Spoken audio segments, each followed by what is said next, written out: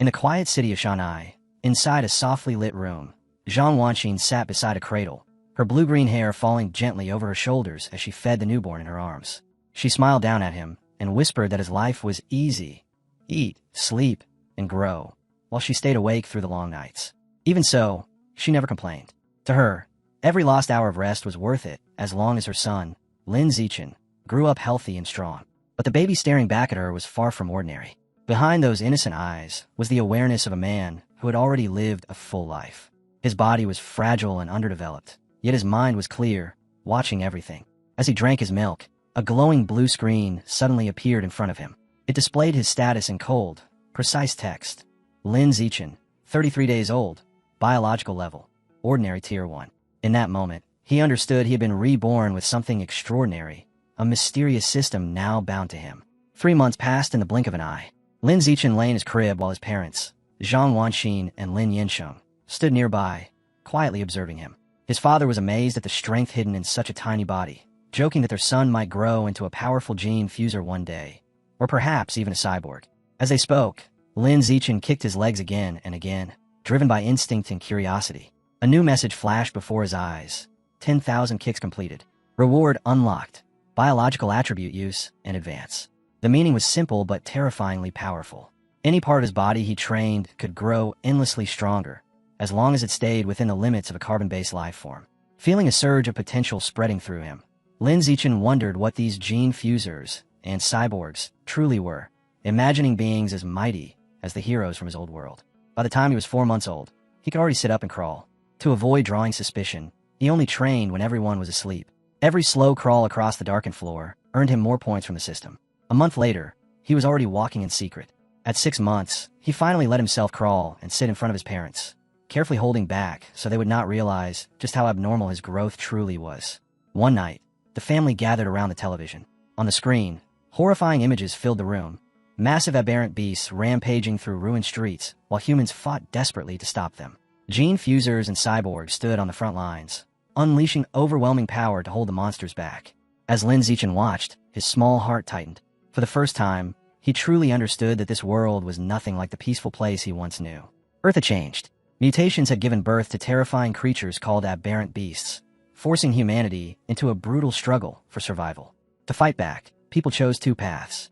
One was mechanical ascension, replacing flesh with steel to become cyborgs of immense power. The other was gene fusion, blending human DNA with that of aberrant beasts to create gene fusers who wielded monstrous strength of their own. In that moment, Lin Zichen realized just how dangerous this world really was.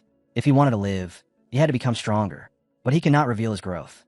He had to rise quietly, hidden from everyone, using his system to evolve in the shadows. Survival would depend on patience and secrecy. Then, one day, the doorbell rang. Zhang Wanqin went to open it, finding a woman in a blue dress standing outside. She introduced herself as Su Meng, their new neighbor. Beside her stood her husband, Shun Jianya, and their young daughter, Shun Qinghan, who held a small doll tightly in her arms. From inside the room, Lin Zichen's eyes locked onto the little girl with purple hair. Something stirred deep within him, a strange and unexplainable sense of familiarity. In silence, he accepted her as his first friend in this new life, unaware that their meeting was only the beginning of a bond that would one day shape both their destinies.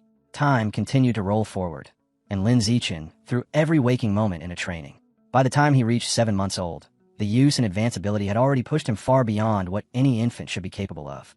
He could run, jump, and even form simple words, which he practiced quietly when no one was around. Every movement, every whispered syllable, fed more points into his growing stats. At 8 months, he drove himself even harder, doing sit-ups and push-ups inside his crib, turning the tiny space into his private training ground. Everything was done in secret, always careful, always controlled. But one afternoon, while he was exercising out on the balcony, disaster nearly struck. His mother suddenly walked in. Her eyes went wide at the sight of her baby, lifting his own body like a trained athlete. She froze, rubbed her eyes, and stared again. In the end, she convinced herself it was nothing more than stress from writing too much, a trick of her exhausted mind.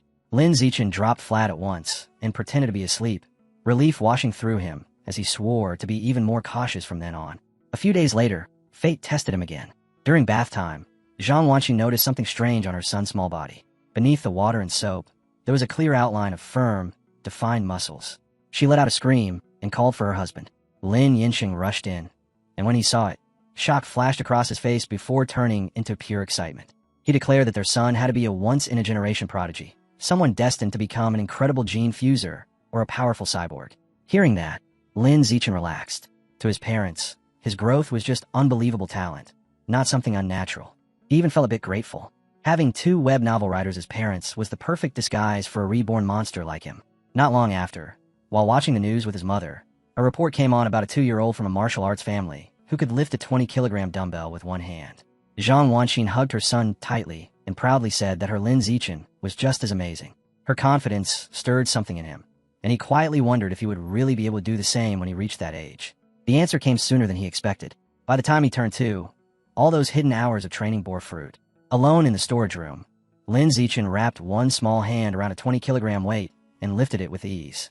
Just as he was about to test himself further, his mother called out that Han Han had come over to play. Shunqing Han stood at the door, the same age as him now, holding out a tart with a bright, innocent smile. Inside, Lin Zichen couldn't help but think about how strange their playtime had become. Han Han was still just a normal little girl, but for him, every moment was part of his training. Since she loved sticking close to him, he had even turned her into a living, perfectly sized weight vest whenever he exercised. Unfortunately, that came with a familiar problem. As he held her, a warm sensation suddenly spread across him. His face fell as he cried out in despair. Han Han had peed on him yet again. Another year slipped by, and by the time Lin Zichen was 3 years old, his strength had climbed to a terrifying level. Lifting a 40-kilogram weight with one hand felt effortless now. One day, while watching television, he saw a report about a 4-year-old prodigy proudly raising a 30-kilogram dumbbell. A quiet smile formed inside him. He had already surpassed that. Yet no matter how much he trained, the system's judgment refused to change. It still marked him as ordinary Tier 1. The question kept gnawing at him. What, exactly, did it take to step into Tier 2? With that thought burning in his mind, Lin Zichen left his home for the first time. The world outside stunned him. A vast futuristic city spread out before him, filled with towering structures, endless traffic, and crowds of strange beings. Some had beast-like features, others gleaming mechanical limbs. These, he realized, had to be the gene fusers and mechanical ascendants he had only seen on the news. He walked beside his mother along with their neighbors, Su Ming and little Xinqing Han, heading toward the local library. Since his parents refused to let him touch electronic devices, books were his only path to knowledge. Once inside, Zhang Wanxin gently guided him toward the children's section. But Lin Zichen barely glanced at the picture books. Instead, he wandered straight into the aisles packed with thick encyclopedias and technical volumes. Han Han hurried after him, worried he might get scolded. From a distance, the two mothers watched in confusion. Su Ming whispered that it was strange for such a small child to be drawn to such difficult books. Zhang Wanxin simply laughed and said it must be his genius genes at work. Han Han tried to tempt him with cookies, but Lin Zichen barely noticed. His eyes were glued to the pages. From those books, he finally learned the truth about this world. All life was divided into 6 great biological levels: ordinary, advanced, rare, epic, legendary, and mythical, each further split into 9 tiers. When he saw where humans stood, everything became painfully clear. His parents, and most ordinary people, were stuck at ordinary Tier 1. So weak they were nothing more than ants compared to higher tier beings. That knowledge lit a fire inside him. If he wanted to survive, he had to climb higher. He had to break free from this lowest rung. At that moment, his system chimed with a new mission. Read 100 million characters. Reward, celestial route of wisdom. The words made his heart race. A path to strengthen his mind as well as his body had just opened. From then on, the next year became a blur of brutal training and endless reading. He devoured book after book, pushing his body and his brain at the same time. By the time he turned 4, the results were undeniable. Hand in hand with Xinqing Han, he walked into kindergarten under the guidance of their teacher, Miss Jiang Mi, stepping into the next stage of his life. Not long after school began, Lin Zichen finally shattered the invisible wall and advanced to ordinary Tier 2. His physical abilities exploded. He could lift an 80-kilogram weight with one hand, jump over 1.2 meters, and run 100 meters in under 11 seconds. These were feats that would leave grown adults stunned, yet he was still just a child. One day, he spotted a group of kids surrounding Xinqing Han. She was crying as they mocked her for wetting the bed. The moment Lin Zichen saw it, something cold and sharp filled his chest. He would not let anyone bully his friend. In a single burst of movement, he leapt forward and landed right in the middle of the group, his presence crashing down like a challenge. Fixing the bullies with a cold stare, Lin Zichen delivered a threat that was both ridiculous and deeply unsettling. If they ever dared to bully Han Han again, he warned, he would sneak into their homes and pee on their beds every single day. The sheer absurdity of it made it even more terrifying. The kids broke down instantly, sobbing as they swore they would never come back to kindergarten. Shin Qinghan stared at him with shining eyes, as if he had just saved her world. At that exact moment, his system chimed, granting him a brand new title, Kindergarten Kid King, along with a fresh wave of quests. Lin Zichen was thrilled. More missions meant faster growth. Half a year later, he finally finished his enormous reading task. After devouring more than 100 million characters, he obtained the celestial root of wisdom. From that moment on, his memory became perfect, and his learning speed reached the peak of human potential. Time rushed forward, and soon he and Shin Qinghan were standing side by side in their kindergarten graduation photo, both of them almost 7 years old. Even during the long break, Lin Zichen never relaxed. By now, training with a 200-kilogram barbell was already within his reach. His physical abilities had risen to frightening levels. He could leap over 2 meters without effort and run 100 meters in an unbelievable 7.98 seconds. His mind kept pace with his body. With the boost from his new attribute, he tore through the elementary school curriculum long before he even entered it. When he finally started at Sunshine Elementary School, academic competitions felt trivial. He easily took first place in the National Elementary Academic Competition, driven by the desire to unlock yet another title. Outside of contests, he spent most of his free time helping Shin Qinghan study. She wasn't a natural genius, but she worked harder than anyone else. With his guidance, her grades shot up, and by the end of the semester she ranked second in the class, right behind him. To accelerate his missions even more, Lin Zichen also threw himself into sports, smashing every school record in sight. Everything began to feel routine, almost predictable, and that was when something finally changed. A new transfer student arrived. The teacher introduced her as Bai, a girl with long silvery blue hair that shimmered like frost. The instant Lin Zichen saw her standing in the doorway, a strange sensation stirred inside him. There was an aura around her, faint but unmistakably different from that of any ordinary human. As Bai Shui walked toward her seat, every pair of eyes in the classroom followed her. Beside Lin Zichen, Shin Qinghan, who always called him Xiao Chun, leaned closer and whispered that Bai's hair looked just like falling snow. But Lin Zichen wasn't paying attention to that. His gaze was locked onto the subtle, unfamiliar presence she carried. It wasn't human. Was she a gene fuser? Or perhaps the descendant of one? Over the next few days, Bai Shui remained an enigma. She spoke to no one. As soon as class ended, she would rest her head on the desk and remain completely motionless. She barely even got up to go to the restroom.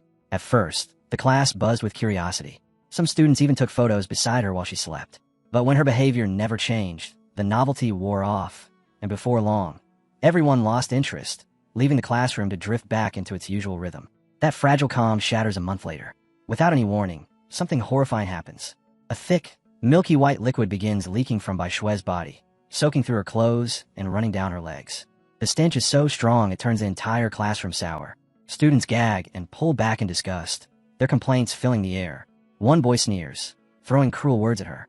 Then he goes even further, unscrewing his water bottle and dumping it over her head, laughing as he mocks that he is washing her clean. Soaked and humiliated, Bai Shui trembles at her desk. Her hands clench until her knuckles turn white as silent tears roll down her cheeks. The laughter only grows louder around her. From her seat, Shin Qinghan looks toward Lin Zichen, fear and worry shining in her eyes as she quietly asks if they can help. Lin Zichen hesitates. He had always sensed something dangerous about Bai Shui, so why did she look so small and helpless now? A moment later, he makes his decision. Right now, she isn't some unknown threat. She's just a girl being bullied, and that is enough. He walks straight up to the ringleader, Guan Chun, grabs him by the collar, and pulls him forward. With a sharp, cold grin, he orders him to wipe the water off Bai Shui's desk. Guan Chun freezes as fear floods his face. He stammers and nods, immediately agreeing. The rest of the bullies don't dare resist. Everyone at school knows Lin Zichen's reputation. He dominates both academics and fights, so much so that even 6th graders avoid crossing him. In a panic, they scramble for tissues and rush to clean the mess. When the desk is spotless, Lin Zichen's gaze sweeps over them. His voice turns hard as he gives his final command. Every single one of them must apologize to Bai Shui, right here and now. Under his glare, they crumble. Sweating and shaking, they bow their heads and mutter their apologies. One by one, the bullies line up in front of Bai Shui's desk, each bowing deeply and promising never to bother her again before hurrying away. When the room finally grows quiet, Bai Shui slowly lifts her head. Her eyes are still wet, but her voice trembles with gratitude as she thanks Lin Zichen and Shin Qinghan. Shin Qinghan steps forward and gently places a hand on her shoulder. She tells Bai in a firm, sincere voice that classmates are supposed to protect each other. From that day on, Shin Qinghan decides to stick close to the quiet, white-haired girl, dragging Lin Zichen along with her. Soon, the three of them start spending their free time together. Shin Qinghan always makes sure Bai gets the best snacks first. During one of those moments, Shui hesitates, staring at the treats in Shen Qinghan's hands. She lowers her head and softly asks if they aren't disgusted by her, by the strange smell that follows her. She admits she's sorry for doubting them, but ever since she was little, everyone has kept their distance. To her, kindness feels unreal, like a fragile dream she might wake up from any time. Shen Qinghan shook her head, her eyes clear and steady as she told Shui that this wasn't a dream at all. With a soft smile, she said she understood how it felt to be treated differently, so there was no way she could ever be disgusted. If Shui was willing, she declared, then they would be friends forever, even tugging a reluctant Lin Zichen into the promise. Shui could no longer hold herself back. She threw her arms around Shen Qinghan, tears of relief streaming down her face as she thanked them again and again. After she finally calmed down, she said she wanted to give them something in return. Digging through her things, she pulled out a necklace strung with a pair of small beast fangs. It had been a birthday gift from her mother, she explained, and now she wanted it to be the symbol of their friendship. Shen Qinghan accepted it with shining eyes. That evening, as the sun dipped low over the schoolyard, the three of them stood together and happily swore they would always remain friends. But just as their bond seemed solid, something unexpected shattered it. One day, Shen Qinghan discovered that Shui had suddenly transferred out of the school. Shocked, she rushed to Lin Zichen, who quietly confirmed it. He had seen Shui signing the withdrawal papers with his own eyes. His thoughts returned to that moment.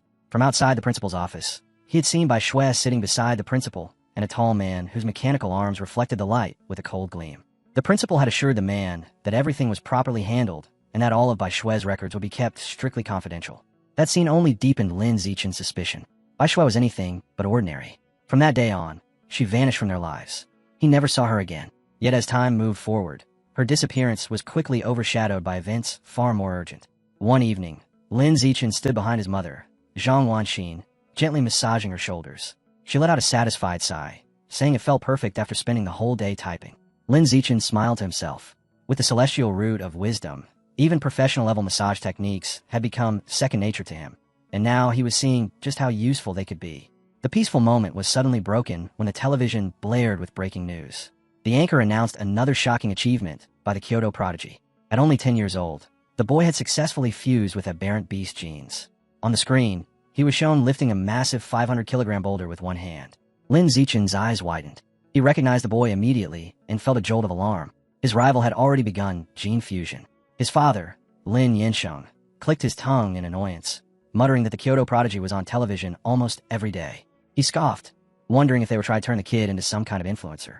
As his parents began discussing it, Lin Yansheng added that the boy came from a 1,000-year-old martial arts clan, which meant they likely had access to extremely advanced fusion technology. Zhang Wanxin immediately snaps back that it's wrong to treat a child like some kind of test subject. Lin Yansheng shrugs and says that in families like that, the clan's interests always come before the child's. That earns him a sharp, cutting look from his wife. "You really think you know everything, don't you?" she fires back. While his parents argue, Lin Zichen sinks into his own thoughts. He remembers the report clearly. Before fusion, the Kyoto prodigy could only lift 100 kilograms. After fusing with aberrant beast genes, his strength had jumped to 500 kilograms, a full 5-fold increase. By comparison, Lin Zichen, who was only 8 years old and had never undergone gene fusion, could already lift 300 kilograms with one hand. A confident smile creeps across his face as he clenches his fist. His potential was far beyond that boy's. Then the mood shifts. The news suddenly cuts to an emergency report. A nearby city has been completely wiped out by a massive explosion. The screen shows the cause, a swarm of giant aberrant rats overrunning the streets. The footage is horrifying. Enormous, twisted rats pour through the ruins, and one of them is shown grabbing a screaming woman and devouring her alive.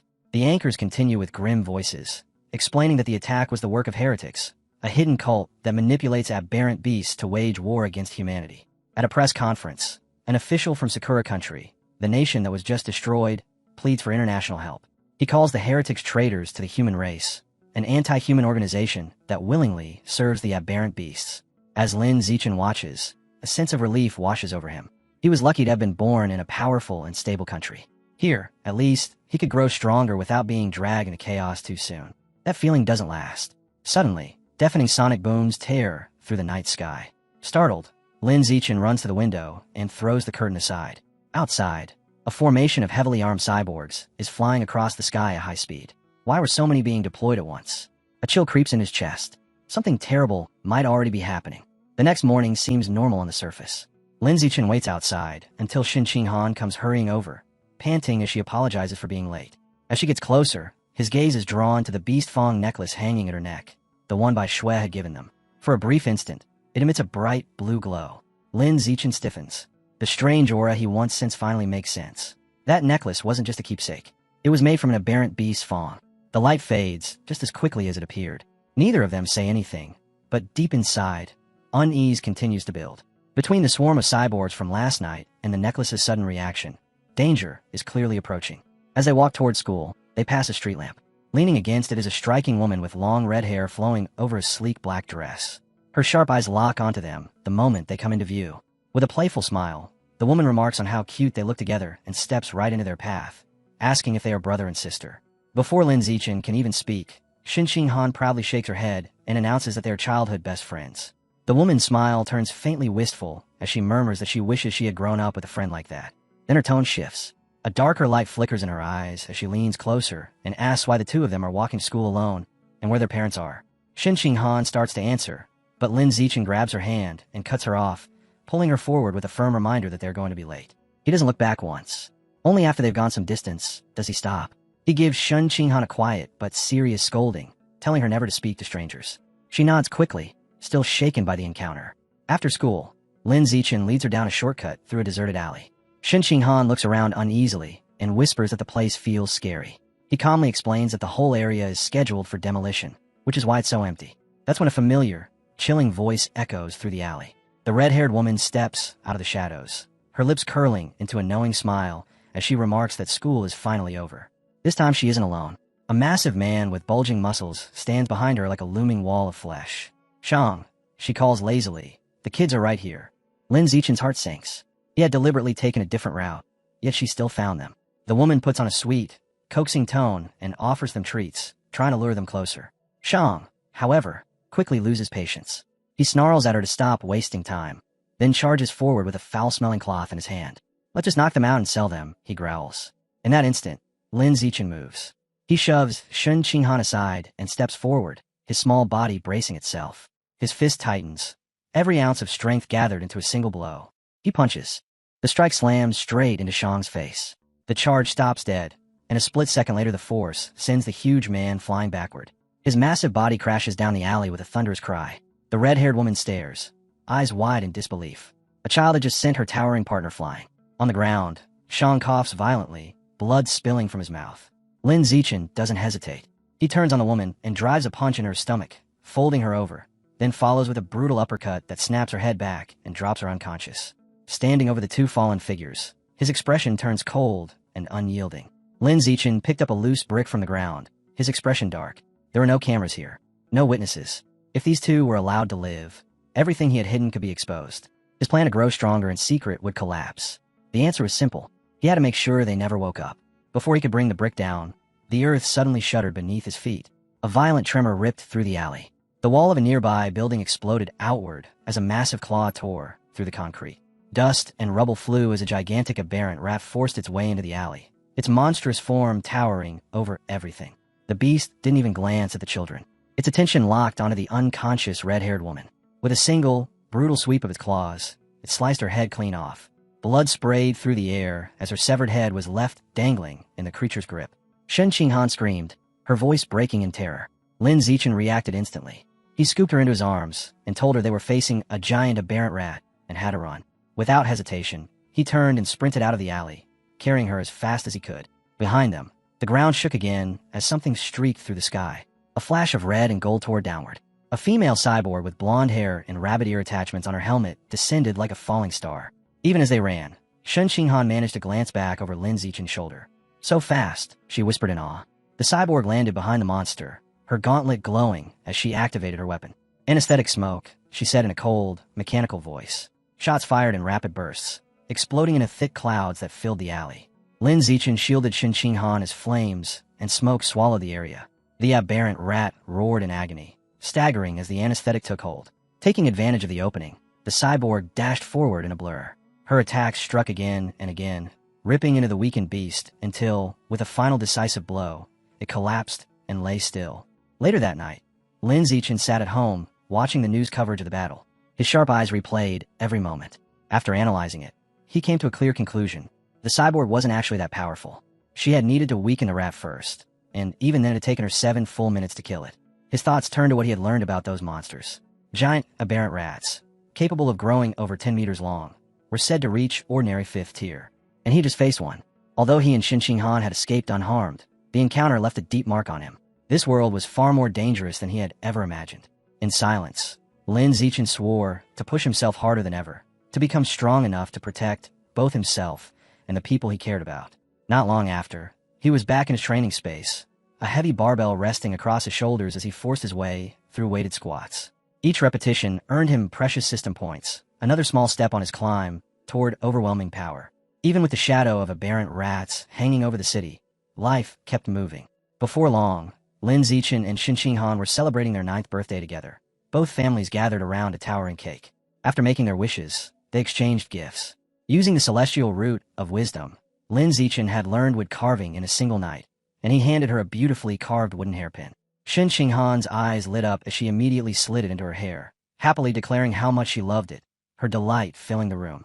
Time continued to rush forward. In the blink of an eye, the two of them graduated from elementary school and prepared to enter middle school.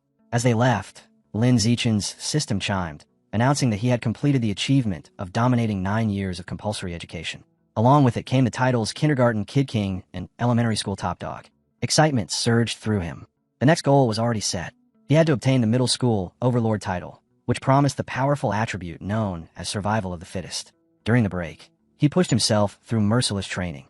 One exercise had him doing 1,000 push-ups while a massive boulder crushed down on his back, and with every rep, the system rewarded him with new stat boosts. Just before the new term began, all that effort paid off. After finishing a brutal 10-kilometer run, his system announced another breakthrough. He had advanced to ordinary 3rd tier. His physical abilities exploded. With one hand, he could now lift 700 kilograms. His vertical jump reached 4 meters, and he could sprint 100 meters in only 6 seconds. Even so, one thought kept nagging at him. How far had the Kyoto prodigy come? That night, the answer appeared on the news. A broadcast showed the 14-year-old prodigy demonstrating his latest power. Having fused with giant ant genes, he effortlessly lifted a 2,000-kilogram alloy block. Lin Zichen analyzed the footage, quickly doing the math.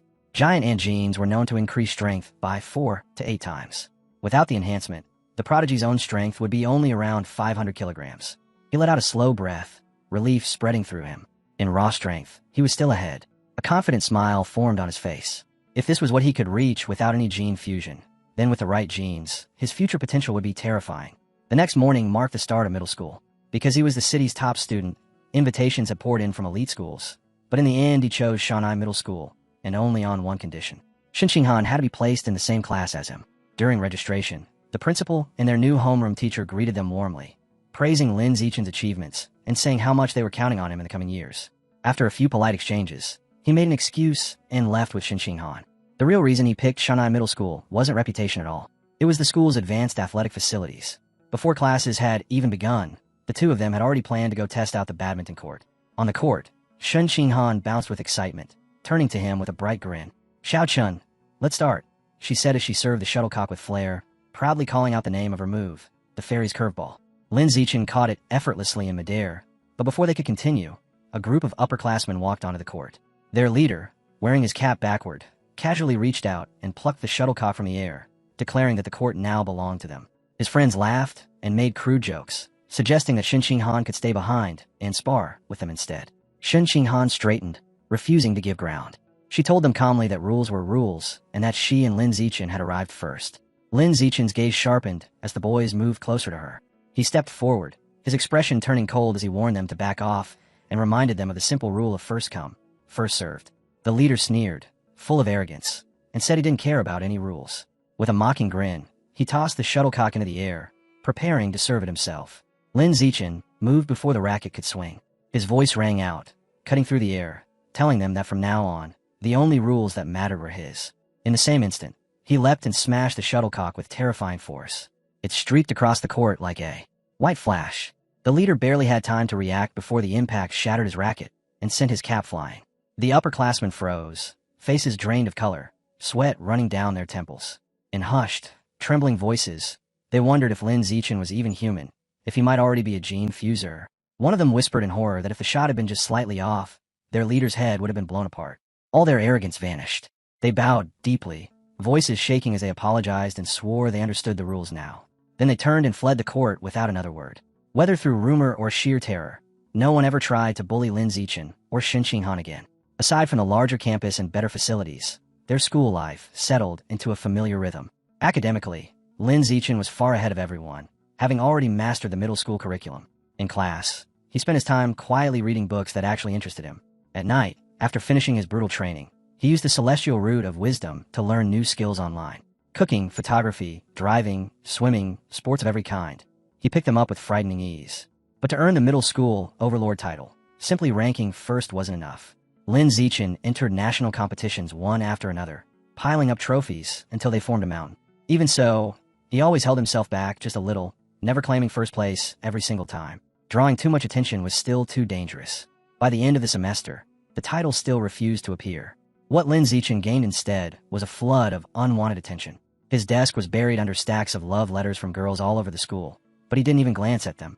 Other than tutoring Shen Qinghan, his entire focus was locked onto the upcoming sports festival. If anything could finally push him over the edge, it would be overwhelming dominance there.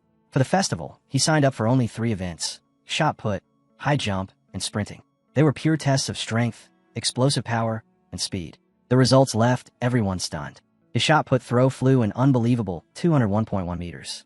Even while deliberately holding back so he wouldn't look like a monster, he still crushed every opponent, taking first place in all 3 events without effort.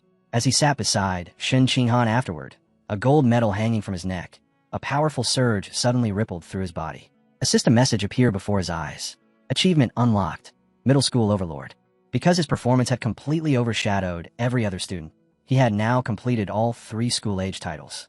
The dominant 9 years of compulsory education achievement was finally done, and with it came a brand new biological attribute: survival of the fittest. Power coursed through him as he realized what had just happened. The long-awaited title had finally been unlocked. Later that day, as he and Shen Qinghan walked home together, Lin Zichen turned the meaning of his new attribute over in his mind. Survival of the fittest meant that a predator could devour the life essence of other beings to evolve. But what exactly was life essence? Lost in thought, he barely heard Shen Qinghan calling out for him to wait. Her voice pulled him back, and a sudden idea formed. He turned to her and asked if he could borrow the beast fang necklace Bai Shui had given them. She handed it to him without hesitation. The moment his fingers closed around the fang, his system reacted. You have devoured a trace of the abyssal giant butterfly's life essence. Guidebook unlocked. Progress, 1%. A towering phantom appeared before his eyes. A massive dark butterfly with eerie, watchful eyes covering its wings. Lin Zichen's breath caught. That fang wasn't from some ordinary beast. It was a tooth of the abyssal giant butterfly. That night, he searched everywhere for information about it. Yet no matter where he looked, there were no records, no traces, nothing at all. If he wanted answers, he would have to uncover them himself. Remembering that Bai Shui had given them 2 fangs, he dug through his belongings until he found the second one. When he absorbed its power, another notification appeared, confirming that he had devoured another trace of life essence. But the guidebook barely moved, stopping at only 2%. He stared at the fang with a frown. There was almost nothing left inside it. If he wanted to truly unlock the abyssal giant butterfly's power, he would need something far greater. The next afternoon after school, Lin Zichen added biking to his routine. It was good for strengthening his body, but more importantly, it gave him a fast escape route if aberrant beasts ever appeared. Every day, he pedaled Shen Qinghan home, the 2 of them weaving through the busy city streets. On one of those rides, a man in a tracksuit suddenly called out his name. Lin Zichen hit the brakes and turned. The man hurried over with an energetic stride, introducing himself as Coach Guo from the school's martial arts team. With a wide grin, he praised Lin Zichen's performance at the sports festival, saying it was the best the school had ever seen. His eyes shone with excitement as he formally invited Lin Zichen to join the team, insisting that his athletic talent was even greater than his academic brilliance. He spoke so quickly and enthusiastically that Lin Zichen barely had time to respond at all. Before leaving, Coach Guo added that the team trained in Room C of the gym and told him to drop by any time. "I'll be waiting," he called as Lin Zichen and Shen Qinghan rode away. That evening, as the sun slipped below the horizon, Lin Zichen sat in his room ready to test his new ability, survival of the fittest. He clapped his hands, crushing a cockroach and a mosquito he had seen earlier. When he opened his palms, nothing happened. No warmth, no power, no system notification. With a frown, he realized that such tiny creatures were far too weak. They carried no life essence worth absorbing. Only stronger, more exotic beasts would be able to fuel his evolution. To prove it, he decided to take a bolder step. The next day, with Shen Qinghan riding behind him on his bike, he headed toward a massive multi-story supermarket. Inside, endless aisles are lined with neatly packaged beast meat. Lin Zichen felt a surge of disappointment. Pre-packaged meat wouldn't work. He needed something fresh, something he could touch directly. Then a loud voice rang out. A butcher was advertising newly cut beast meat. Following the sound, Lin Zichen found a counter beneath a large sign that read fresh beast meat. Not pre-packaged, safe to eat. Shin Xinghan looked at him in confusion as he told her to wait. He didn't explain. His gaze locked onto the butcher's table as his heartbeat quickened. This was his chance. He stepped forward and pressed his hand firmly against a slab of freshly cut beast meat. The moment he touched it, a wave of purple energy surged into his body, making every nerve tingle. Just as he had suspected, the meat still carried a powerful trace of life essence. He clenched his fist, unable to hide his smile. Shin Xinghan stared at him, completely puzzled. Why would touching raw meat make him look so happy? She walked closer and asked what it felt like. Lin Zichen forced himself to stay calm, shrugged casually, and said it just felt fresher than normal. Then he asked if she wanted to try touching it too. She waves both hands like she's fending off a monster, shaking her head, so hard her ponytail nearly flies. No way. Absolutely not. She snaps that he has already touched enough meat for the two of them, and she is not letting him ruin anything else. But Lin Zichen has already confirmed what he needed. With a calm expression, he reaches for a pack of beast meat and drops in a basket, planning to test everything properly once they get home. Shin Xinghan's eyes widen in pure shock when she realizes what he's doing. Beast meat is insanely expensive. Even the cheapest option, ghost shadow squid, costs almost 1,000 yen per gene. She nearly panics, grabbing his sleeve and begging him to put it back, telling him at least to ask his mother first before spending that kind of money. Lin Zichen only chuckles and pats her head, his smile gentle and reassuring. He lies without hesitation, saying his mom already told him to buy plenty for both families. A scene flashes through his mind. Zhang Wanqing laughing, nodding, and happily agreeing to cook a huge feast for everyone. That part is half true. He really will share. But that isn't why he's buying this. What he truly needs is an answer. He has to know whether eating beast meat lets him absorb life essence directly. If touching it alone degrades the food, then his entire method is flawed. At the checkout, he pays nearly 30,000 yen for just 3 small packs of ghost shadow squid. The cashier thanks him politely, and Lin Zichen accepts the receipt with a perfectly calm face, as if he didn't just spend a small fortune. Walking out of the store, even he can't help thinking about how ridiculous the price was. How many times in their lives would they ever be able to afford meat like this? By the time they finish shopping, the clock has already passed 9 at night. With the city growing more chaotic by the day, they decide not to linger and head straight home. On the bike ride back, Lin Zichen's mind is no longer on the streets or the traffic. It's locked onto one thing only, his experiment. He can't resist. Quietly, he rests his hand against one of the squid packages in the basket. Purple energy surges through him. His system responds instantly. Trace of ghost shadow squid, life essence devoured. The moment the essence is absorbed, a new guidebook opens inside his system. But the progress bar barely twitches. 0.1%. Inside his mind, the ghostly form of a massive squid appears, its tendrils writhing, its many-colored eyes glaring with eerie intelligence. As he pedals through the dark streets, Lin Zichen calculates everything. That tiny bit of meat barely moved the bar. To reach full mastery, he would need at least 100 gene of ghost shadow squid. At nearly 1,000 yen per gene, that came to a brutal total of 100,000 yen. But the squid's ability to dissolve into water and disappear without a trace was too powerful to ignore. No price was too high for that kind of escape. His direction is now set. If he wants that power, he has to make serious money on his own. Asking his family is not an option. Then he remembers the other reason he bought the meat. Slowly, his eyes drift to the package.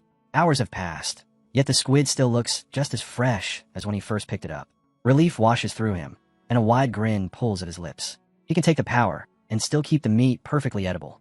As he keeps absorbing while riding, the progress bar steadily climbs until it hits 3%. Then Shin Xinghan suddenly cries out, snapping him out of it.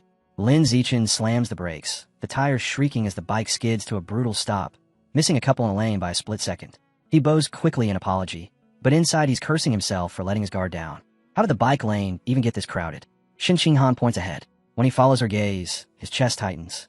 A huge red-haired man is standing in the middle of the road, one arm locked around a woman's neck, a knife pressed against her throat. Shin Xinghan gasps, and Lin Zichen's blood runs cold. The hostage is their teacher, Xia. The man screams at the crowd, spitting threats in every direction. Police have already surrounded the area, megaphones raised as they try to talk him down.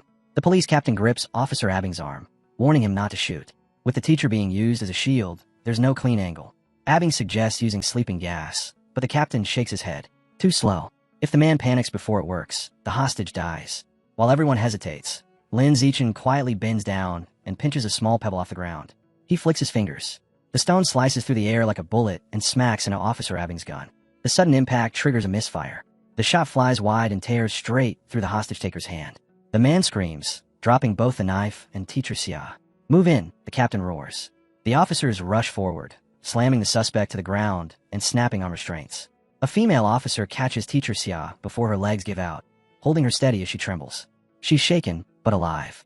With everything finally under control, Lin Zichen calmly climbs back on his bike. Shen Qinghan stares at him in disbelief and whispers if he was the one who threw the stone. He quickly tells her to be quiet and save it for later as he starts pedaling away.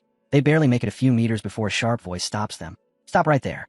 The police captain calls out, asking if he was the one who threw it. Lin Zichen's heart jumps. With a stiff smile, he immediately denies it. The captain watches them ride off, frowning in confusion. Why would someone turn down credit for something like that? He mutters to himself that there's even a reward for bravery. That single word hits Lin Zichen like thunder. Reward? He skids to a halt, spins around, and sprints back. Scratching his head awkwardly, he admits it was him after all. With a perfectly straight face, he explains that the reward money is extremely important to him. The captain tells him to come to the station later to file a full report, promising he will personally make sure Lin Zichen gets the reward he earned. Relieved, Lin Zichen and Shen Qinghan message their families and start preparing to head over, already assuming the rest will be simple. That's when everything collapses. As the suspect is led away in cuffs, his body suddenly spasms. His face twists in a sickening way, bone and flesh warping as horrified officers realize what he truly is.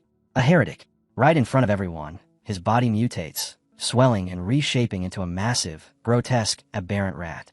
With a thunderous roar, he snaps the cuffs apart and slams his claws into the street, sending officers scrambling in panic. "Open fire!"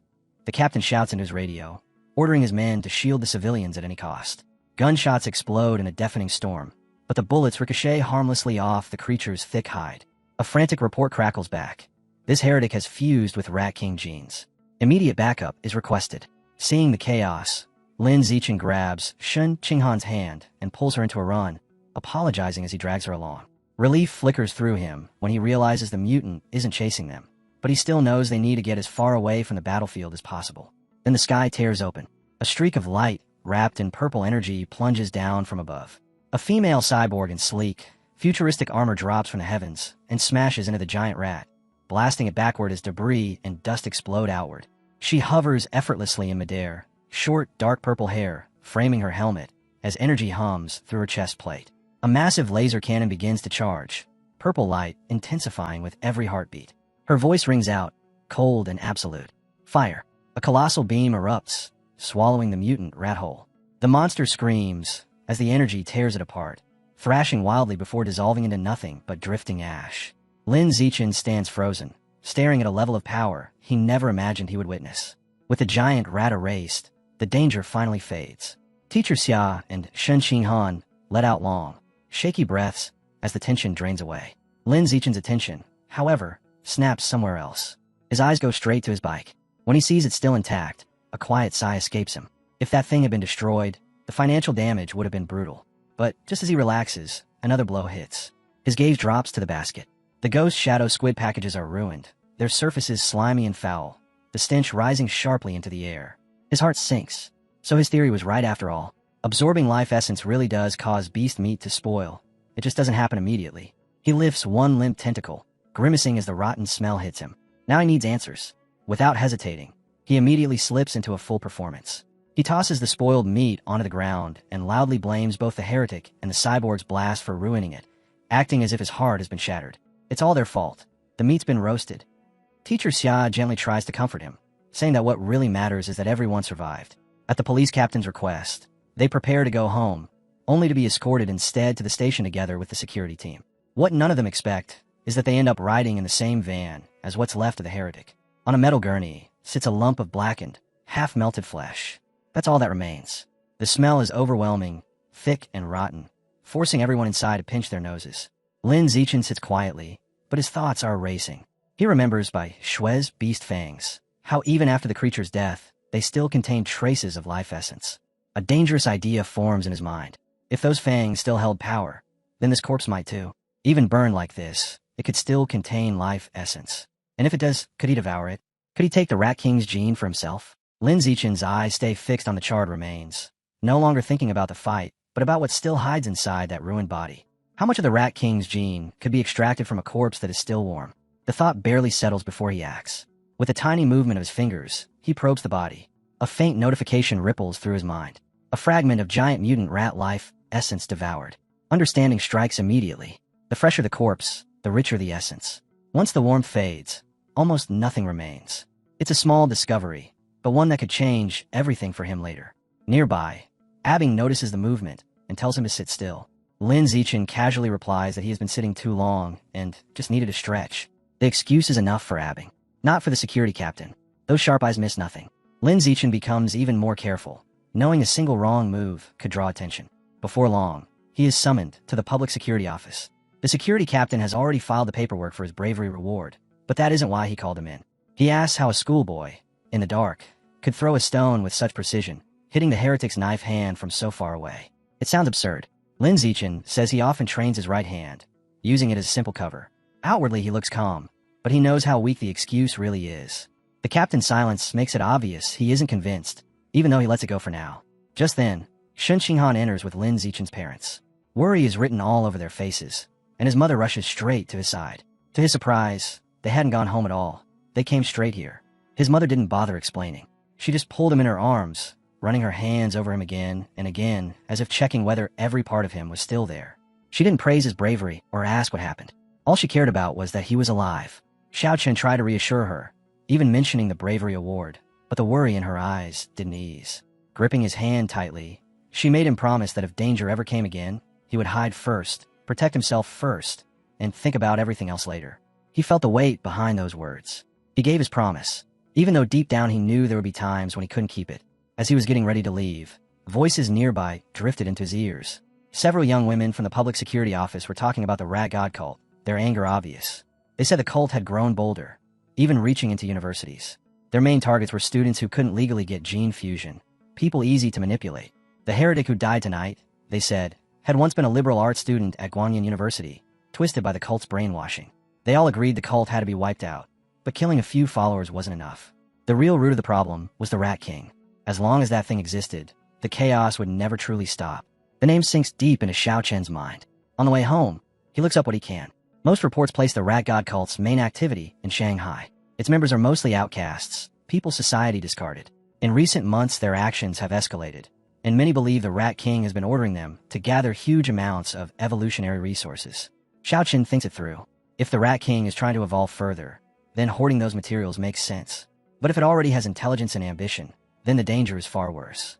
A thinking Rat King could bring catastrophe on a scale no cult ever could. He glances out the window and sees a massive rat cornering a cat in the street. For a brief second, he wonders if it has something to do with the Rat King. Then he forces himself to calm down. Big rats are common in the South. It probably means nothing. Still, the image leaves a bad feeling behind. Across from him, Shun Qinghan sits quietly. Too quietly. Xiao Chen notices right away. Ever since they were kids, her emotions had always been easy to read. If she was scared or uneasy, it showed. But now there's nothing on her face at all. The change is unsettling, and he briefly wonders if it has something to do with some hidden ability. He keeps the thought to himself, but it lingers. When they finally reach home, his mother immediately notices the missing meat. Her eyes widen in shock. Xiao Chen quickly explains that in the middle of all that chaos, he dropped it and couldn't worry about food with danger everywhere. She accepts it without question, just relieved that he came back safely. Xiao Chen lets out a quiet sigh inside. His father, however, reacts at once, already moving to go search for the lost meat. Xiao Chen calmly stops him, explaining that by now it would be spoiled and completely useless anyway. After a long moment of silence, his father finally gives up and stays home. Elsewhere, the security captain still can't shake the strange feeling Xiao Chen left behind. The image of a middle schooler throwing a stone with that level of deadly precision keeps replaying in his mind. No matter how he turns it over, it doesn't make sense. Suspicion refuses to fade. Then something stirs nearby. A rat steps into view, but it isn't normal. Its body is too large, too heavy, and far more threatening than any ordinary street vermin. A chill runs through him. His instincts flare. Without hesitation, he draws his weapon, lifts the gun, and fires, the bullet streaking straight toward the creature. The next morning, Lin Zichen sits in his classroom and lets out a slow breath.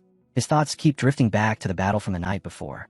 Compared to the heretic and that female cyborg, he is still far too weak. If he wants to survive in this world, he needs power, and fast. And that means resources. Beast meat like ghost shadow squid is the key to pushing his guidebook forward. He runs through ideas, becoming an online influencer, selling study guides. All of them get dismissed almost immediately. They bring attention, and attention is the last thing he wants. What he needs is money and strength without being noticed.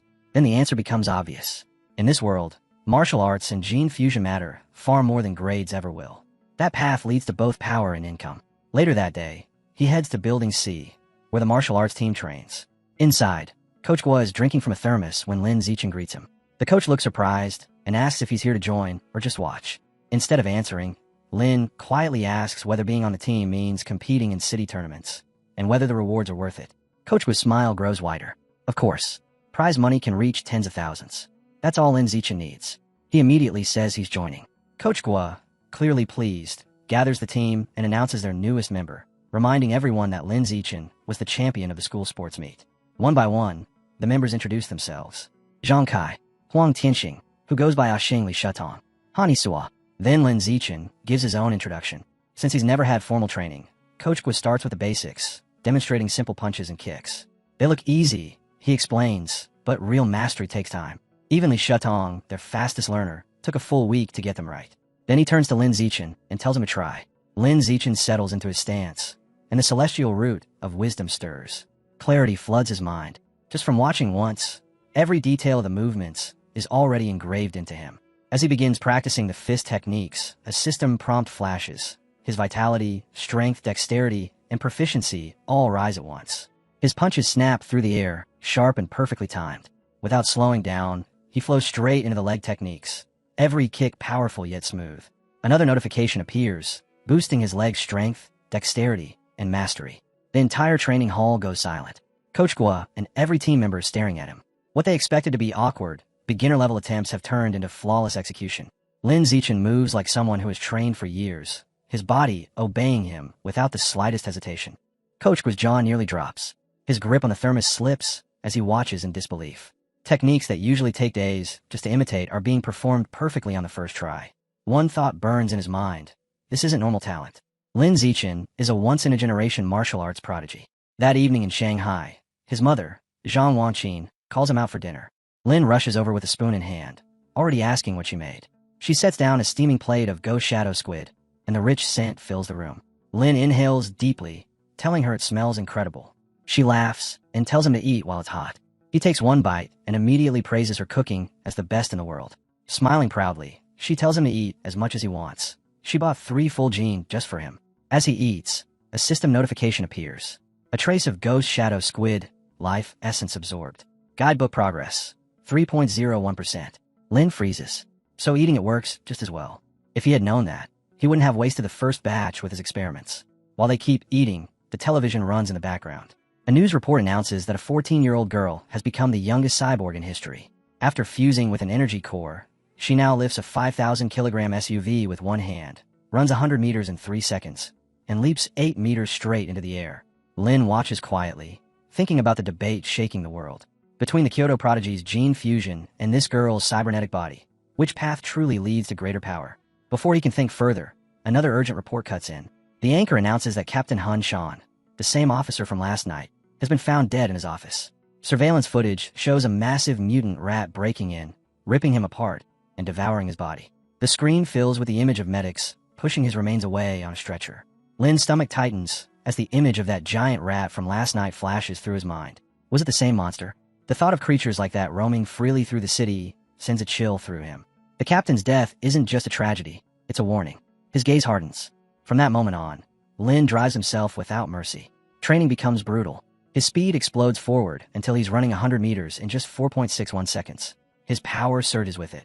His vertical jump climbs to 5.3 meters, and his grip grows so strong he can lift 1,200 kilograms with one hand. Between savage solo drills and non-stop practice with the school's martial arts team, every ounce of his energy is poured into getting stronger.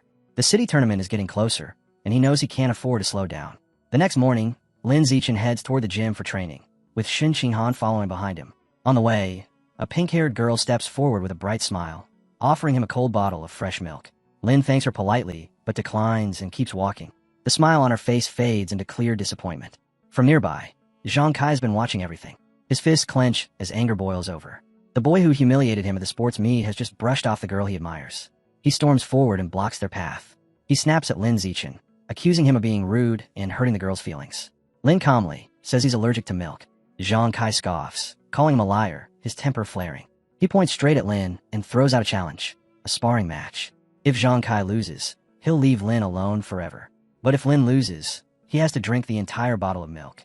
The moment the words leave his mouth, a system message appears before Lin's eyes. A new achievement mission has been unlocked.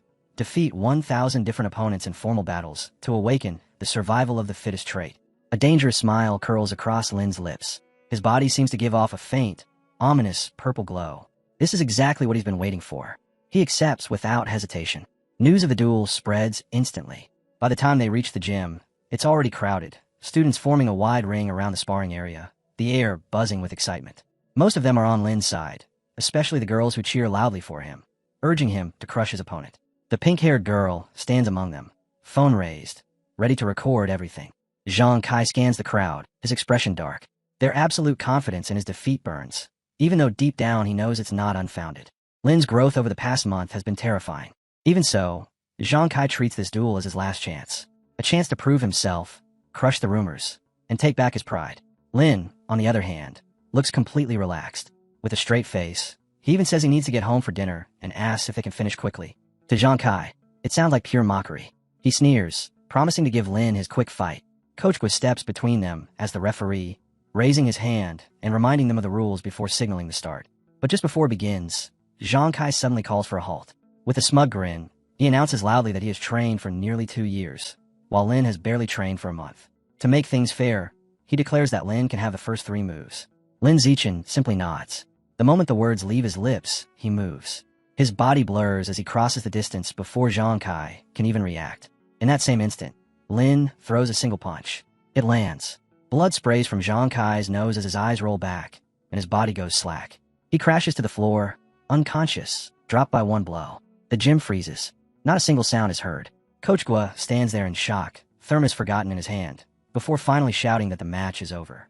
The martial arts team stares in disbelief. The surrounding students murmur in stunned voices. What was supposed to be a fight ended in a single second. Then the silence explodes into cheers. Shin Xinghan pumps her fist in the air, shouting happily. The girls, including the pink-haired one, scream excitedly, calling Lin incredible. Standing over his fallen opponent, a system message flashes in Lin Zichen's vision. By defeating a rival and gaining the admiration of the opposite sex, he has earned priority, mating rights. At the same time, his new mission advances. 1 out of 1,000. This is only the start. To awaken the survival of the fittest trait, he will need many more battles. His eyes sweep across the remaining members of the martial arts team. With a friendly but unsettling smile, he invites them to spar as well. Their faces turn pale. One claims he has cram school. Another says his mother is waiting with dinner. Others clutch their stomachs, suddenly sick. Excuses pour out in panic. Before anyone can escape, Zhang Kai lets out a groan and forces himself up onto his knees. Rage burns in his eyes as he shouts that Lin only won with a sneak attack. He refuses to accept defeat, swearing there will be a rematch where he will crush him. Coach Gua cuts him off sharply, telling Zhang Kai to accept his loss like a man. Still uneasy, he mutters that maybe Lin's terrifying punch was just luck. To be sure, he turns and calls out another name. Xiaozi. The spiky-haired boy stiffens like he's been sentenced. His legs shake as he steps forward. Even when he raises his fists into a stance, his face is pale with fear. In a trembling voice, he begs Lin not to hit his face. 10 minutes later, the truth is impossible to deny. Several members of the martial arts team are sprawled across the floor, all unconscious. Lin Zichen stands calmly among them, thinking to himself that he didn't even go all out, only exchanging a few light blows. When he checks his system, however, his mood drops. Aside from Zhang Kai, none of these fights counted. His rival counter still reads 1 out of 1,000. So that's how it works. Casual sparring doesn't matter. Only official matches count. As he's processing this, a heavy hand slams onto his shoulder. Coach Gua is grinning like a man who just struck gold. To him, Lin isn't just talented, he's a once-in-a-generation genius. In barely over a month, Lin has already crushed everyone and become the team's absolute ace. With him leading, Coach Gua declares, their school will dominate the regional tournament and take first place. Lin's eyes gleam. The tournament is exactly what he needs. Dozens of official opponents, all lined up for him to defeat. Every victory will push him closer to awakening the survival of the fittest trait. Then a voice interrupts. Zhang Kai, somehow conscious again, staggers upright and points at Lin. In a bizarre twist, he loudly announces his surrender with an overly dramatic, disturbingly detailed speech of submission. The words are so graphic that everyone freezes in horror. Shin Xinghan, Coach Gua, even Lin himself are left completely speechless. Before Zhang Kai can finish, the coach and the remaining students hurriedly flee the scene. Left alone, Zhang Kai grumbles in frustration that no one even listened to him until the end. Outside the gym, the world keeps moving. In this era, high school students must choose their path: martial arts or academics. With danger everywhere, martial arts is seen as the only real way to survive. Shen Qinghan doesn't hesitate. She joins the martial arts track and begins training beside Lin. Their days become brutal: 30,000 meters of running for endurance, an hour of close combat drills, endless push-ups and sit-ups to forge their bodies. At the end of every session, Lin helps loosen her sore muscles with a massage. And Lin himself never slows down. Every day, he pushes harder, driven by one goal alone: to dominate the tournament and break through his system's next threshold. A full month vanished into nothing but blood, sweat, and brutal training, and when the dust finally settled, the day Lin Zichen had been waiting for arrived. The regional martial arts tournament was here. This wasn't just a competition. This was his gateway to power, his chance to prove that his evolution had already begun. Inside the massive city gymnasium, the main stage roared with noise. Thousands of voices crashed together as fighters from every school gathered, and in the waiting zone, the pressure was thick enough to choke on. Coach Gui stared at the match list, his face growing darker with every line he read. Shanghai High had drawn the worst possible opponent right out of the gate. Shanghai No. 1 High, the undisputed monsters of the circuit. One of the students swallowed nervously and muttered that their opponents even had a sprinter who could run 100 meters in under 9 seconds.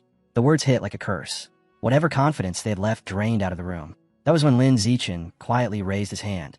His voice was steady, calm, almost bored as he said he would go first. Coach Gui looked at him for a long moment, weighing the risk, then finally nodded. If anyone could crack open this nightmare matchup, it was their ace. Lin Zichen walked toward the arena while Han Han cheered wildly from the sidelines, and Coach Gui shouted encouragement through a megaphone. Across from him, a massive figure stepped forward. The fighter from No. 1 High was built like a wall, his muscles swelling beneath his uniform. He gave Lin a lazy nod, praising him for even making it this far as a freshman. Then his smile twisted into contempt. He mocked Lin's height, sneering that someone under 1.7 meters had no right to stand on this stage. Flexing his arm, he promised to show Lin what real strength looked like. The referee's hand dropped. The giant charged, his fist ripping through the air like a cannon shot. But Lin Zichen didn't retreat. He slid past the attack with effortless precision and drove his own fist straight into his opponent's chest. The impact was explosive. The huge fighter was blown off his feet, skidding across the arena floor before going completely limp. Unconscious. Defeated. In one strike. For several seconds, the entire gym was silent. Even the announcer froze before finally stammering out Lin Zichen's victory. Han Han screamed in delight, calling her Xiao Chun amazing as Shanghai High erupted into celebration. Students crowded around Coach Gui, laughing and shouting that Lin was a true monster, that their opponent was nothing but useless muscle. On the other side, the coach from No. 1 High was seething.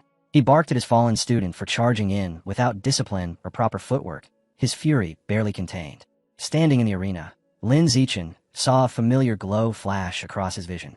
Another rival defeated. His rank climbing. His elimination count ticking up to 2,100. He clenched his fist, a faint smile forming. This was exactly the kind of battlefield he had been waiting for. But the fight was nowhere near finished. The enraged coach from No. 1 High immediately called for their next combatant, ordering him to crush the freshman and end this embarrassment. Chen Fong stepped forward without hesitation. Calm, cold, completely different from the reckless brute before him. As he entered the arena and took his stance, his sharp, focused presence made it clear that the real battle was only just beginning. The announcer's voice rang out, and the match began. Chen Fong moved first. In a single breath, he exploded forward, his body blurring as a storm of fists and kicks tore through the space between them. Every strike was sharp, fast, and precise, a relentless wave meant to overwhelm.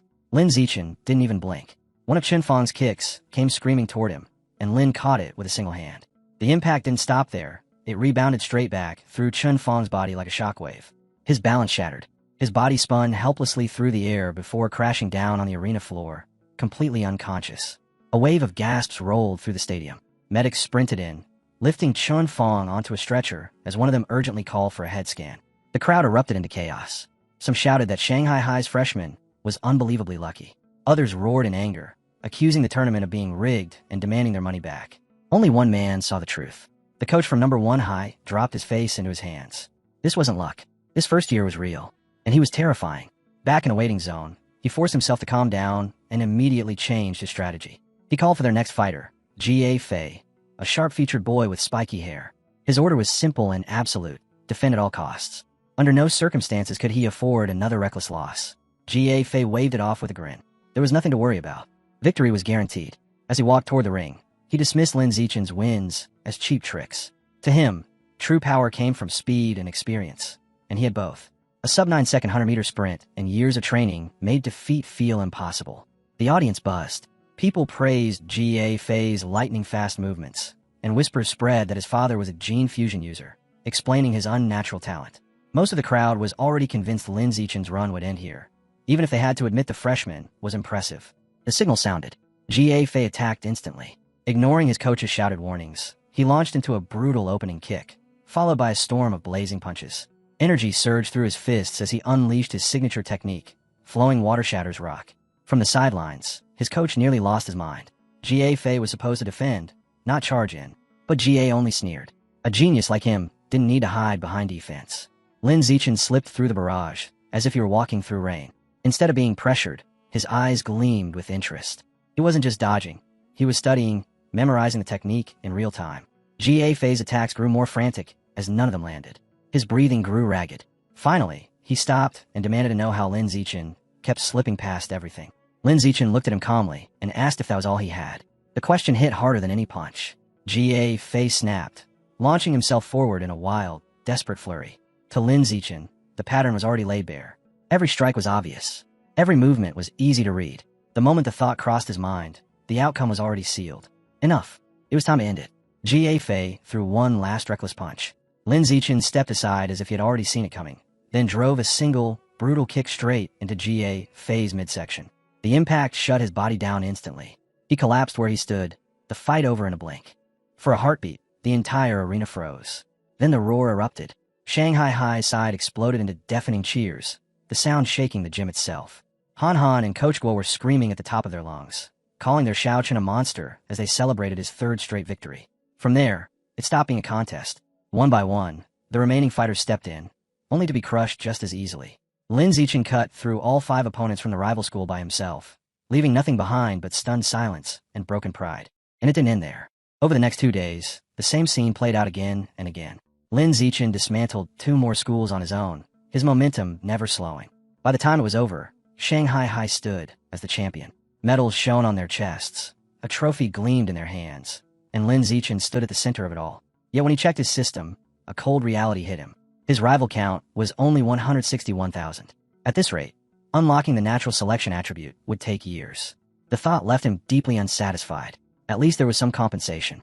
Coach would turn out to be surprisingly generous, handing Lin Zichen the largest share of the prize money. 20,000 yuan went straight into his hands.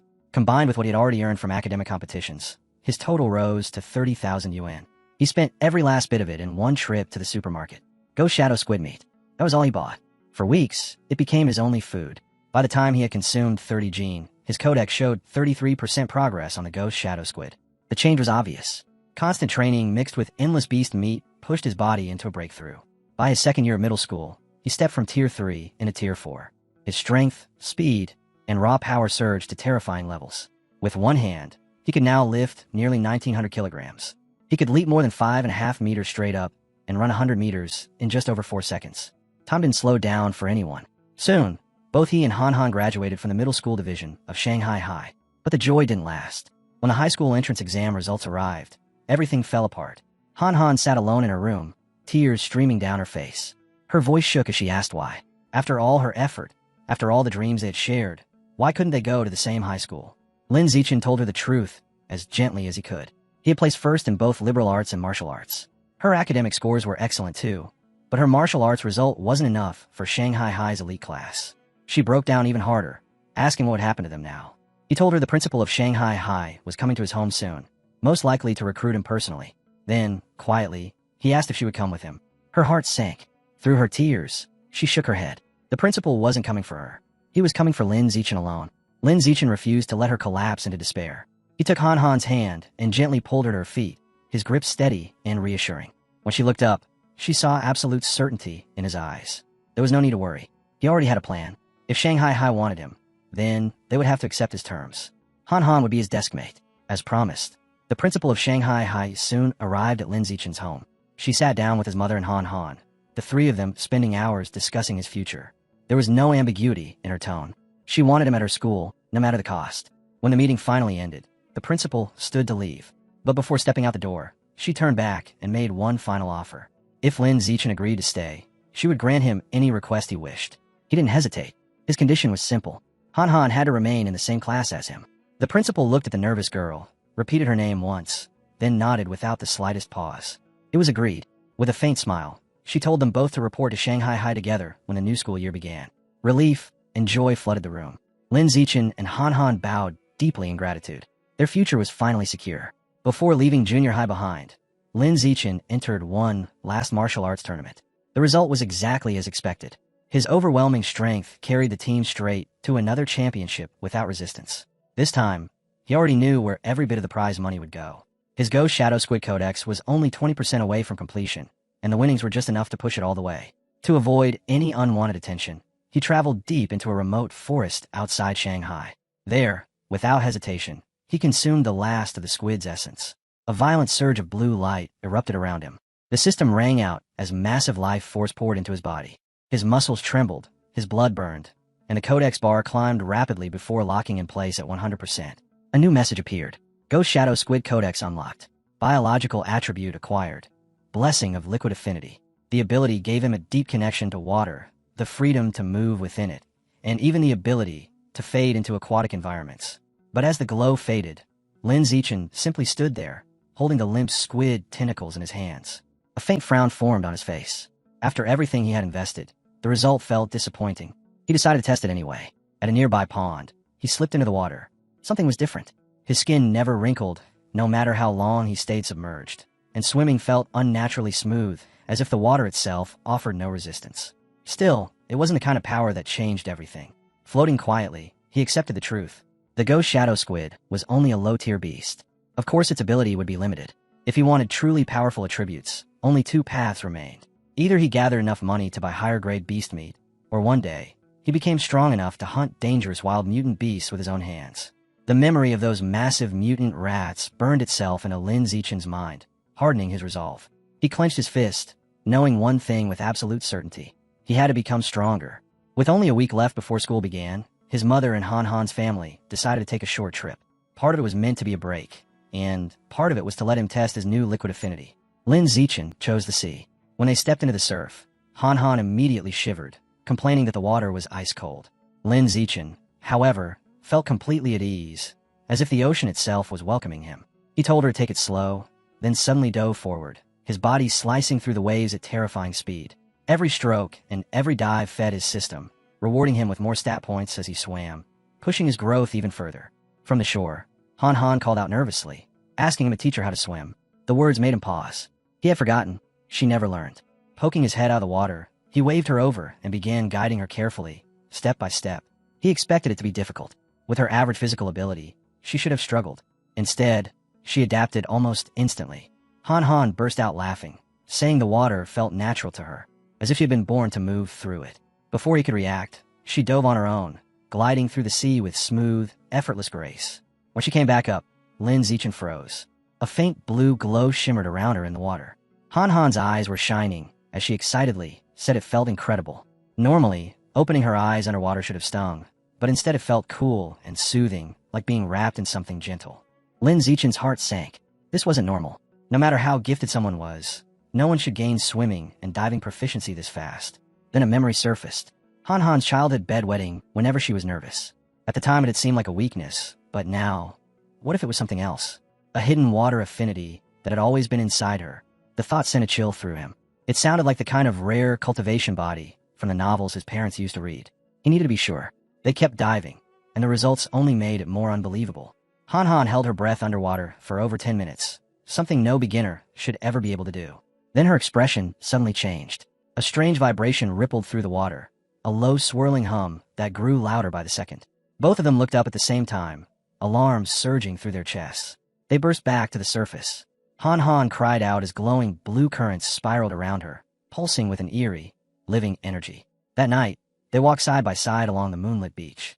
After a long silence, Lin Zichen finally asked her what she had experienced underwater. Han Han shuddered as she answered. She said she kept hearing something the entire time, a strange, unsettling sound whispering beside her ear. He asked her what it sounded like. Her face went pale as she shook her head and said it was a woman's voice, speaking in an unknown language, repeating over and over until the moment she came back up. Seeing how shaken she was, Lin Zichen quietly brought her back to the hotel, staying close as he tried to calm her down.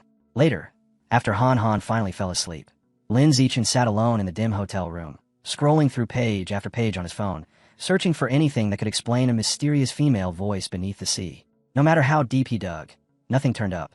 There were no legends, no scientific reports, no myths that matched what she had heard. The unease wouldn't leave him, so he did the only thing he could. He trained. He dropped to the floor and began weighted sit-ups, one after another, forcing his body past exhaustion. 100, 300, 500. He didn't stop until he crossed 1,000. The moment he finished, a violent surge exploded through his veins. A system message flashed. He had advanced to ordinary tier 5. The surprise lasted only a moment before a fierce exhilaration took over. At tier 5, he could now stand toe-to-toe with a fully grown giant mutant rat. He clenched his fist, feeling the terrifying power packed inside it. Tearing one of those monsters apart with his bare hands was no longer fantasy. Under the star-filled sky, he returned to the empty beach to test himself. The improvement was absurd.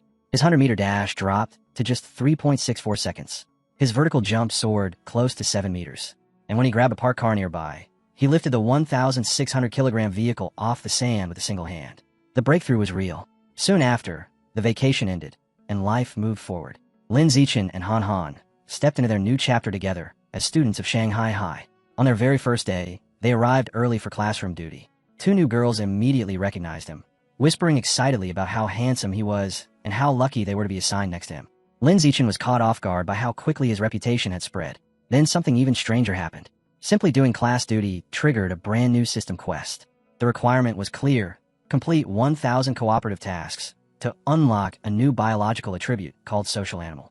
As he swept the floor beside Han Han, he couldn't help wondering what kind of power something like that would bring. After school, with the new term just beginning, he headed straight to the massive supermarket. The Ghost Shadow Squid Codex was already complete. It was time to find his next target. Walking through the chilled beast meat section, he suddenly stopped. Inside one of the refrigerated cases sat a severed head, its fierce eyes still sharp. Savage giant eagle. The price tag read 1,998 yuan per gene. A slow grin spread across his face. This was it. This would be his next codex. The savage giant eagle was a higher grade aberrant beast, far above the ghost shadow squid. Its eyesight was 30 times sharper than a human's, allowing it to track even the fastest prey with terrifying accuracy. Back in his room, Lin Zichen studied the eagle meat carefully. Unlocking its guidebook was worth every effort.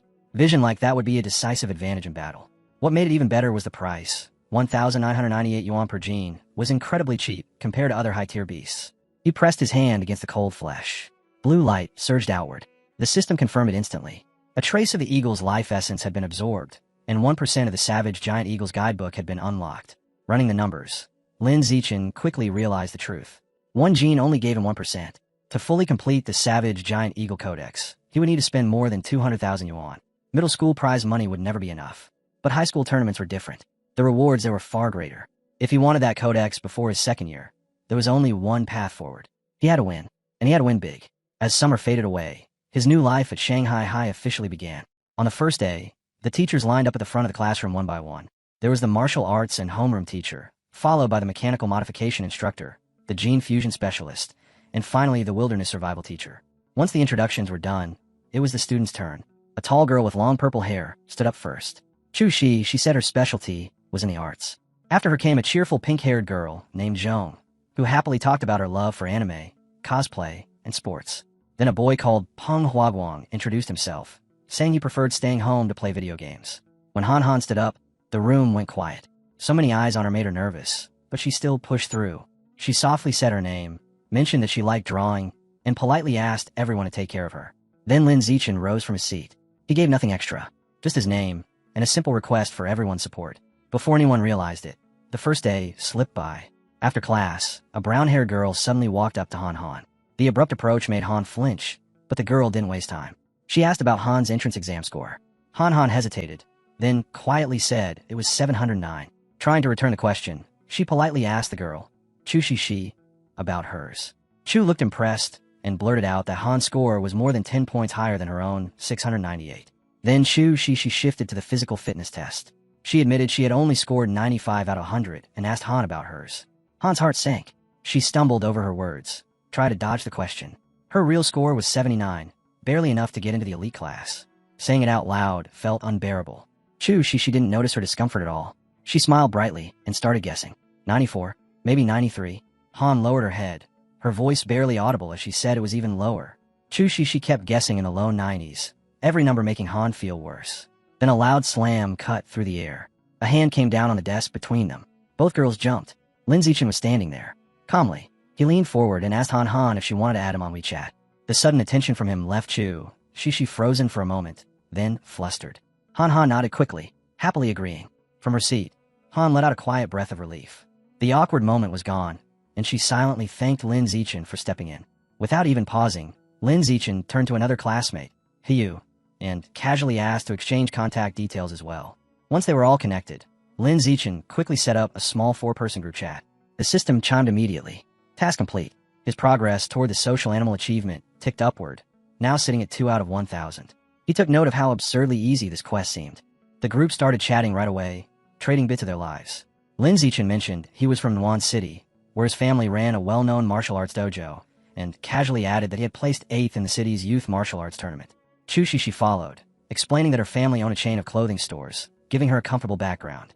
Shun and Hiyu shared their own stories, and before long, the awkwardness faded, replaced by something that felt like real friendship. As the atmosphere grew relaxed, Hiyu suddenly threw out a playful question. Who did they think was the strongest student in their class? She didn't hesitate. She pointed straight at Lin Zichen, saying that anyone who ranked first in the entire district's entrance exam had to be the strongest. Hiyu stared at him in shock, clearly impressed. Lin Zichen only smiled and shook his head. Being first on paper didn't mean much in real combat. Then he revealed something that caught all of them off guard. The principal had gone out of her way to recruit 2 exceptional students from Nuan City into their class. He pointed them out. Wang, the blonde-haired boy ranked 3rd in the entire city, had terrifying speed. His 100-meter dash was just under 8 seconds. The other was Lu Gang, a towering figure whose strength was so overwhelming he could lift a 300-kilogram barbell with one hand. The class was stunned. Shun Han and she stared in disbelief, their confidence shaken by such monstrous talent. Lin Zichen, however, felt nothing. He almost laughed. Those feats were things he had already surpassed back in elementary school. Before long, the bell rang again, announcing the distribution of textbooks. This semester would cover 4 major subjects: martial arts, gene fusion, mechanical modification, and wilderness survival. Lin Zichen had already learned all of it on his own. There was no reason to sit around, so he went to train. As he pushed his body, his thoughts drifted to the real dangers outside the school. The Rat God cult was still active. A few low-level followers had been caught, but the Rat King, the cult's leader, was still free. If Lin Zichen ever wanted to face that threat, he would need to reach Tier 6 as fast as possible. Only then would he be strong enough to confront the Rat King directly. Their first practical lesson was wilderness survival. Teacher Shi Changbi brought the class into a nearby forest and asked if anyone could start a fire by drilling wood. Hiyu muttered that it was pointless, but to everyone's surprise, Wang and Lu Gang both stepped forward and succeeded. The teacher clapped in approval and asked how they had learned the skill. Lu Gang said he picked it up at a summer camp, while Wang Shuja casually claimed he mastered it just by watching videos online. After that, Lin Zichen quietly showed the same technique to his own group, walking them through every step until they could all start a fire with ease. Then came martial arts class. Instructor Yao Yuanfeng announced he would be teaching a special breathing and cultivation technique. Before he could even get into it, Wang Shujia and Lu Gang stepped forward again, boasting that they had already learned it. They demonstrated in front of everyone, their movements rough and imperfect, but still usable. Lin Zichen had long since perfected the technique, but he stayed silent, choosing to keep his true ability hidden. Days slipped into weeks. A full month passed without anything unusual, until one afternoon in mechanical modification class, their teacher, Caillou Fieri, suddenly announced a practical exam to test their progress. He also announced prize money for the top 3. First place would get 888 yuan. Second would get 666. Third would get 333. Lin Zichen instantly calculated the value. First place alone was almost half a gene of savage giant eagle meat. That was all the motivation he needed. The exam began. At the same time, the gene fusion teacher, Lu Durin, surprised them with a test of his own, using the exact same reward structure. By the time both brutal exams ended, the entire class was drained. Hiyu collapsed onto his desk and groaned. Several students complained about how difficult the tests had been. One girl muttered that she had hoped for a 90, but now she would be lucky just to pass with 60. Wang Shujia and Lu Gang, however, were in high spirits. Wang said he had probably only lost points on the final question and expected a 95. Lu Gang said the same about himself. Hearing them, Hiyu clenched his fists, fighting the urge to punch them. The mechanical modification teacher began announcing the results. Gui Yanling was first, with 52 points. Then came Han Han with 61, just barely passing. Her eyes lit up as she turned to Lin Zichen to tell him. He smiled and congratulated her, acknowledging how hard she had worked. Next came Hiyu with an impressive 88. His friends cheered, and he laughed it off, saying it was just luck. With a grin, he promised to treat everyone using his third-place prize of 333 yuan. Then the teacher announced that Lu Gang and Wang Shujia had both scored 95, exactly as they had predicted. They were praised for missing a perfect score by only one question. Wang Shujia confidently said that with 10 more minutes, he would have solved the last problem, and Lu Gang immediately agreed. Hearing them talk like that made Hiyu uneasy, but he told himself that at least third place was still his. Then the room went quiet. The teacher revealed that despite how difficult the exam had been, one student had achieved a perfect score. Lin Zichen, 100 points. The classroom exploded. Lu Gang and Wang Shujia were left staring in disbelief, shouting that the result had to be wrong. Around them, the rest of the class erupted into cheers. Even Hiyu joined in, quietly admitting that Lin Zichen was on a completely different level. Han Han and her friend proudly declared that he was the true glory of Shanghai. Lin Zichen, however, didn't care about the noise. He calmly raised his hand and asked Teacher Kai when the first-place reward of 888 yuan would be distributed. The teacher looked at him with amusement and mild confusion, then replied that the money would be sent later. An hour later, it was time for the gene fusion results. Teacher Kai read them aloud. Lu Gang scored 81. Wang Shujia got 83. Both were solid, but neither looked satisfied. Han Han, on the other hand, earned an impressive 78, placing her in the top 5, and she couldn't hide her excitement. Then it happened again. Lin Zichen took first place with another perfect score. Another prize.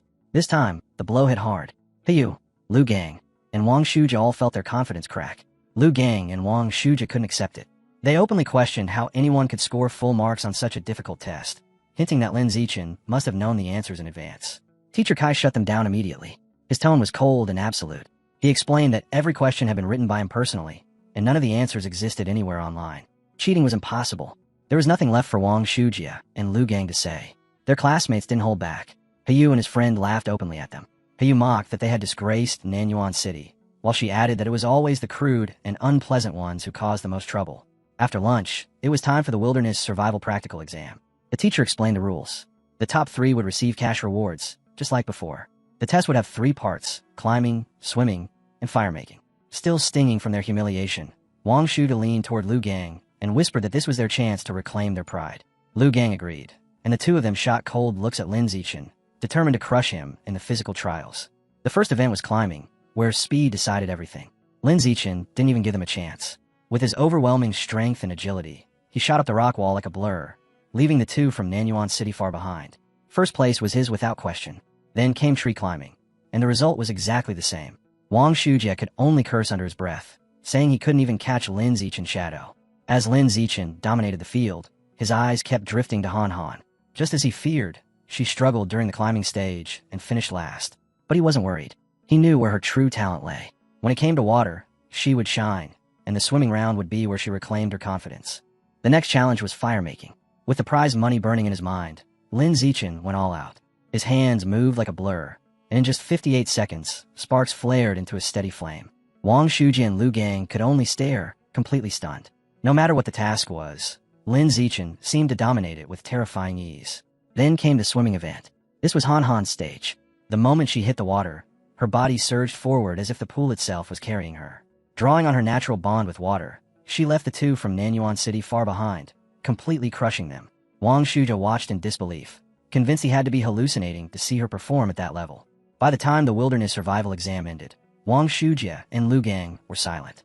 Their pride had been shredded so thoroughly that they didn't say a single word through lunch. But the humiliation wasn't over yet. That afternoon, the final martial arts exam began. Teacher Yao announced a sparring competition to test their growth. The top 3 would receive cash prizes, and the promise of rewards instantly reignited the fighting spirit of Wang Shujia and Lu Gang. This was martial arts. This was where true strength and combat skill mattered. They clung to the belief that if Lin Zichen turned out to be weak here, then everything else he had done would mean nothing. Before the sparring, Yao ordered everyone to complete a physical warm-up test, a 100-meter sprint, a one-hand barbell lift, and a vertical jump. Even while deliberately holding back, Lin Zichen shocked everyone. He ran the 100 meters in 7.78 seconds. He lifted a 330-kilogram barbell with one hand.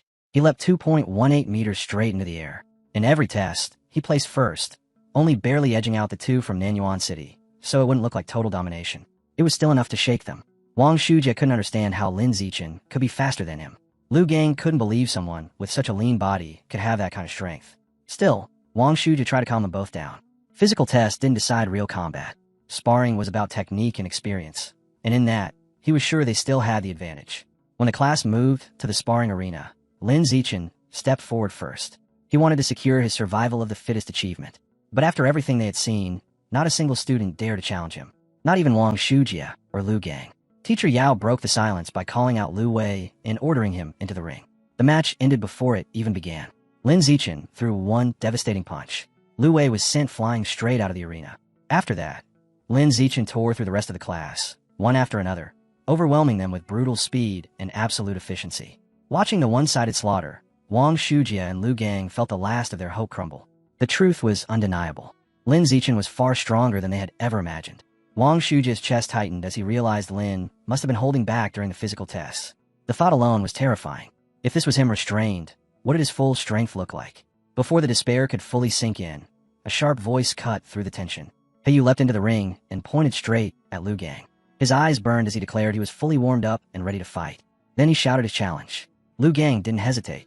He was desperate to vent his frustration, and beating Heiyu felt like an easy way to recover some dignity. With arrogant confidence, he said he would finish him in 30 seconds. Heiyu charged with a roar, unleashing a flurry of attacks. But the difference in power was brutal. Lu Gang grabbed one of Heiyu's kicks, spun him around like a toy, and hurled him straight out of the ring. Heiyu slammed into the ground, coughing and retching as the air was knocked from his lungs. Lu Gang stood tall over him, offering a twisted sort of praise.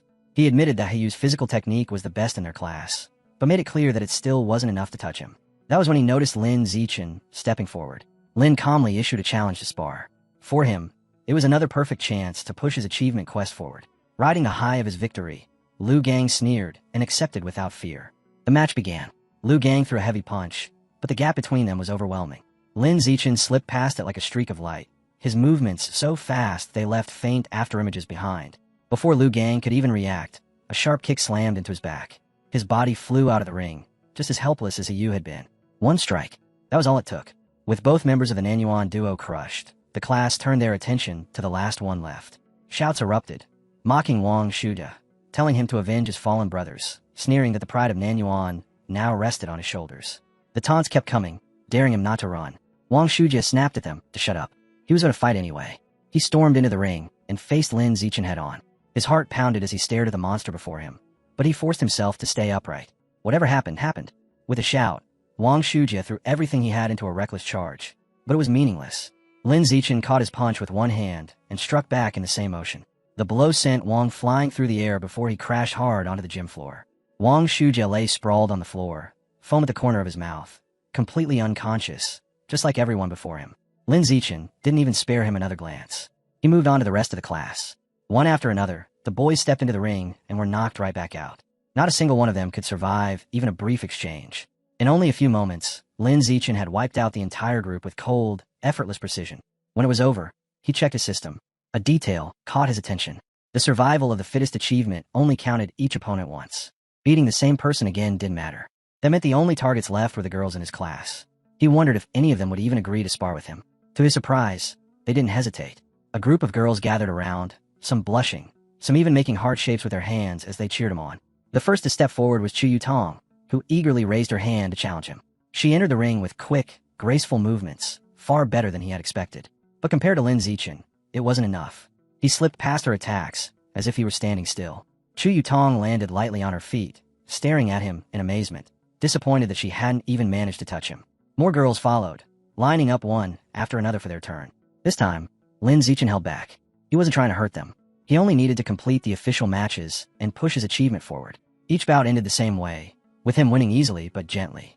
When the final match ended, Lin Zichen had defeated every student in the class. And yet, his achievement bar still wasn't full. A faint disappointment crept into him as he wondered where he could find stronger opponents. That was when teacher Yao gathered the class.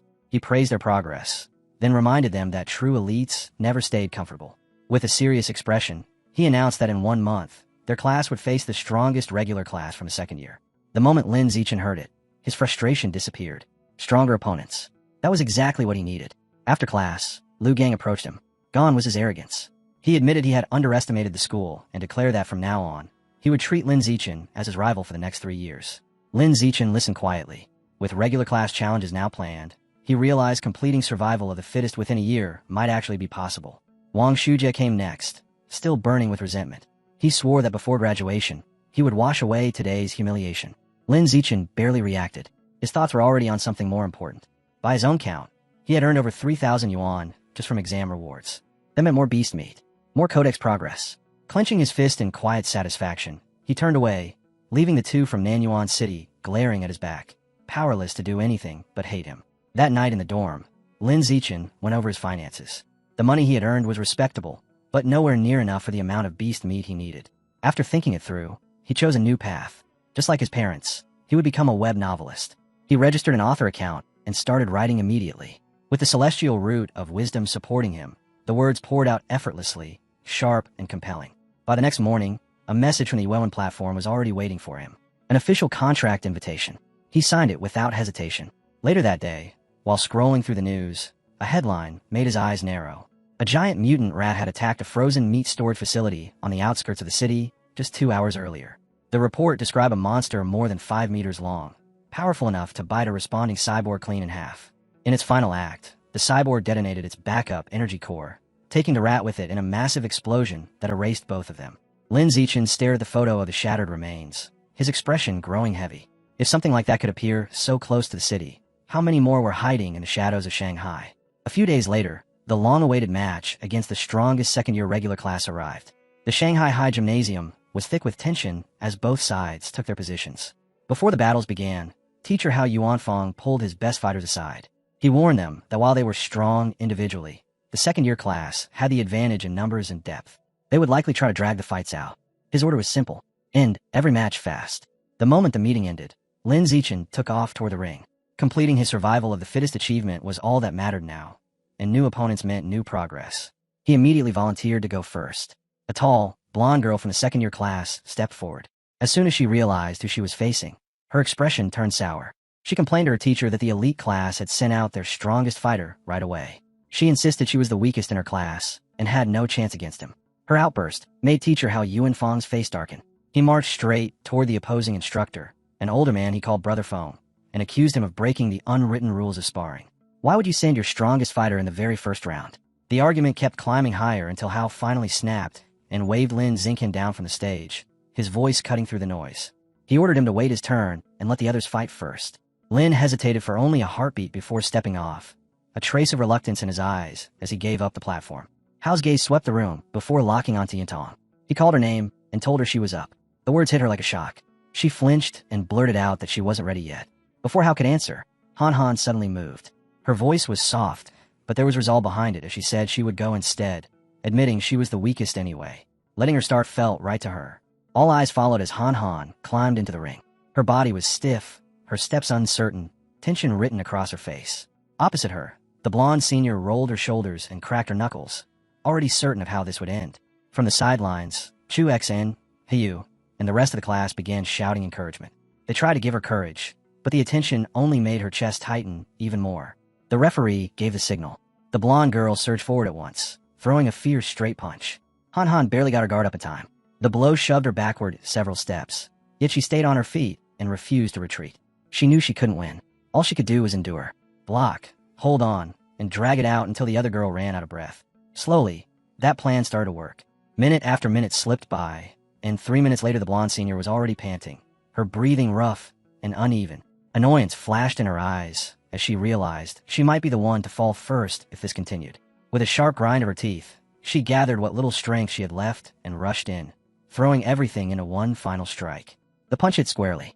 Han was knocked off her feet and slammed onto the mat, the air bursting from her lungs as the referee immediately called the match. She pushed herself up with shaky arms, her cheeks burning with embarrassment. Even so, the way she had endured earned quiet respect from those watching. Teacher Hao Yuanfang stepped forward with clear approval. He gave her a thumbs up and praised her for holding her ground and choosing a smart defensive approach. Lin Zichen came over and gently patted her head, telling her she had done well. Lasting more than 3 minutes against someone with a full extra year of training was no small thing, and it proved how much she had grown. At his words, the shame in her eyes faded, replaced by a bright, relieved smile. As she stepped down, another elite class student, a brown-haired girl, jumped into the ring. She immediately noticed how hard the blonde senior was breathing and saw an opening. Without hesitation, she rushed in, snapping out a sharp high kick. The senior reacted in an instant. She slipped under the kick and fired back with a lightning-fast punch straight into her opponent's face. The brown-haired girl staggered, barely aware of what happened before she was thrown down and pinned to the floor. She cried out for it to stop, surrendering through the pain. The blonde senior refuses to let the moment end. Standing over the fallen girl, she folds her arms and sneers, asking if she truly believed she could win so easily. Charging in like that, she mocks, was nothing but arrogance toward the regular class. She goes on coldly, saying that talent means nothing without time, and that she has trained a full year longer. If the girl wants to challenge her again, she should go back, train harder, and come back next year. Maybe then she would be worth facing. As the defeated girl is helped away from the ring, a sharp voice cuts through the gym. Chu Xian steps forward, eyes burning. She tells the senior to stop, declaring that she will fight next. She will avenge Han Han, and she will make sure no one from their class gets mocked again. Chu Xian enters the ring, and the match ends almost as soon as it begins. One brutal punch crashes into her senior opponent, dropping her instantly. From the sidelines, Han Han jumps up in excitement, shouting at how amazing Chu Xian was. Lin watches with a faint smile and tells Han Han that she deserves credit too. Chu Xian made it look easy only because Han Han had already exhausted the senior earlier. At that, Han Han's face lights up with pride. 2 hours pass as the sparring continues, and the elite class slowly manages to catch up, evening the score. Teacher Hao walks over to the second-year instructor, Brother Feng, wearing a smug smile as he points out that only 4 fighters remain on the other side. He confidently declares that his class is about to win their wager. Then his expression turns serious, warning his students not to get careless yet. He reminds them that everything now rests on their final 4, Lin Xinghen, Wang, Lu Gang, and Heyu. The real battle, he says, is only just beginning. At his signal, Heyu steps forward. He cracks his knuckles and strides into the ring, landing with enough force to shake the floor. He tells his opponent to prepare himself, boasting that his fists are starving for a fight. The brown-haired senior only laughs at him, telling him not to act so childish. Heyu doesn't wait. He launches a sharp, precise kick that sends the senior crashing to the ground. Looking down at him, Heyu sneers, asking where someone so weak found the confidence to stand so tall. Before he can say more, another senior with purple-tinged hair enters the ring, eyes blazing.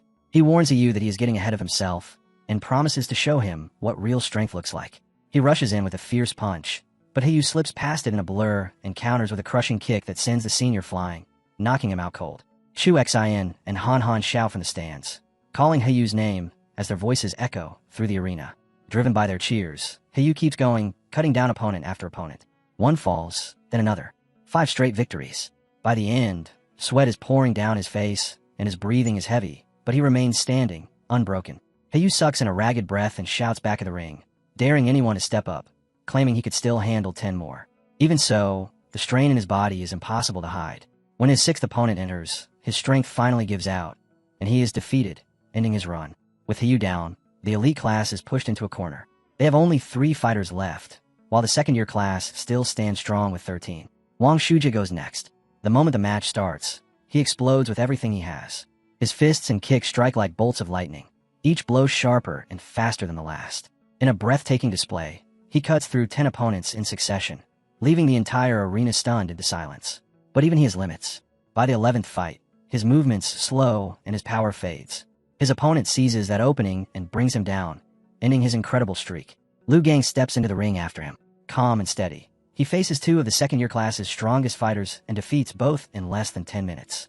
Cheers roar through the arena as hope returns to the elite class. Now only 1 fighter remains for the second years. Teacher Hao folds his arms, a confident smile on his face as he tells Brother Feng that he might as well surrender. Brother Feng only laughs and says he still has 1 more student. At his signal, a massive figure walks forward. The moment he steps into the arena, the sheer size of him makes the ground groan beneath his weight. Lu Gang squints at him and scoffs, calling him just another oversized opponent as he charges in. His fist slams into the giant's stomach, but the man does not even react. It is like striking a wall of rubber. Lu Gang attacks again and again, unleashing a furious barrage, but every blow is swallowed by thick, unyielding flesh. In seconds, his breathing turns ragged and his arms begin to shake. The giant looks down at him calmly and asks if he is finished. Then he says it is his turn. Before Lu Gang can retreat, a massive hand clamps around his neck. With terrifying ease, the giant lifts him off the floor and flings him straight out of the ring. The arena goes silent. The elite class has lost their second-to-last fighter. Teacher House stares in shock, demanding to know what kind of monster that is, saying he has never seen anyone like him in Brother Feng's class. Brother Feng's grin only grows wider as he explains that Wang Jinhee is a new transfer who joined this semester. Then he leans forward and reminds Hao that it looks like he will be treating the entire class to dinner. Realizing his rival had been hiding such a terrifying trump card, Teacher Hao grind his teeth in frustration, his thoughts racing as he wonders if even Lin Xingqian can stand against that monster. Even so, Hao forces a calm smile for his last student. He rests a steady hand on Lin Xingqian's shoulder and tells him not to worry about victory, only to do his best, saying this fight will be good experience. Lin Xingqian just smiles back and says not to worry, that he will win. Hao freezes for a second, caught completely off guard by the certainty in his voice. As Lin steps into the ring, Wang Jinhee looms over him, barely hiding his contempt. He scoffs, asking if this is really their final fighter, mocking how someone so small could be their ace. From the sidelines, Han Han, Chu Xian, and the other girls shout back angrily, telling the arrogant fatty to watch his mouth and demanding that Lin Xingqian teach him a lesson. Wang's eye twitches as irritation flashes across his face. He coldly says he will even give Lin a handicap. Planting his feet, he crosses his arms and declares that Lin can hit him 10 times, saying he doesn't want anyone claiming he bullied a weaker opponent. Lin Xingqian grins and reminds him that he was the one who said it. Wang Jinhee sneers and tells him to go ahead and use everything he has. The instant the words leave his mouth, Lin moves. His fist snaps forward like lightning and drives straight into Wang's stomach. The impact explodes through the arena like a thunderclap. A heartbeat later, the enormous body lifts off the ground, spinning through the air before slamming violently onto the floor. The entire arena goes silent. Then the elite class erupts. Han Han and Chu Xian leap up, screaming Lin Xingqian's name as tears stream down their faces. Lin stands quietly in the middle of the ring, his arms still extended from the punch, while his classmates celebrate his unbelievable victory. Moments later, Wang begins to stir. He groans, eyes unfocused, muttering in disbelief that it makes no sense, that it is completely unscientific. After Lin Xingqian's shocking win, one of the second-year teachers walks over to Hao Yuanfang with a grin.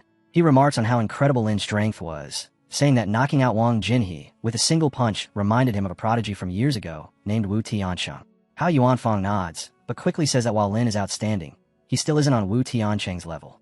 He explains that Wu Tiancheng had been so monstrously strong even as a first year that even the principal found him terrifying. Hearing the name, Lin Xingqian comes over, curiosity in his eyes, and asks who Wu Tiancheng is. Hao's expression brightens as he starts to explain that Wu Tiancheng was a true legend, someone who in his first year defeated the entire third-year elite class by himself and left the whole school in shock. The teacher goes on to list his unbelievable feats, a 100-meter dash in just over 6 seconds, a nearly 4-meter vertical leap, and the ability to lift 650 kilograms with one hand. He looks at Lin Xingqian with a grin and asks if that isn't impressive. Lin Xingqian gives a slightly awkward smile and admits he is a little impressed, though in his heart he thinks those numbers only match what he could already do back in 6th grade during a summer break. That night, the class gathers at a restaurant to celebrate. Hao Yuanfang lifts his glass of soda, laughing as he announces that because of Lin Xingqian's performance, the second-year teacher lost the wager and had to pay for everything. Cheers explode around the table, glasses clinking as everyone toasts Lin Xingqian's victory. As the party grows louder, Lin finds himself surrounded by Hiyu, Chu Xian, and the others, all suddenly famous across campus. They fire question after question at him, asking about his training and begging to add him on WeChat. The attention makes him feel strangely awkward.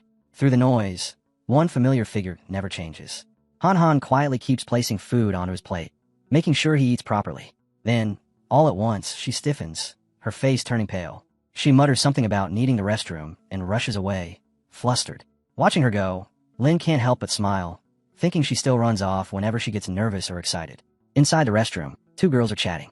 One sneers about how Han Han always waits on Lin Xingqian, pouring his drinks and peeling his shrimp like a servant. The other laughs and says someone as weak as Han Han could only have entered the elite class because of him. With a smug tone, she adds that their relationship will never last, that once the gap between them grows, it will tear them apart. Behind the door, Han Han hears every word. Her chest tightens, but instead of hiding, she steps out and faces them. In a steady voice, she tells them she is not a sycophant, that she is Lin Xingqian's childhood friend. The 2 girls freeze, stunned by her sudden resolve.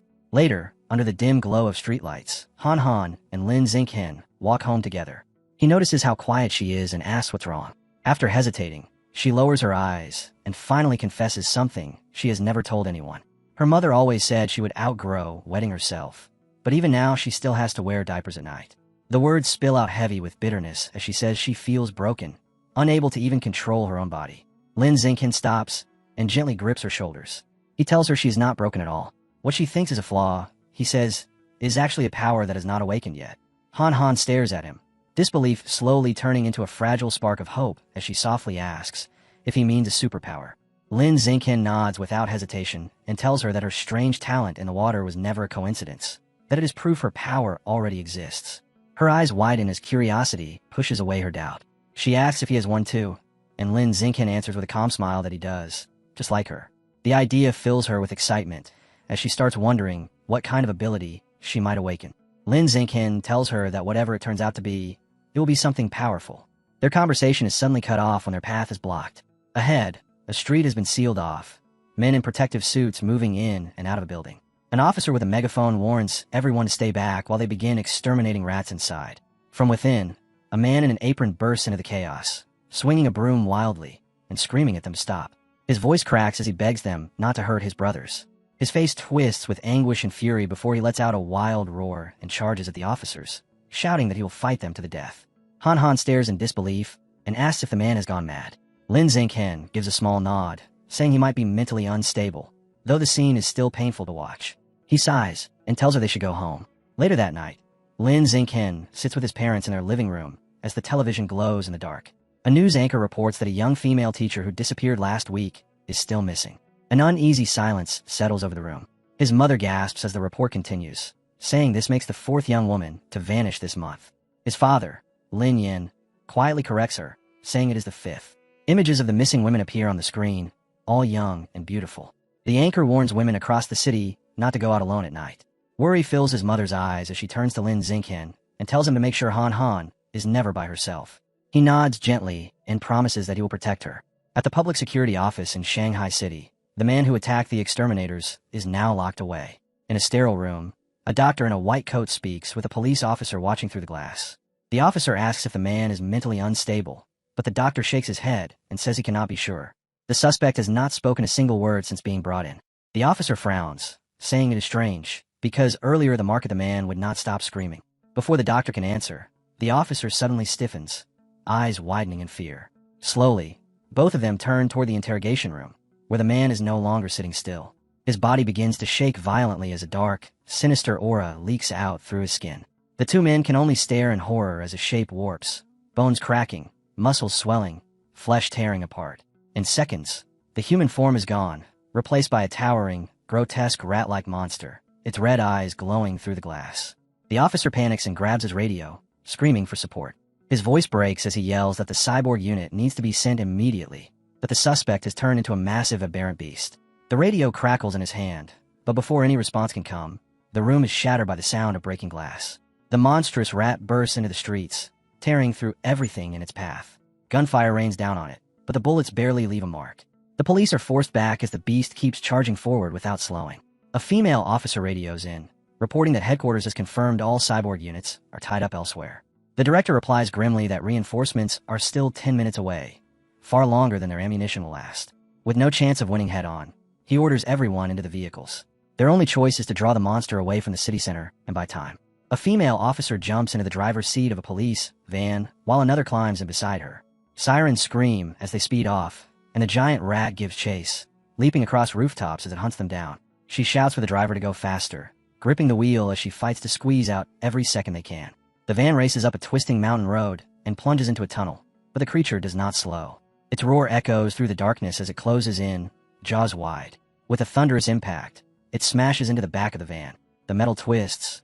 The vehicle flips and rolls before skidding to a stop. Inside, the female officer hangs upside down, blood trickling down her face as her vision blurs. A hollow thought passes through her mind that this is how it ends. Outside, the aberrant rat shrieks in triumph. But before it can strike again, a blinding explosion tears through the tunnel. Shockwaves rip across the wreckage.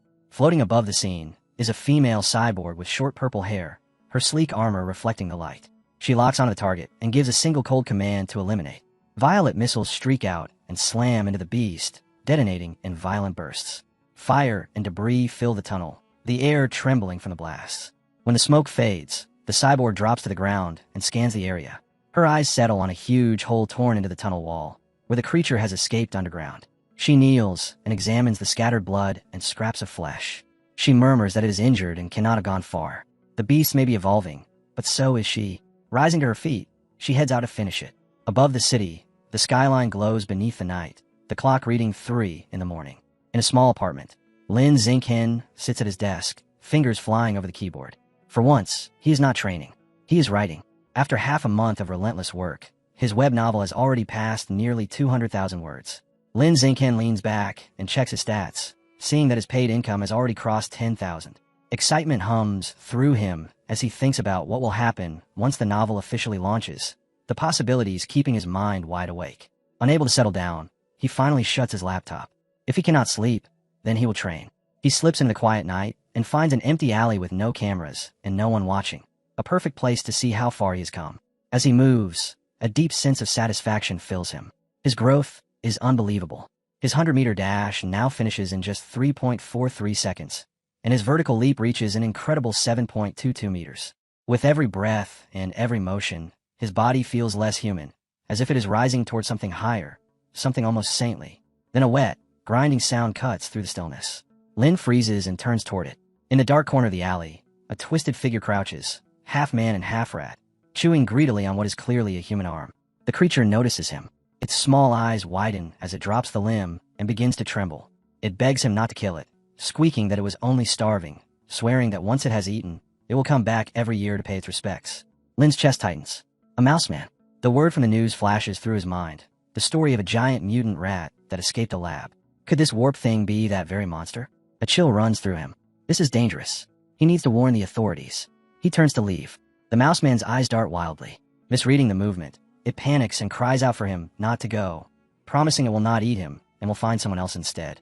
Then fear turns into hunger. With a shrill screech, the creature explodes in emotion, bouncing off the alley walls so fast its body becomes a blur.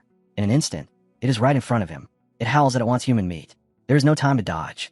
Lin Xingqian plants his feet and strikes. His leg snaps out in a single violent arc, smashing straight into the monster's jaw. The impact booms through the alley. The mouse man is hurled through the air and slams hard against the ground. Bleeding and dazed, it struggles back up, clutching its chest, disbelief flickering in its eyes at the power of a mere student. A sharp crack rings out as a stone flies through the air and smashes into its head. Lin does not stop. He grabs more rocks and throws them one after another, each one hitting with ruthless accuracy. Stone after stone crashes into the creature, a storm of unrelenting force that leaves it no chance to recover. Under the merciless barrage, the mouse man collapses, its body beaten and broken, every last bit of resistance crushed by Lin Xingqian's relentless assault. At last, the storm of stones dies out. The alley sinks into silence, broken only by Lin Xingqian's heavy breathing. He stands there, chest rising and falling, his gaze fixed on where the creature fell. He walks forward slowly. The air is thick with the stench of blood and smoke, and with every step, the truth of his own strength becomes more terrifying. Where the mouse man once stood, nothing remains except a pile of bones, blackened and brittle, still faintly smoking. Lin Xingqian stares at it, the weight of what he has done settling in. He had not simply killed it. He had wiped it from existence. Curious whether it is truly dead, he crouches beside the scorched remains. The moment his fingers brush the bones, a pulse of blue energy surges through him. A faint chime rings in his mind, telling him that a trace of the giant mutant rat's life source has been absorbed, raising his codec progress by 2% to a total of 7. He frowns. Only 2% this time. The last one had given him 5. The difference clicks in his mind as he recalls the theory that each heretic absorbed a different amount of the Rat King's gene, which explains the weaker energy. He looks up and sees the first light of dawn spreading across the sky. Staying here is too dangerous. With that, Lin Xingqian quietly leaves the alley. Moments later, a low hum fills the air as a sleek figure descends. The purple-haired cyborg lands where the fight took place, her eyes scanning the smoking bones. She mutters to herself, wondering who could have done this as she studies the scorched ground. Far away, inside a dark, decaying building, a red summoning circle glows on the floor. Hooded cultists chant softly as one of them drags an unconscious woman forward and places her inside the circle. He drops to his knees, begging his rat god to accept the offering. From the shadows beyond the circle, glowing red eyes open. A deep, furious voice demands if only one woman is meant to be its meal, accusing them of trying to starve it. The cultist collapses in terror, explaining that young women in the city have become too careful to catch. The massive rat-like shadow shifts in the red mist and orders him to bring young men instead if women can no longer be taken. The cultist agrees, frantically. A chunk of bloody meat suddenly drops in front of him. He grabs it and devours it with desperate hunger, thanking his god for its mercy. As he eats, the red circle flares violently, and thick crimson tentacles surge out, wrapping around the unconscious woman and lifting her into the air.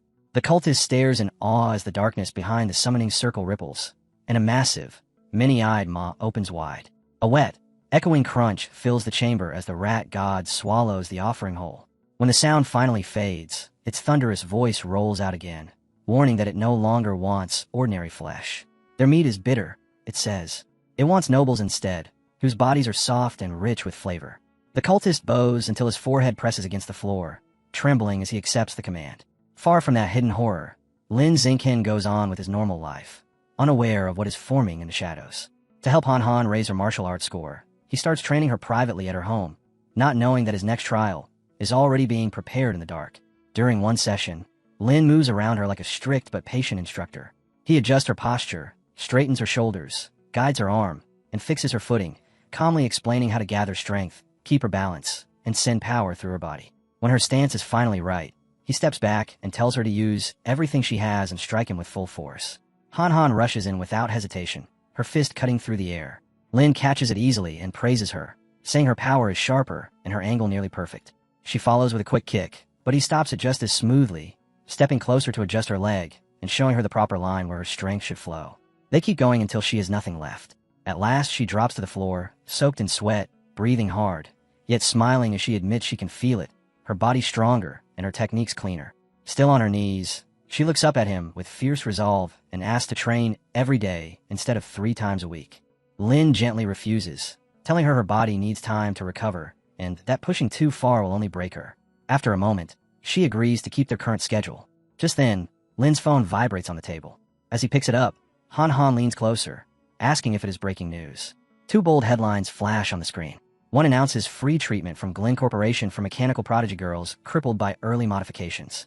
The other reports that a genius from Beijing University has successfully fused with the 1,000-threaded spider gene, becoming the youngest person to achieve dual gene fusion. Lin Xingqian's eyes widen as he reads the second line, a familiar name from the capital surfacing in his mind, the same prodigy he has been compared to for years. He knew exactly how rare dual gene fusion really was. Most people could not even attempt a single fusion until adulthood, because the human body simply could not survive that kind of strain. Yet that genius had already done it twice, and he was only 18. Lin Xingqian slowly lowered the phone, his thoughts turning heavy. So this was the level they had already reached. The room grew quiet as a dangerous question took shape in his mind. Was gene fusion truly the ultimate road to power, or was there another way to break past the limits of the human body itself? Back at home, Lin Xingqian was completely absorbed in his new life as a web novelist. His terrifying writing speed had already turned his story into an online sensation. The comment section was overflowing, with readers stunned by how fast he updated. Some even joked that he had to be a tentacle monster to release 50,000 words in a single day. Xingqian leaned back in his chair, calmly reviewing his progress. With the support of his advanced ability and the celestial root of wisdom, a month of steady practice had pushed his typing speed to 10,000 words per hour. At that pace, he only needed to write for about an hour each day, leaving the rest of his time free for cultivation and training. Just then, his father walked into the room. A proud smile crossed his face as he congratulated Xingqian on the novel's early success. Judging from the current momentum and the quality of the story, his father estimated that Xingqian could earn around 50,000 won in his very first month. If the word count continued to grow, even reaching 100,000 won a month would not be unrealistic. Xingqian's eyes brightened. That level of income meant one thing. He could finally move closer to his real goal. He wanted to unlock the Exotic Beast Codex. Without hesitation, he set a target for himself. He would use the earnings from his first 2 months to unlock the Savage Giant Eagle Codex. The scene shifted to the martial arts class. Instructor Hao Yuanfan had gathered the students for a sparring session to test their progress. One after another, they stepped into the ring, but none of them could stand up to Lin Xingqian. His punches were clean, his kicks ruthless, and every exchange ended the same way. His opponent hit the floor before they could even land a single strike. After the matches, Hao Yuanfan handed Xingqian his prize money. As Xingqian tucked away the 888 won, a quiet satisfaction settled in. He had not only earned more cash, but also gained precious experience toward his survival of the fittest achievement. While Xingqian dominated the arena, Shen Xinghan's results were far more restrained. Once again, she ranked last. Her friend Chu Xian tried to cheer her up, but the truth was still clear. Even so, her growth could not be ignored. A memory surfaced of her previous match against Wen Yintong, the second worst student in the class, where she had been defeated in less than 3 seconds. This time, however, things were different. She had lasted nearly 3 minutes, even managing to land several solid punches and kicks. From the sidelines, Hao Yuan fan watched her closely, a faint nod of approval forming. She still had a long road ahead of her, but her progress was real, and it could no longer be denied. He praised her grit and told her to keep pressing forward without hesitation. Once the sparring session ended, the instructor gathered everyone and dropped a bombshell. In 1 month, their class would challenge the second-year elite class. The goal was ruthless, to defeat every single one of them except for their top 3 fighters. The room erupted. Confidence and excitement thundered through the students as voices overlapped in heated anticipation. Watching their reaction, the instructor gave a satisfied nod. Time flowed quickly after that. Within the month, his father's web novel had skyrocketed in popularity, pulling in an astonishing 89,001. With his pockets finally heavy, he headed straight for the supermarket, determined to buy the beast meat he had been craving for so long. At the counter, he asked for savage giant eagle meat. The woman behind the register smiled and told him about a promotion. Anyone who bought 100 Gene or more would get a 5% discount. Lin paused. After a brief calculation, he chose to hold back. If he waited a little longer and saved more, he could buy everything in one go and claim the discount. By next month, he would easily have enough. The next day at school, Han Han came running up to him, eyes bright with excitement. She told him the cafeteria had opened a new stir-fry counter, and everyone was saying the food there was incredible. Lin agreed, and the two of them headed over together. The smell hit them before they even reached the counter. Rich, savory, and irresistible. Several chefs stood behind the stalls, woks blazing as flames leapt around sizzling ingredients. After ordering, they found a table and sat down. As they started eating, his father commented that coming early had been a good call. The line had already stretched halfway across the cafeteria. Then a sudden argument broke out near the counter. 2 students were shouting at each other. One accused the other of cutting in line, while the other insisted his desk mate had been saving his spot. The first refused to let it go, claiming that saving a place was no different from cutting, and the situation quickly turned ugly. Han frowned as she recognized one of the voices. She leaned in. "Isn't that you?" she said. "Shouldn't we go over?" Lin glanced in their direction, expression steady. Seeing Hyu's imposing posture and how the other student was already hesitating, he shook his head. "No need," he replied. "He can handle it." That confidence turned out to be misplaced. The other boy straightened up, looking down on Hyu as he called him a punk. Before Hyu could respond, several of the boy's friends moved in, closing ranks around him. Their leader stepped forward and demanded to know what Hyu's problem was. One of the group answered for him. They had no problem at all. They were cutting in line. Hyu snapped back, telling them to get to the end. He stepped forward, spreading his arms to block their way, only to realize how badly he was outnumbered. His eyes flicked across the crowded cafeteria, a sharp thought cutting through his mind. Why wasn't anyone stepping in? From their table, Han Han pointed out that Hyu was being bullied and urged Lin Xingqian to step in. By the time he moved, Hyu had already been pushed into a corner. A hand suddenly landed on the leader's shoulder. Lin Xingqian was standing there, eyes cold, telling him to get back in line properly. The bully turned around with a sneer and asked what Lin Xingqian thought he was going to do about it. Lin calmly took out his phone and said he would report the whole incident. The leader scoffed, calling reporting something so trivial disgraceful. Standing beside Lin, Hyu shot back that cutting in line was the real disgrace. Faced with the possibility of being reported, the group could only mutter under their breath before retreating from the area. The scene shifted to a lavish villa in Shanghai, where the rat god cult was holding a secret gathering. A man in a black hooded robe sat at the head of the table and informed the followers that one of their own, Sha Chong, was dead. He explained that Sha Chong had lost control in the marketplace and been killed after provoking the security squad. One of the cultists muttered that it was better this way. The leader then introduced a new recruit to replace him and announced a new directive from their rat god. From now on, they were to capture and sacrifice noble elites, as ordinary victims were no longer sufficient. 2 members immediately objected, warning that abducting nobles was far too risky. A missing commoner might be ignored, but a missing noble would bring serious attention. The leader offered a compromise. They would target the sons of wealthy but politically powerless merchants, lowering the risk while still pleasing the rat god. Turning to the newcomer, he added that true nobles were off limits for now, since he was still inexperienced. Instead, the new recruit was ordered to begin by capturing a handsome young man to serve as a sacrifice for one of the rat god's subordinates. Hidden beneath his hood, the newcomer accepted without hesitation, swearing he would bring not just any handsome youth, but the most handsome man in the entire city to the divine child. Back in the classroom, Hyu was still stewing over what had happened in the cafeteria. He told Lin Xingqian that he had looked into the students who cut the line and discovered they were from class 3 of the second year, the very elite class they were about to face. He could not believe that students from such a prestigious group could behave so shamelessly. Leaning against the lockers, Lin Zicken scrolled through his phone and replied that good grades did not automatically mean good character. But then his eyes sharpened. A breaking news alert had popped up on the screen. Another wealthy heir had gone missing, the fifth one in recent days. No ransom, no clues. The words triggered a cold certainty in Lin's mind. The Rat God cult's mission to target nobles was no coincidence. They were responsible for these disappearances. When the day of the competition finally arrived, the gym was electric. 2 fighting rings stood ready, and both classes filled the stands as tension spread through the air like a drawn blade. The students who had bullied Hugh earlier were glaring at him from across the room. Hugh met their stares head-on and threw back a bold, taunting gesture that made it clear he wasn't afraid of them. After the warm-ups ended, the matches began just like before. Shin Ningen was the first to step into the ring.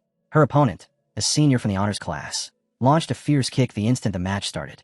Shin managed to block it, but the force was overwhelming. Her guard shattered, and she was sent flying across the ring, losing in a single exchange. The senior showed no mercy. One by one, the first-year girls, including Chu Xian, were knocked down without landing even a single hit. At last, the streak was broken when a short-haired, muscular girl fired back with a crushing counterkick that floored her opponent. The crowd erupted in cheers, but the moment of hope was short-lived. A tall girl with flowing red hair stepped forward next. From the moment she entered the ring, she took control. Every movement was sharp, precise, and merciless. In less than 10 minutes, she crushed 9 first-year students, 3 of them boys, leaving no room for doubt. Only 4 first-years were left standing now. Lin Zicken, Wang Shou, Lu Gang, and Hiu Yu. The situation was dire. The honors class had only lost 5 fighters, all of them girls. 36 of their classmates were still waiting, and not a single male fighter had even stepped in yet. Teacher Hao Yunfeng clenched his fists as he watched. The gap in strength was painful to witness. With no better choice, he turned to Hiu. "It's your turn," he said softly. "Can you take the next 6? Hiyu's lips curled into a confident grin. "No problem," he replied, "especially when they're all cute seniors. Makes it more fun." And just as he said, Hiu tore through the next 6 matches. One after another, the remaining girls were sent flying from the ring, completely unable to withstand his attacks. With all their female fighters down, the second-year class finally sent in their first male student. His heavy footsteps echoed through the gym as he stepped into the ring, his expression dark and menacing. Striking an exaggerated pose, he sneered. "You ready to die?" Hiu scoffed. "You again? Guess good manners aren't part of the honors curriculum." He recognized him instantly. It was the same bully from the cafeteria. Thinking this was an easy chance to get revenge, Hiu relaxed his guard. It was a fatal mistake. The senior exploded forward in a blur and slammed a brutal punch straight into Hiu's stomach. The impact knocked the air out of him and drove him to his knees. The bully laughed as he loomed over him. "That all you've got? Pathetic. Go on, admit defeat." Rage flared inside Hiu. He forced himself upright and swung wildly, but the senior sidestepped with ease and answered with a savage kick. Hiu was sent flying out of the ring, collapsed on the floor, and gasping in pain. Hiu finally realized how wrong he had been. This guy was not weak at all. If anything, he was one of the strongest. His carelessness had cost him dearly. The senior bully turned his gaze toward the sidelines, locking onto Lin Zicken. A mocking grin spread across his face. "What about you, pretty boy? Still feel like playing hero?" Lin Zicken stepped forward without the slightest hesitation, his calm never wavering. "I was waiting for you to say that." The gym exploded with noise. Cheers thundered through the stands as their classmates shouted for him to make the bully pay for what he had done to Hiu. The moment the match began, the bully, Chi Wei, lunged in with a brutal high kick aimed straight for Lin's head. Lin did not even blink. He lifted one hand, blocked the strike with ease, and in the same smooth motion, seized Chi Wei's leg. With a single effortless swing, he smashed the senior head first into the ring floor. The impact boomed through the gym. Chi Wei did not get back up. Lin looked down at him briefly, then nudged his limp body with his foot, sending him rolling out of the ring like something that no longer mattered. The second-year students were frozen in shock. One of them finally stammered, "But Chi Wei is one of our top 5. How did he lose in one hit?" No one could answer. From the sidelines, teacher Hao Yuanfeng narrowed his eyes. "That boy," he muttered. "He's been hiding far more than anyone realizes." Even Lu Gang and Wang Shou could not hide their unease as they exchanged glances. "Is he even human?" one of them whispered. Lin turned back toward the stunned second years, his voice level and emotionless. "Who's next?" No one stepped forward. Fear twisted their expressions. Half an hour later, it was finished. Every single one of the remaining 29 second-year students lay scattered across the floor, completely defeated. Standing over the last one, Lin Zicken looked down with detached calm. The roar of the crowd faded as his system interface appeared before his eyes. System notification. Opponents eliminated. 119/1000. His brows furrowed. Still only 119. The progress was unbearably slow. He recalled every match so far, how he was always forced to fight last, after everyone else had already been beaten. If things continued this way, reaching his goal would take far too long. That was unacceptable. His fist tightened as resolve hardened inside him. His strength had already surpassed what this school could provide. There was no reason to keep following their limits. From now on, he would set the rules himself. The following Monday, a shocked cry rang out from the principal's office. Behind her desk, the principal of Shanghai High stared at Lin Zikin as if she had misheard him. You want to do what? Lin stood straight, his tone firm. I want to hold a personal challenge match, he said. With rewards. The principal blinked. You mean against one class? Lin shook his head, completely calm. No, he said. I'm challenging the entire school. Inside her office, the principal of Shanghai High released a weary sigh as she rubbed her temple, staring at Lin Zichen. Are you really planning to challenge the entire student body? As a first year? She asked, disbelief heavy in her voice. Lin Zichen did not waver. Yes, he said. Please come to gym with me. I'll show you why I know I can do it. A short time later, they were standing inside the silent, dimly lit gym. The principal folded her arms and looked at him. Well, why did you bring me here at this hour? Lin Zichen did not answer right away. He calmly took off his school jacket, his movements unhurried, his physique drawing attention the moment it was revealed. I'm going to show you my true strength, he said evenly. For an instant, the principal misunderstood his words and hurriedly waved her hands. Wait, what are you? Lin Zichen had already walked past her. He stopped in front of a massive barbell resting on the floor. With one hand, he wrapped his fingers around it and lifted the 700-kilogram weight high above his head as if it were nothing. The principal's mouth fell open. She stood there frozen, staring at the impossible scene. In that moment, everything became clear. This was what he meant. His strength was not just impressive, it was terrifying. Even Wu Tiancheng, the school's most famous prodigy, had never shown power like this in his first year. When she finally snapped out of her shock, the principal raised a big thumbs up. All right, you've made your point. I'll arrange your school-wide challenge. Lin Zichen smiled. Good, but we'll need rewards. Otherwise, no one will bother to fight me. Rewards, she repeated, lifting an eyebrow. He nodded and explained. There will be two.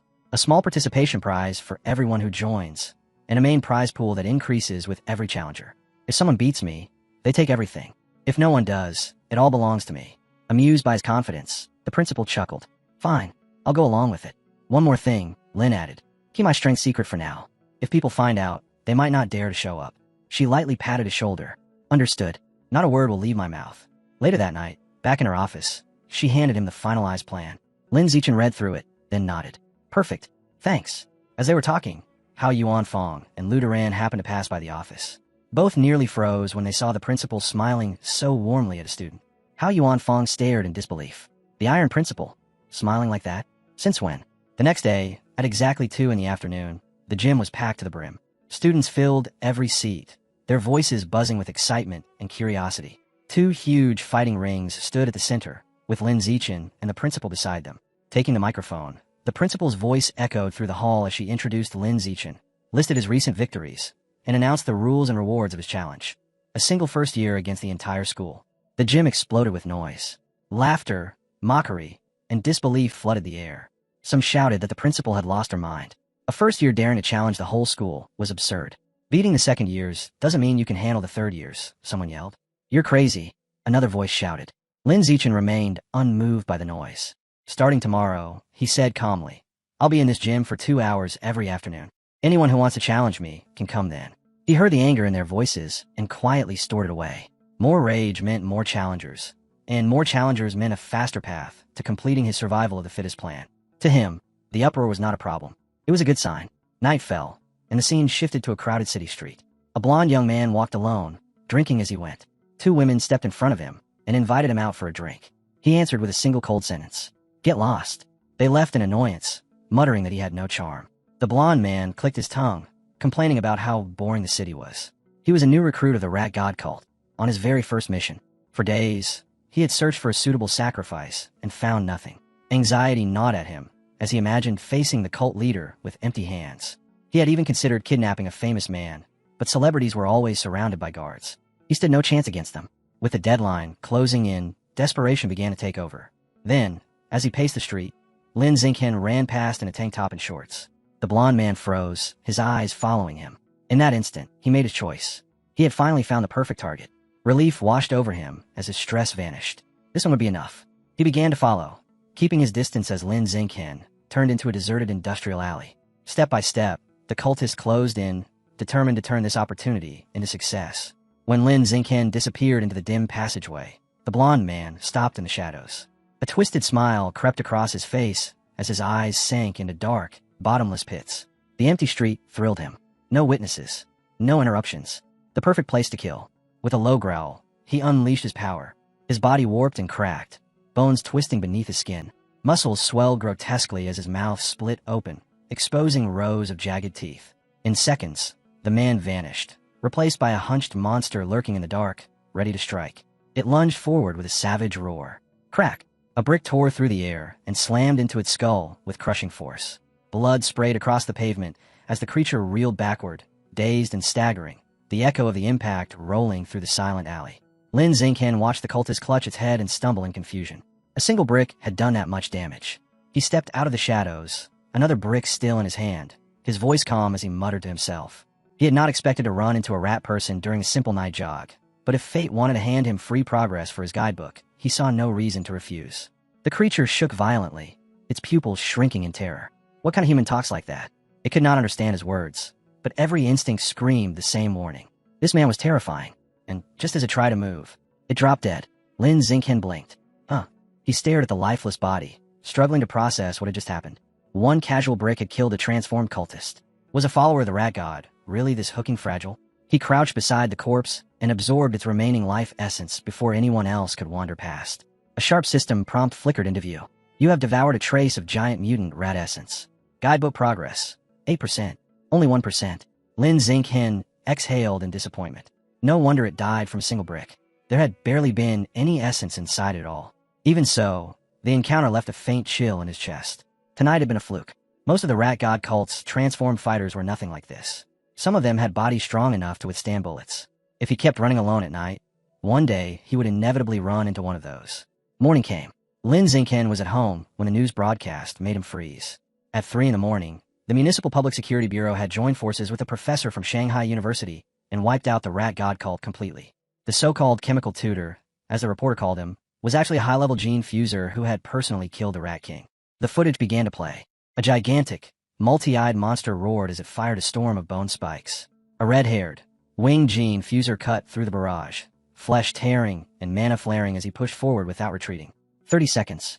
That was all it took for the Rat King, a creature so massive it blotted out the streetlights, to slam into the ground in defeat. Lin Xingqian watched the gene fuser land, calm and unscathed. His jaw tightened. So that was the power of a high-level being. He slowly leaned back, his expression turning grim. Terrifying was not even close to enough to describe it. The room was bright and sterile, almost clinical, yet the two men inside it looked like they had just walked off a battlefield. The blue-haired man casually sipped from his cup and glanced at the spiky orange-haired man beside him. So, any news from the teacher? Tiansheng did not even look up. Still out of contact, he replied flatly. And the entire team that went to suppress the riot at Source Site 36. Not a single one has reported back. The blue-haired man froze mid-sip. All of them. All of them, Tiansheng said. If things hadn't already been mostly stabilized, I wouldn't even have had time to deal with the little shrimp that slipped out during the chaos. The blue-haired man raised a brow. Little shrimp. He almost scoffed, but then the image of the monstrous Rat King flashed through his mind, the creature that had left the entire Public Security Bureau helpless. To him, that thing was a living nightmare. But compared to someone like Tiansheng, yeah, in that sense, it really was just a shrimp. He sighed, then suddenly draped an arm over Tiansheng's shoulders. Since you're here anyway, why not swing by our old school? Give the juniors a lecture or two. Tiansheng knocked his arm away. I'm not some idol. I have actual work to do. Oh, come on, the blue-haired man grinned. Giving guidance to our cute juniors is real work. Think of it as nurturing the next generation. Tian clicked his tongue, but did not bother to argue. Far beneath them, beneath the pale glow of the full moon, the truth was unfolding inside a cavern drowned in darkness. The Rat King was still alive. It knelt on the stone floor, trembling as it spoke, its voice breaking. First, it had fed on beggars. Then it had moved on to young people. And, eventually, it had developed a taste for the pampered rich. Now it pressed its head to the ground, no longer a tyrant, but a groveling worm, because towering over it was something far more terrifying. A colossal, green-skinned monster with glowing crimson eyes filled the cavern with crushing pressure. Its rage pulsed through the air like a living heartbeat, making the stone walls feel as if they were closing in. I dragged you here, it growled, so your clan could dig tunnels. That was all you were supposed to do. Instead, you went around eating humans and stirred up a citywide disaster. Do you really think you deserve to live after that? The Rat King shook so violently it could barely breathe. And Master, Please, give me another chance." The giant stared down at it in silence. Then at last it spoke. "Fine, I'll give you one." Relief surged through the Rat King and was instantly crushed. A massive claw slammed down. Blood exploded across the cavern as flesh was torn apart. The Rat King screamed, swallowed by the sickening sound of violence. Deep inside the darkness of the cavern, the punishment did not stop. The huge green monster held a freshly torn eye between its fingers, blood still dripping from it. It sniffed once, curling its lips. Disgusting smell, but the taste isn't bad. The Rat King could only tremble as its master casually bit into the bloody orb. Its remaining eye darted around in sheer terror before the creature's hand closed around its skull once more. Hiding underground, letting one of your underlings pretend to be you. "You're not as stupid as they say," the monster rumbled. "That thing Wu Tian killed was just your decoy." Clever. Its grip tightened, forcing a whimper from the Rat King. "But if you fail to dig the tunnels I ordered," its crimson eyes flared with killing intent, "you will die anyway." The Rat King bowed so low its snout scraped against the stone, barely daring to breathe. On the surface, morning light washed over Shanghai High, and today belonged to him. As Lin Xingqian walked toward the gym, the corridors buzzed with whispers and stares, excitement thick in the air. "That's him, the first year who challenged the whole school. Arrogant, isn't he? I can't wait to see him get crushed." Xingqian ignored all of it. His eyes were fixed on his phone, where a wanted notice showed 9 remaining rat god cult fugitives. At the bottom, a glowing golden number blinked. 500,000 won. A walking fortune. A faint smile almost formed, but he suppressed it. If he ever ran into one of them, survival came first. Rewards only mattered if he lived long enough to claim them. He slipped the phone away and pushed open the gym doors. The place was already packed, students crowding shoulder to shoulder around the fighting rings. Exactly what he had hoped for. The challenge alone would not have drawn this many people, but the final part of his plan had. On the sidelines, Shin Ching Han lifted a megaphone. "Everyone who participates gets a lottery ticket. The prizes this year are extremely generous, so don't miss your chance." The gym detonated with noise. "Is that real? Game consoles? Even the newest smartphones? Forget it, I'm in. I don't care if I get flattened." One boy clenched his fists, eyes shining. "If I get lucky, maybe I'll even get to touch Ching Han's hand during the draw." He puffed out his chest and stepped forward, ready to volunteer, and never finished. A girl vaulted straight over him, planted a foot on his head, and shouted, "I'll go first." That single cry shattered the last bit of restraint in the room. Dozens, no, hundreds, of girls surged forward in a wild rush. The boys were instantly swallowed, crushed beneath the stampede as the girls charged the ring, all screaming the same name. "I want to fight Lin Xingqian." The fighting ring stopped looking like a battleground and started looking like a chaotic fan meeting. Girls crowded in from every direction, arms raised, voices overlapping. "I want to challenge him." "No, me first." "Lin Xingqian, look at me." Then the so-called challenges turned into something else entirely. One girl clung to his arm, eyes sparkling. "Wow, you're so strong." Another brushed her hand across his cheek. "And really handsome." Someone hugged him from behind. Another grabbed his hand. Another buried her face against his shoulder. In seconds, he was buried under a wave of perfume, warmth, and unrestrained enthusiasm. Lin Xingqian blinked. This wasn't a fight. This was harassment. He didn't want to hurt girls, but the achievement bar would not fill itself. If he let this continue, the entire event would fall apart. He took a quiet breath and steadied himself. "Sorry in advance." He released his control and moved. A gentle push sent one girl flying safely out of the ring. Another light shove knocked another away. One by one, he launched them out with perfectly measured force. When the ring was still too crowded, he released a faint shockwave. Floom! Every girl around him was lifted off their feet and blown out of the ring in a flurry of skirts and indignant cries. "I'm really sorry," he said with a small bow as the last one rolled to a stop. Silence fell. He opened his system. Survival of the fittest. 309/1000. Good progress. Still far from enough. The girls, however, were not finished. A pink-haired student shot her hand into the air, eyes blazing. "I want a rematch." Lin Xingqian's gaze turned cold. According to the rules, defeated challengers cannot challenge again. A wave of despair rippled through them. That rule is awful. So unfair. We didn't even get to touch him long enough. Before their complaints could grow louder, heavy footsteps echoed through the gym. A massive third-year strode in with his group, cracking his knuckles.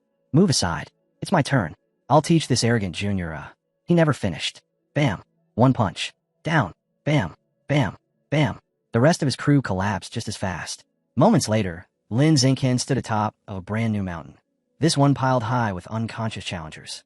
Survival of the fittest. 419/1000. He brushed the dust from his uniform and swept a calm gaze across the stunned crowd. Next, the noise vanished. A shadow dropped lightly into the ring, sharp and controlled. "I'm still here to fight you." A wave of gasps burst out. Yin Xiaoxian, the honors class overlord. He once crushed a whole class alone. Until that third-year instructor shut him down. Yin Xiaoxian stood tall, eyes fixed on Lin Xingqian. I used to be like you, reckless, arrogant, thinking no one could stand above me. He folded his arms, slipping naturally into a lecturing posture. Then someone stronger taught me reality. So as your senior, let me show you what. Lin Xingqian didn't even glance at him. He turned to the supervising teacher. Can I start? Yin Xiaoxuan's eye twitched. The match hadn't begun, yet he was already invisible. The teacher, drenched in sweat, waved his clipboard wildly. Match start. Yin Xiaoxian drew in a breath to continue speaking. Crack. One kick. Lin Xingqian's foot smashed into his chest, launching Yin Xiaoxian across the ring like a kicked sack of gravel. He slammed into the far wall with a deafening boom.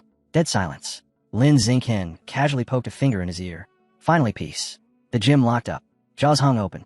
He kicked Yin Xiaoxian like he was nothing. How powerful is he? Before anyone could recover, slow clapping echoed. Clap, clap, clap. The crowd parted as a tall, broad-shouldered student with spiky red hair stepped forward. The air itself shifted. Shen Qinghan, #1 in the entire school. Now this is the real battle. Energy surged through the hall. Lin Xingqian studied him quietly. Beat the younger one, and the older brother appears. Predictable. Shen Qinghan landed in the ring, a crooked smile on his face. Didn't think Yin Xiaoxian would fall to a freshman. Since he did, I'll... Lin Xingqian raised a hand, ignoring him as he turned to the teacher. Can we begin? Shen Qinghan's smile twitched. Hey, I wasn't done. Start. The teacher shouted. You. Shen Qinghan roared as blue energy exploded around him. Fine. I'll smash you until you listen. He rushed forward, the floor cracking beneath his feet. Lin Xingqian stepped in to meet him, his fist wrapped in glowing yellow light. Boom! Their clash sent a shockwave ripping through the gym. Shen Qinghan's eyes widened. That won't be enough, he said, calm but certain.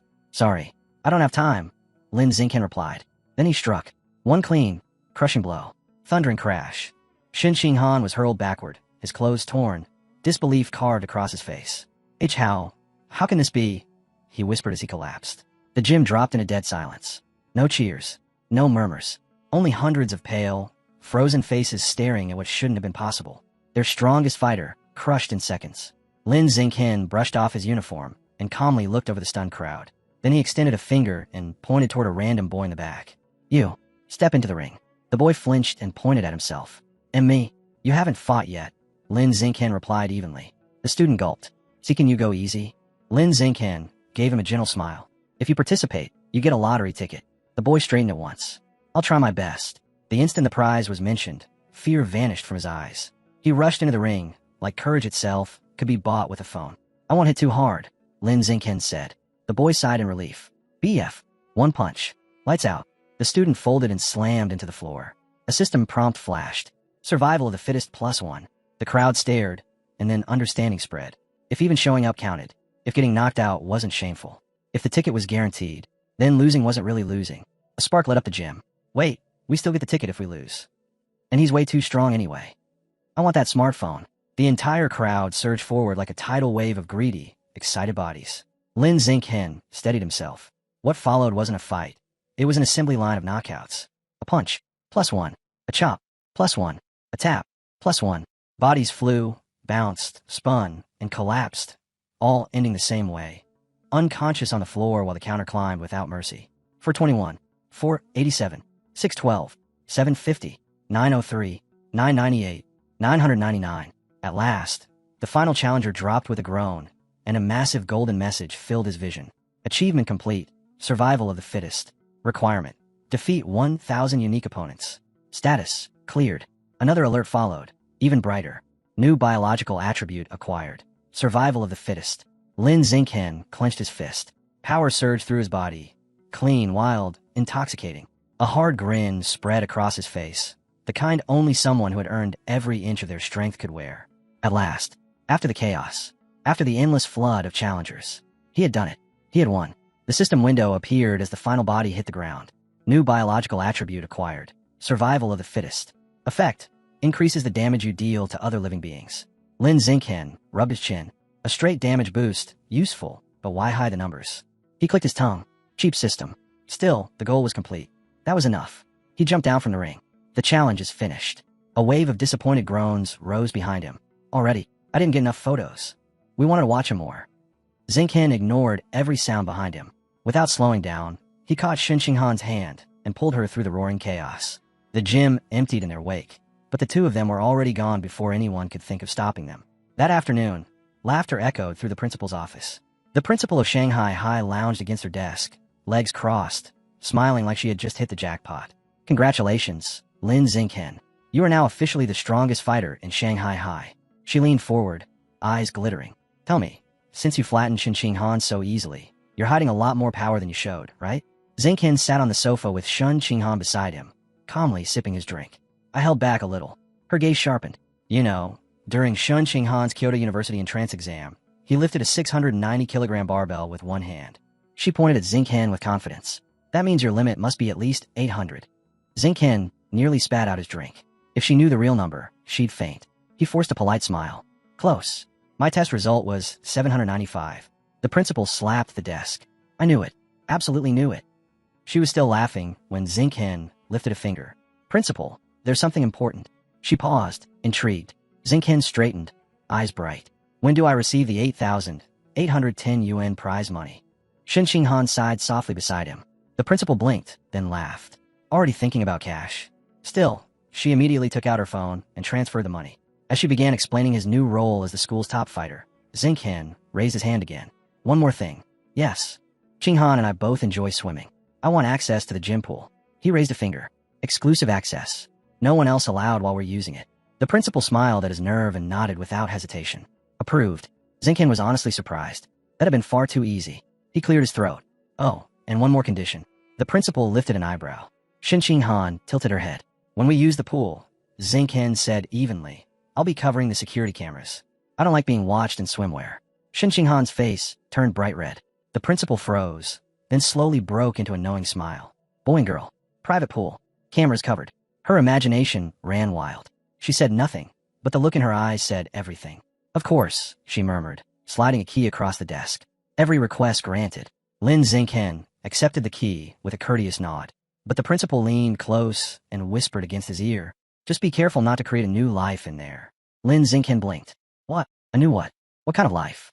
Since when did swimming produce anything? Before he could question it, she waved him off with a playful grin. Walking down the hallway, he rolled the pool key between his fingers. Private access. No cameras. No interruptions. Perfect. With that privacy, he could finally examine the true nature of Shen Qinghan's strange water abilities without anyone interfering. His thoughts broke when she tugged lightly at his sleeve. Lin Xingqian, can I ask you something? She looked uneasy, eyes lowered, cheeks faintly red. I entered a singing contest.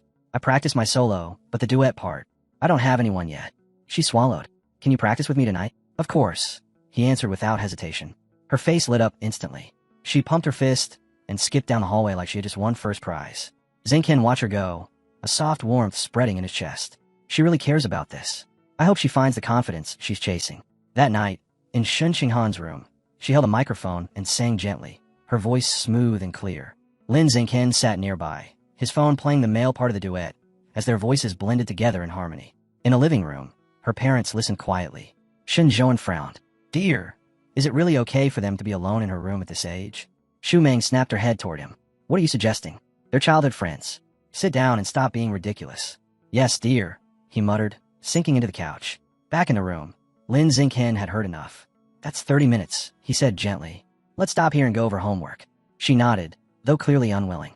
As he gathered his things, he added, Don't forget, tomorrow we're using the private pool. You need to train your water control. Bring your swimsuit. Her eyes shone. I will. They said goodbye, and Lin Xingqian stepped out into the night, the pool key still warm in his hand, already thinking about the next day's training. Shen Qinghan shut the door, leaned against it for a moment, then covered her face. Tomorrow, the pool, just us. Her cheeks burned. She rushed to her closet and pulled out 2 swimsuits, laying them on the bed. A modest blue one-piece, and a black bikini that was anything but modest. She lifted the bikini with trembling hands. Her face turned even redder. Isn't this too much? What if he looks at me and... Her imagination ran far too fast. She imagined herself splashing Lin Xingqian in the pool, laughing as he chased her, the two of them fooling around like a scene straight out of some romantic drama. He would trap her against the pool wall, water sliding down her shoulders. She slapped her own cheeks. Focus. But the image refused to leave. After struggling with herself for a long, painful minute, she finally clenched her fists. It's just him. So, It should be fine. With the resolve of someone jumping off a cliff, she shoved the bikini into her school bag. The next day after school, the gym's pool was silent and empty, wide, echoing, completely private. Lin Xingqian was already there, dressed in his swim trunks, a towel draped over his shoulder. Standing by the pool, he looked like a model that had wandered into a sports advertisement. The lights highlighted every line of muscle across his chest and shoulders. He glanced at a security camera. Right, I'll deal with that later. Then, Xingqian. He turned and froze.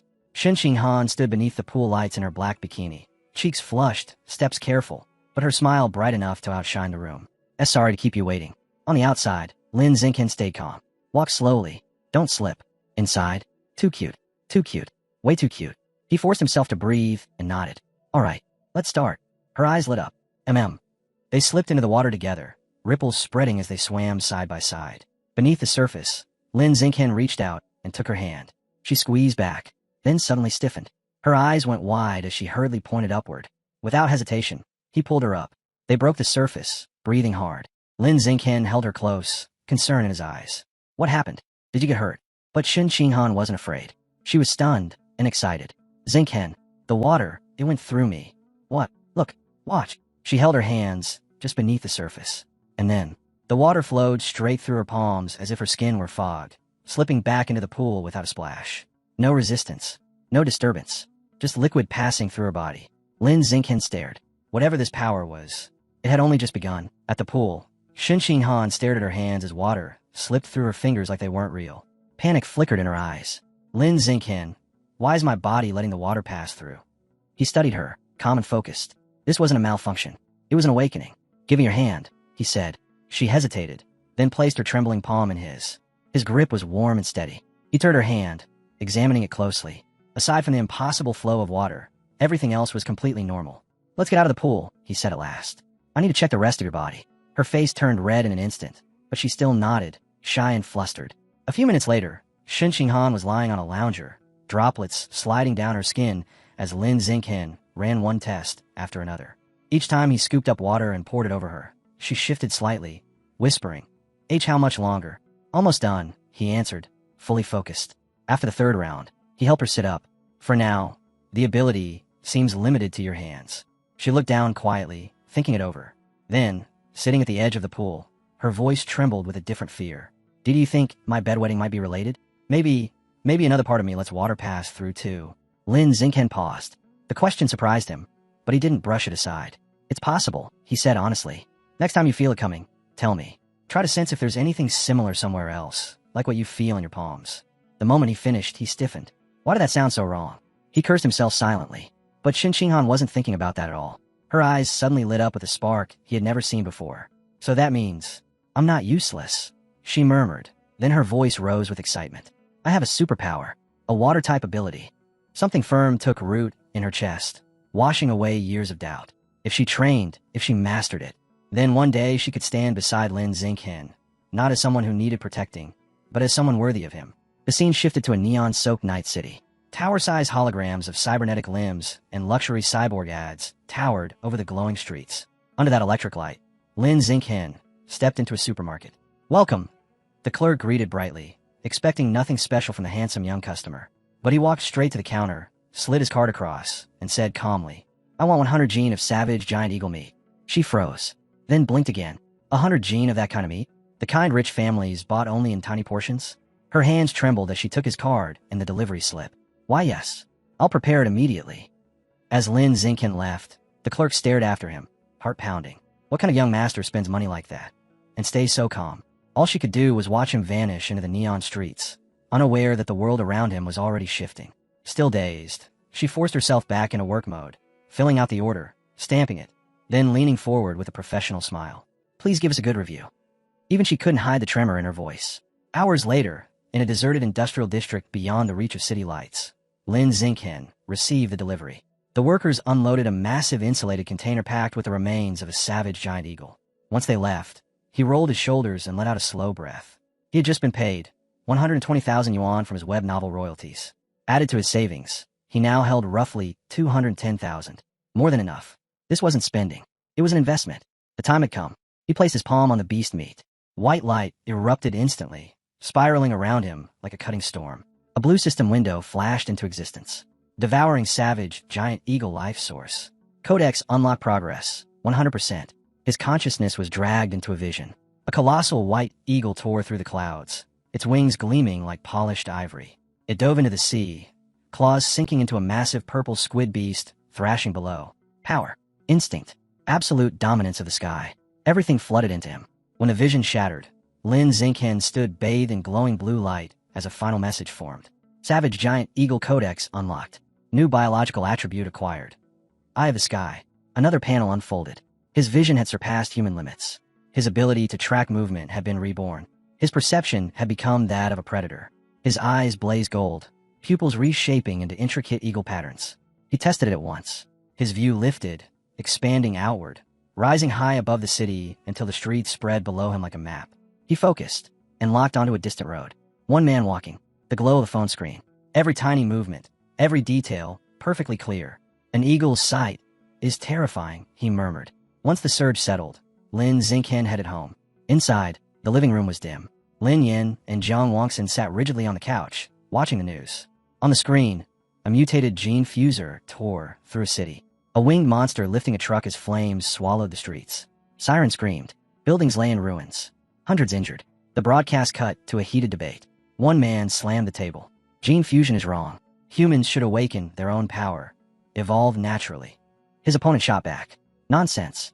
Without gene fusers, how do you fight aberrant beasts? Martial artists can't even stop bullets. The room went silent. Lin Xingqian's parents exchanged weary looks, worry etched deep. Behind them, Lin Xingqian stood quietly, his golden eyes fading back to normal as the world crept closer to chaos. Lin Yin sighed when the program ended. Gene fusers, they're walking time bombs. You never know when one will lose control. Jiang Wangxin waved it off. You're overthinking it. The government regulates them strictly. Accidents like that are rare. The real problem is, she lowered her voice. Most gene fusers can't have children afterward. Lin Yin nodded. Exactly. If someone plans to go through fusion, they should preserve their genes first, or have a child beforehand. Halfway through the discussion, Jiang Wangxin suddenly stiffened. Her eyes widened. Her cheeks flushed. Lin Xingqian was standing in the doorway. Son, you're back, she said awkwardly, clearly realizing he had heard far more than intended. The air grew painfully stiff. Lin Xingqian simply smiled, sparing them. Let's eat. Around the dinner table, the tension slowly melted away. Between bites, Lin Xingqian spoke casually. Tomorrow is the school singing competition. Qinghan signed up. His parents reacted instantly. That's great. Lin Yin slapped the table. We're all going to support her. And not just support her. Jiang Wangxin added with intensity. Qinghan is like my own daughter. We're cheering louder than anyone. Lin Xingqian nodded, already picturing the chaos they would cause. When the night arrived, the campus turned into a festival of lights and sound. Giant screens, spotlights, and roaring students filled the air with energy. And right in the middle of the crowd stood Lin Yin and Jiang Wangxin, wearing glowing headbands and waving an enormous neon sign that screamed, Qinghan, you can do it. Backstage was a different world. Inside an empty classroom, Lin Xingqian leaned close to Qinghan, gently brushing makeup across her cheeks. She kept her eyes closed, trusting him completely. When she opened them, she found him staring at her, quiet, focused, almost holding his breath. Her face turned red. Why are you looking at me like that? He smiled without hesitation. Because you're beautiful. The blush crept all the way to her ears. The elegant black dress only made her look even more breathtaking, and even more nervous. Before the moment could deepen, Chu Rue suddenly peeked in. Well, finish with your little romantic scene. Qinghan nearly jumped. And no, he was just helping with makeup. He's good at it. Chu Rue lifted a brow. Sure, you two act like an old married couple. She glanced at Lin Xingqian, holding a full set of brushes like a professional. See? Certified makeup master. She waved a hand. You're on after the next 2 acts. Don't be late. With a grin, she slipped away. Lin Xingqian held out his hand. Come on, I'll take you. Her heart pounded, but she nodded and reached for him as the stage lights glowed down the hallway. Then, just as he turned to lead her out, she didn't move. Shen Qinghan sat frozen in her chair, shoulders shaking, hands clenched on her knees, her entire body trembling. When he looked back, her face was ghostly pale, yet burning with humiliation. With a tiny, shaking movement, she reached out and lightly caught the edge of his jacket. Lin Xingqian. Her voice trembled. She couldn't even raise her head. He lowered himself slightly, worry in his eyes. What happened? Her lips pressed together, eyes shimmering as panic built. The words fought to come out, then finally spilled in one desperate breath. I lost control again. The confession struck like a bolt of lightning. His gaze dropped, and he saw it. A faint wet mark spreading down the elegant black dress, seeping toward the glossy floor. The pressure, the fear, the looming stage had overwhelmed her. Shin Qinghan shook harder. I was too nervous. I couldn't stop it. Tears clung to her lashes as she folded inward, too ashamed to look at him. But Lin Xingqian didn't step back. He didn't hesitate. He didn't judge. He moved closer, resting his hands gently on her shoulders. Han, he said quietly, look at me. She lifted her face just enough to meet his eyes. There was no shock there. No disgust. Only steady warmth. We'll deal with it, he said. Together. Don't panic. Her shaking eased, just a little. Of everything she feared, this moment had always been the worst. Not the stage, not the crowd, but the thought that he might finally see her as broken. But the way he looked at her now, for one fragile second, she felt like she wasn't someone to be avoided, but someone worth protecting. Overwhelmed, Qinghan finally collapsed into tears. She clutched Lin Xingqian, sobbing as her voice cracked. We're about to go on. I ruined everything. If they find out Her words dissolved into crying. They'll all hate me. Lin Xingqian stayed calm. He lifted her face gently and spoke in that steady tone that always cut through her fear. Stop crying. Your makeup is going to run. The classroom fell silent. Just her uneven breaths and his quiet presence. Then something shifted in his eyes. He looked toward the massive white curtains by the windows. Before she could ask, he grabbed a pair of scissors, walked over, and ripped one down in a single motion. Qinghan froze, tears still on her lashes. He spread the fabric across the table, hands flying as he cut, folded, and shaped it with impossible speed. In less than a minute, the curtain was gone. In its place, the dress. A layered, elegant white gown fit for the stage. Her voice barely escaped her lips. Lin Xingqian. He lifts it with quiet certainty. Go change. Now. Qinghan freezes, cheeks flushing as her fingers knot together. It's fine, just turn around. I'll change here. His face ignites. It's here. She nods anyway, eyes soft and stubborn, and in the end he gives in. He turns stiffly, staring straight at the far wall, as if it might save him. Behind him comes the faint whisper of fabric, the soft slide of her ruined black dress falling away. She stretches lazily, not even trying to hide that she is teasing him, moving in her underclothes like she knows exactly what kind of chaos she is causing. He doesn't look. He can't. But his ears burn because she is far too close. Then her voice comes, light and bright. You could turn around now. He does. And stops dead. Qinghan stands there, radiant in the makeshift gown, like it was created just for her. Her smile is steady, fearless. Thank you, she says softly. After crying that much, I'm not nervous anymore. He reaches out and gently pats her head, a simple, warm gesture that carries far more weight than words. Good, go in. She looks at him like the sun itself. Not long after, the announcer calls them forward. Lin Xingqian and Qinghan. Their performance erupts across the stage. Bright, lively, impossible to look away from. The crowd moves with them, cheering louder with every beat, every turn, every note. Then the pause comes. Long, heavy. The kind that squeezes the heart. The winners are Lin Xingqian and Qinghan. The hall detonates with applause. They grab each other, laughing, breathless, caught in the rush of victory. In the audience, Lin Xingqian stands beside his father, clapping hard, a proud smile settling on his face. The next day brings reality crashing back. A teacher bursts into the room, eyes snapping to the ruined curtain. Who cut my curtain? No one answers. They do not have to. Punishment follows. Lin Xingqian and Qinghan are ordered to clean the entire classroom. As he drags the mop across the floor, Lin Xingqian lets out a quiet sigh. Fair trade, he decides. Then, ding, a translucent screen flashes before his eyes. Achievement complete. Cooperate 1,000 times. Reward unlocked. Gregarious animal attribute. Combat power increases based on nearby allies. He blinks. A slow, satisfied smile spreads across his face. Unexpected, but welcome. Qinghan's life changes just as suddenly. After the performance, her name spreads through the school. The same girls who once ignored her now crowd around, praising her voice, pulling her into karaoke plans, treating her like a star in the making. For once, she does not shrink away. She smiles, joins them, stands tall. That confidence leaks in everything else. Her martial arts sharpen. Her stance stabilizes. Even her instructor notices. You're improving faster than usual. She only blushes and mutters something about training harder, but inside she knows the truth. Someone believed in her. Someone gave her the courage to step onto that stage. Lin Xingqian's rise does not slow. He enters a major martial arts tournament and takes first place. Shanghai High's first championship in 5 long years. His parents celebrate like they have been waiting their whole lives for this. Qinghan nearly jumps him in excitement, laughing so hard she can barely breathe. His teammates cheer until their voices shred apart. Soon his room is so packed with trophies that he has no choice but to stack them across the floor. And fame opens doors. A representative from the Hay family martial arts gym arrives with an offer, an endorsement deal, a spokesperson contract, posters, photo shoots, commercials. He signs without hesitation. Between the endorsement payout and the steady flow of income from his web novel, the numbers in his account surge. 900,000 on. He stares at the screen. More than enough. Enough to unlock the next codex. He slips into a narrow alley behind the supermarket. A familiar employee waits there, friendly and discreet, handing him a huge sealed box. Your order. Be careful. This one's special. Inside is the meat of a hidden dragon. A massive, lizard-like beast famous for stealth. A species almost never captured, let alone preserved intact. Lin Xinghen places his palm against the cold surface. Instantly, boom, blue aura explodes outward, twisting around him like a living storm. A system window flashes into existence. Absorbing life source, hidden dragon. Codex progress, 100%. Another message follows immediately. Hidden dragon codex unlocked. New attribute acquired. Natural camouflage. Lines of explanation unfold. Natural camouflage. Reduce internal life signals. Conceal true biological level. Mass presence. Ideal for ambush or deception.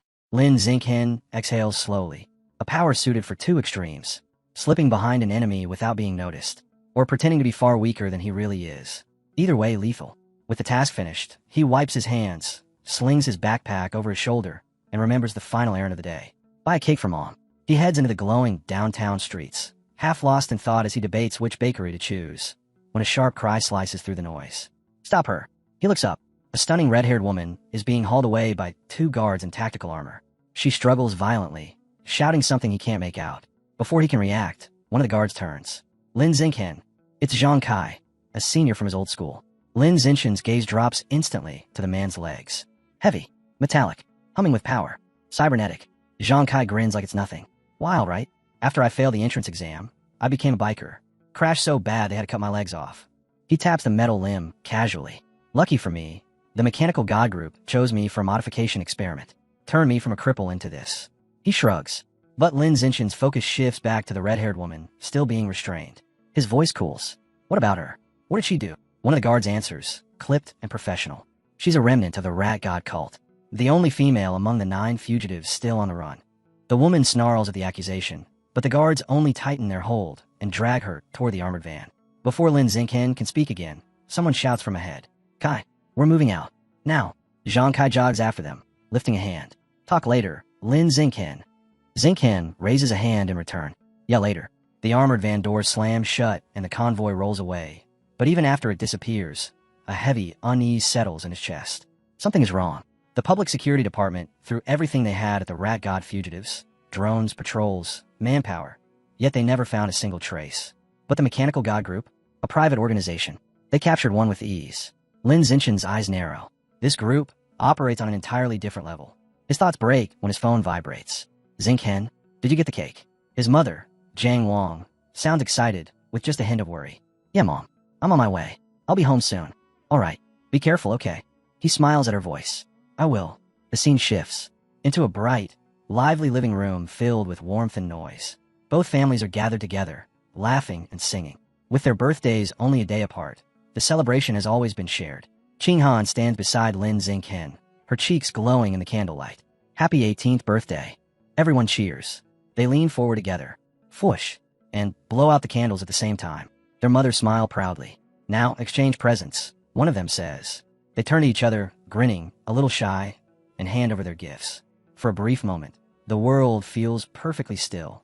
Then, rumble. The floor shudders. Decorations sway. Glasses clink. Someone grabs the table to keep from falling.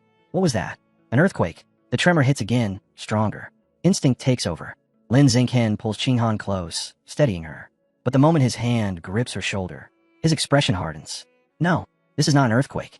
The vibration, the rhythm, the pulse beneath the ground. Something is terribly wrong. Deep beneath the city, a vast cavern stretches into endless darkness. A monstrous tide of rats floods the tunnels, their bodies packed together like a living ocean of shadows. Thousands, tens of thousands, all surging in one direction. Red eyes glow like scattered embers in the black, and they are moving upward, toward the surface, toward the city, toward them. The next morning, the television tries to erase everything. A calm-voiced anchor insists Shanghai isn't even on a fault line, so a major quake is impossible. There's no need to panic. Nothing happened. At breakfast, Lin Xinghen finishes eating and stands.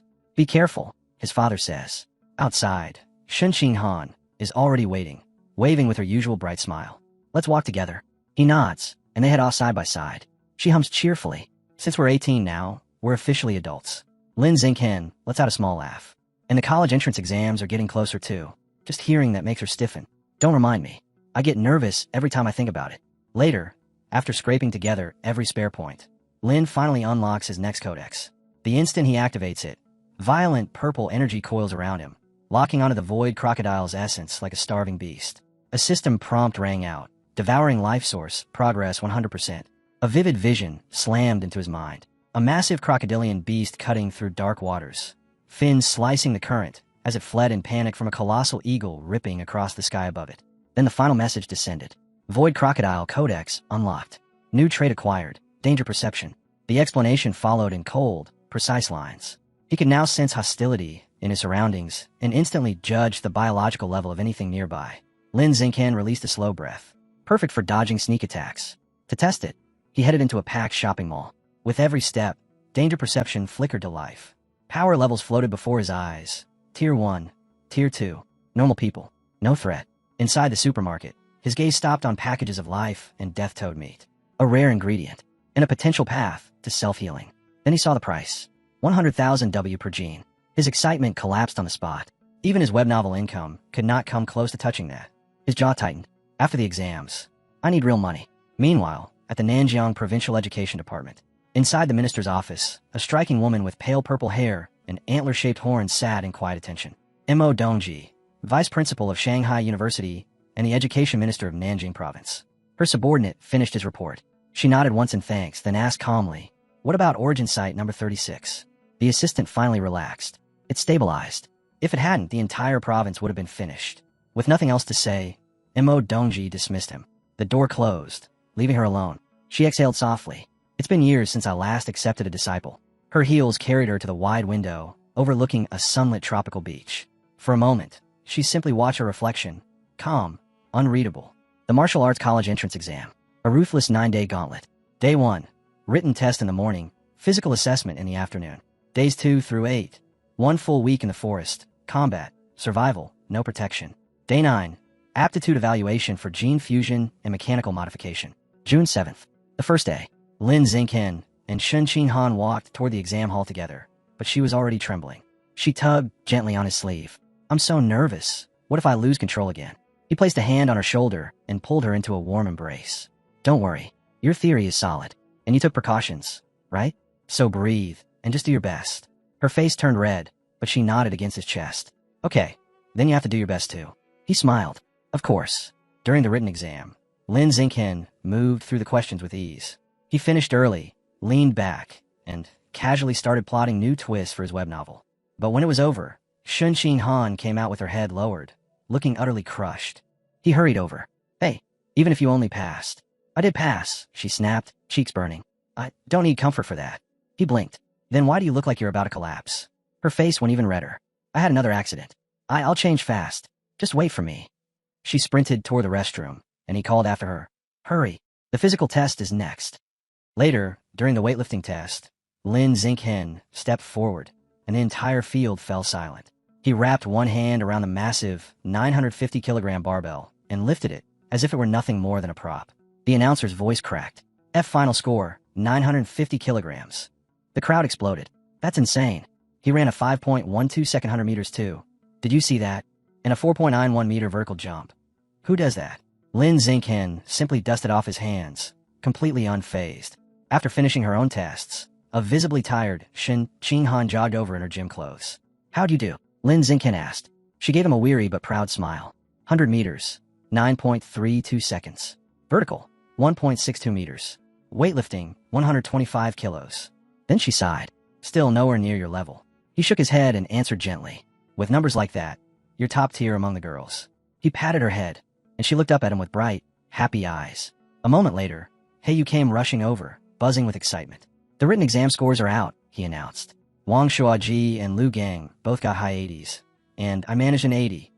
As he pressed them for their results, Shun Han nervously checked her phone. Her eyes widened. I got an 82. Heiyu froze. Then both of them turned toward Lin Xingqian. He lifted his phone calmly. "A perfect score. Shin Ching Han burst into cheers, while Hayu stared like he was witnessing something unreal. Yeah, freakishly talented as always, he muttered. Later, on the walk home, Shin Ching Han's nerves crept back in. The forest test 7 days. I'm scared, she admitted softly. Lin Xingqian reached out and took her hand. Don't worry, I'll stay with you the whole time. I'll protect you. Her shoulders relaxed at once. She nodded. Then, I'll stick close to you.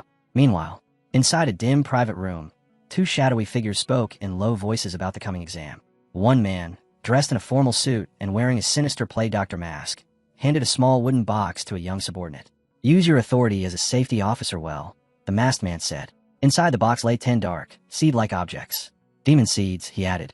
They'll help you complete the mission. He promised that if the job succeeded, the young man would be recommended as a full member of their organization. The subordinate hesitated. Could I get that rare fruit instead? The masked man scoffed. Short-sighted fool. 1 fruit only pushes you to mid-tier. Our organization can take you far beyond that. After a brief pause, the young man lowered his head. You're right. Becoming a full member is worth much more. A line of buses rolled slowly through a dense forest wrapped in heavy fog. A mechanical announcement crackled through the cabin. Students, prepare for arrival at the practical exam site. Inside one of the buses, Shin Ching Han slept quietly against Lin Xingqian's shoulder. He gently nudged her awake. We're here. Another automated voice followed. Entrance Group 9, please disembark and proceed to the assembly point. The students poured out into a massive staging area where instructors laid out the brutal rules. Hundreds of score tokens were scattered throughout the forest, some hidden, some guarded by beasts. Safety officers waited near the more dangerous creatures, but anyone who called for help would be disqualified on the spot. The deeper you went, the stronger the monsters, and the higher the scores. With 100,000 students and only 50,000 tokens, half of them were guaranteed to leave empty-handed. Cooperate or compete. Share or steal. Anything was allowed, except asking to be rescued. They were given 1 hour to prepare. The area instantly descended into chaos as students rushed to form teams. One loudmouth even tried to recruit people by boasting about his father, until a stern female instructor shut him down with a single icy stare. Nearby, Lin Xingqian and Shin Ching Han calmly ate their snacks when a group of girls approached. Want to team up? No, Lin Xingqian replied without hesitation. A moment later, a reddish-brown-haired boy stepped forward. Can I buy some of your food? Lin Xingqian tossed him a pack of toast. Take it. The boy brightened. Thanks. Want to team up then? I'm Hong Junping, from one of the top schools. Still chewing, Lin Xingqian declined again. Hong Junping slumped, thanked him, and walked away. Shin Ching Han blinked. He was kind of strange. Lin Xingqian smirked. He wasn't here for the food. He was looking at you. The realization hit her all at once, and her face turned red. Break time ended. Lin took her hand. Let's go. They stepped into the vast wilderness, swallowed by mist and towering trees. Lin Xingqian started them off carefully, staying near the safer outskirts so she could warm up. He activated the Eye of the Sky. Golden light flickered through his pupils as the world sharpened. There, he said, pointing to a tall tree. A token at the top. Go. Shin Ching Han leapt up with surprising agility. A moment later, she landed lightly, holding a token marked with a 1. Xingqian, I got it. With the Eye of the Sky still active, Lin Xingqian swept the forest like a living radar.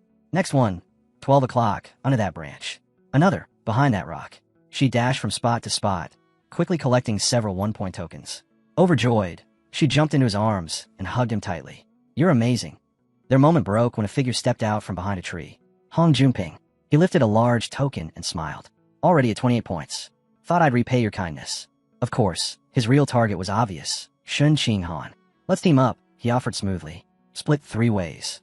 Lin Xingqian didn't even blink. If you really want to repay me, hand over all your points. Hong Junping's smile shattered, his face twisting in disbelief. Are you insane? A violent aura exploded from him as he lunged forward, roaring, You two chose the wrong path. Lin Xingqian's lips curled. No, you did. The fight ended in an instant. 1 punch, straight into the stomach. Hong Junping doubled over, blood spraying from his mouth as he collapsed unconscious. Lin Xingqian casually picked up the drop token and walked away with Shin Ching Han still clinging to his arm. Will he be okay? She asked quietly. I barely used any strength, he said with a shrug. The following days flowed in a steady rhythm. Lin Xingqian pushed her hard, tracking down more tokens, making her lift heavy boulders, teaching her how to hunt wild boars. Between the harsh training, they shared gentler moments, picking fruit, resting beneath the trees, brushing aside would-be ambushers without effort. When exhaustion caught up to them, they rested under a makeshift shelter. Shin Ching Han slept against his shoulder, and Lin Xingqian looked down at her, wishing the moment could last forever. By the end of the week, they reached the forest central region. Xinqing Han stopped and pointed at an old wooden sign tangled in vines. Danger, aberrant beast zone. The warning alone made the air feel colder. Yet as they went deeper, the forest was eerily quiet. No growls, no rustling, not even the heavy thuds of large creatures. It's too quiet, Xinqing Han whispered. Then she frowned. Did we come too late? There aren't any aberrant beasts at all. Lin Xingqian studied the ground. The only signs left were thick, dark bloodstains smeared everywhere. Huge splashes and long streaks, as if something had been dragged or devoured. Something had been here, and whatever it was, it had wiped everything else out. As they continued through the woods, Xinqing Han puffed her cheeks in frustration. If we'd arrived earlier, I could have killed the aberrant beasts. I might have earned the genius title. Lin Xingqian gently patted her head. That title isn't worth much. Let's head back. He glanced up at the treetops, where cameras were hidden everywhere. Hunting beasts for points was an illusion. Teaching Xinqing Han how to survive was far more important. When the combat phase ended, all students were transported to the next trial, the gene fusion compatibility test. Buses took them to a heavily fortified research facility on a remote island, the Island Gene Research Institute. Inside, students lined up for blood samples. Xinqing Han stared at the test tubes with curiosity. Is that the reagent? Flowing cloud jellyfish genes, Lin Xingqian said. They're highly compatible with humans. The reaction between your blood and the genes determines your fusion potential. Nearby, Heiyu trembled. I really hope I pass. I don't want a mechanical modification test. Chu Rue leaned closer, shivering. They say that one feels like being burned alive. They implant alloy fragments directly into your body. Heiyu turned pale and immediately started praying. An hour after the blood draw, the results began to roll in. A girl shouted in excitement. 8%. I passed. I could be a gene fuser. Another stared at her 4% in despair. A third let out a breath after barely scraping 6. Whispers spread through the crowd. 6%. Passable. 8%. Excellent. 10%. Enough for top universities. And the Kyoto prodigy, a legendary 16%.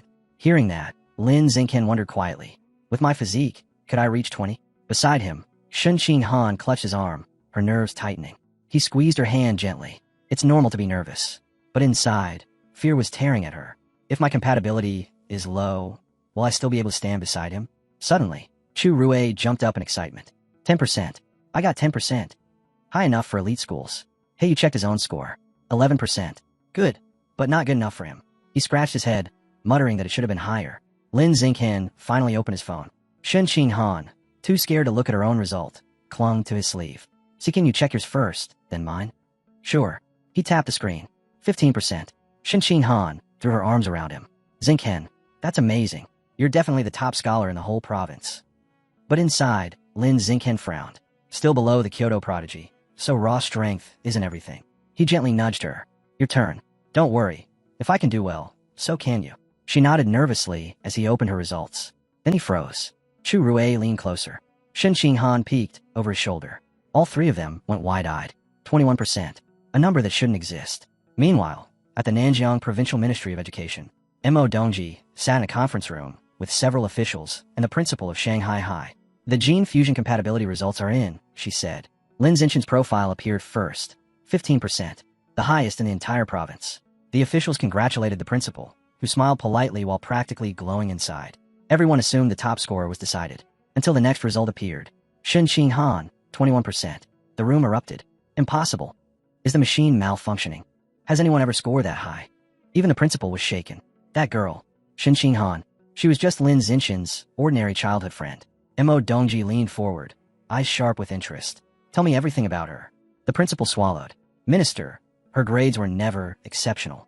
Maybe it's a mistake. Mo Dongji exhaled slowly. There's only one way to know. I'll confirm it myself. Back at the institute, chaos swept through the students. 21%. No way. The test has to be broken. Xinqing Han turned to Lin Xingqian, overwhelmed. Xingqian, is that really my score? Did they make a mistake? Lin Xingqian rested a calming hand on her shoulder.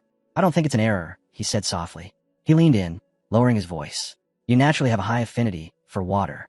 And this test used flowing cloud jellyfish genes, also water-aligned. It's a perfect match. Xinqing Han's eyes widened as everything clicked. So, my body is extremely compatible with water-type beast genes.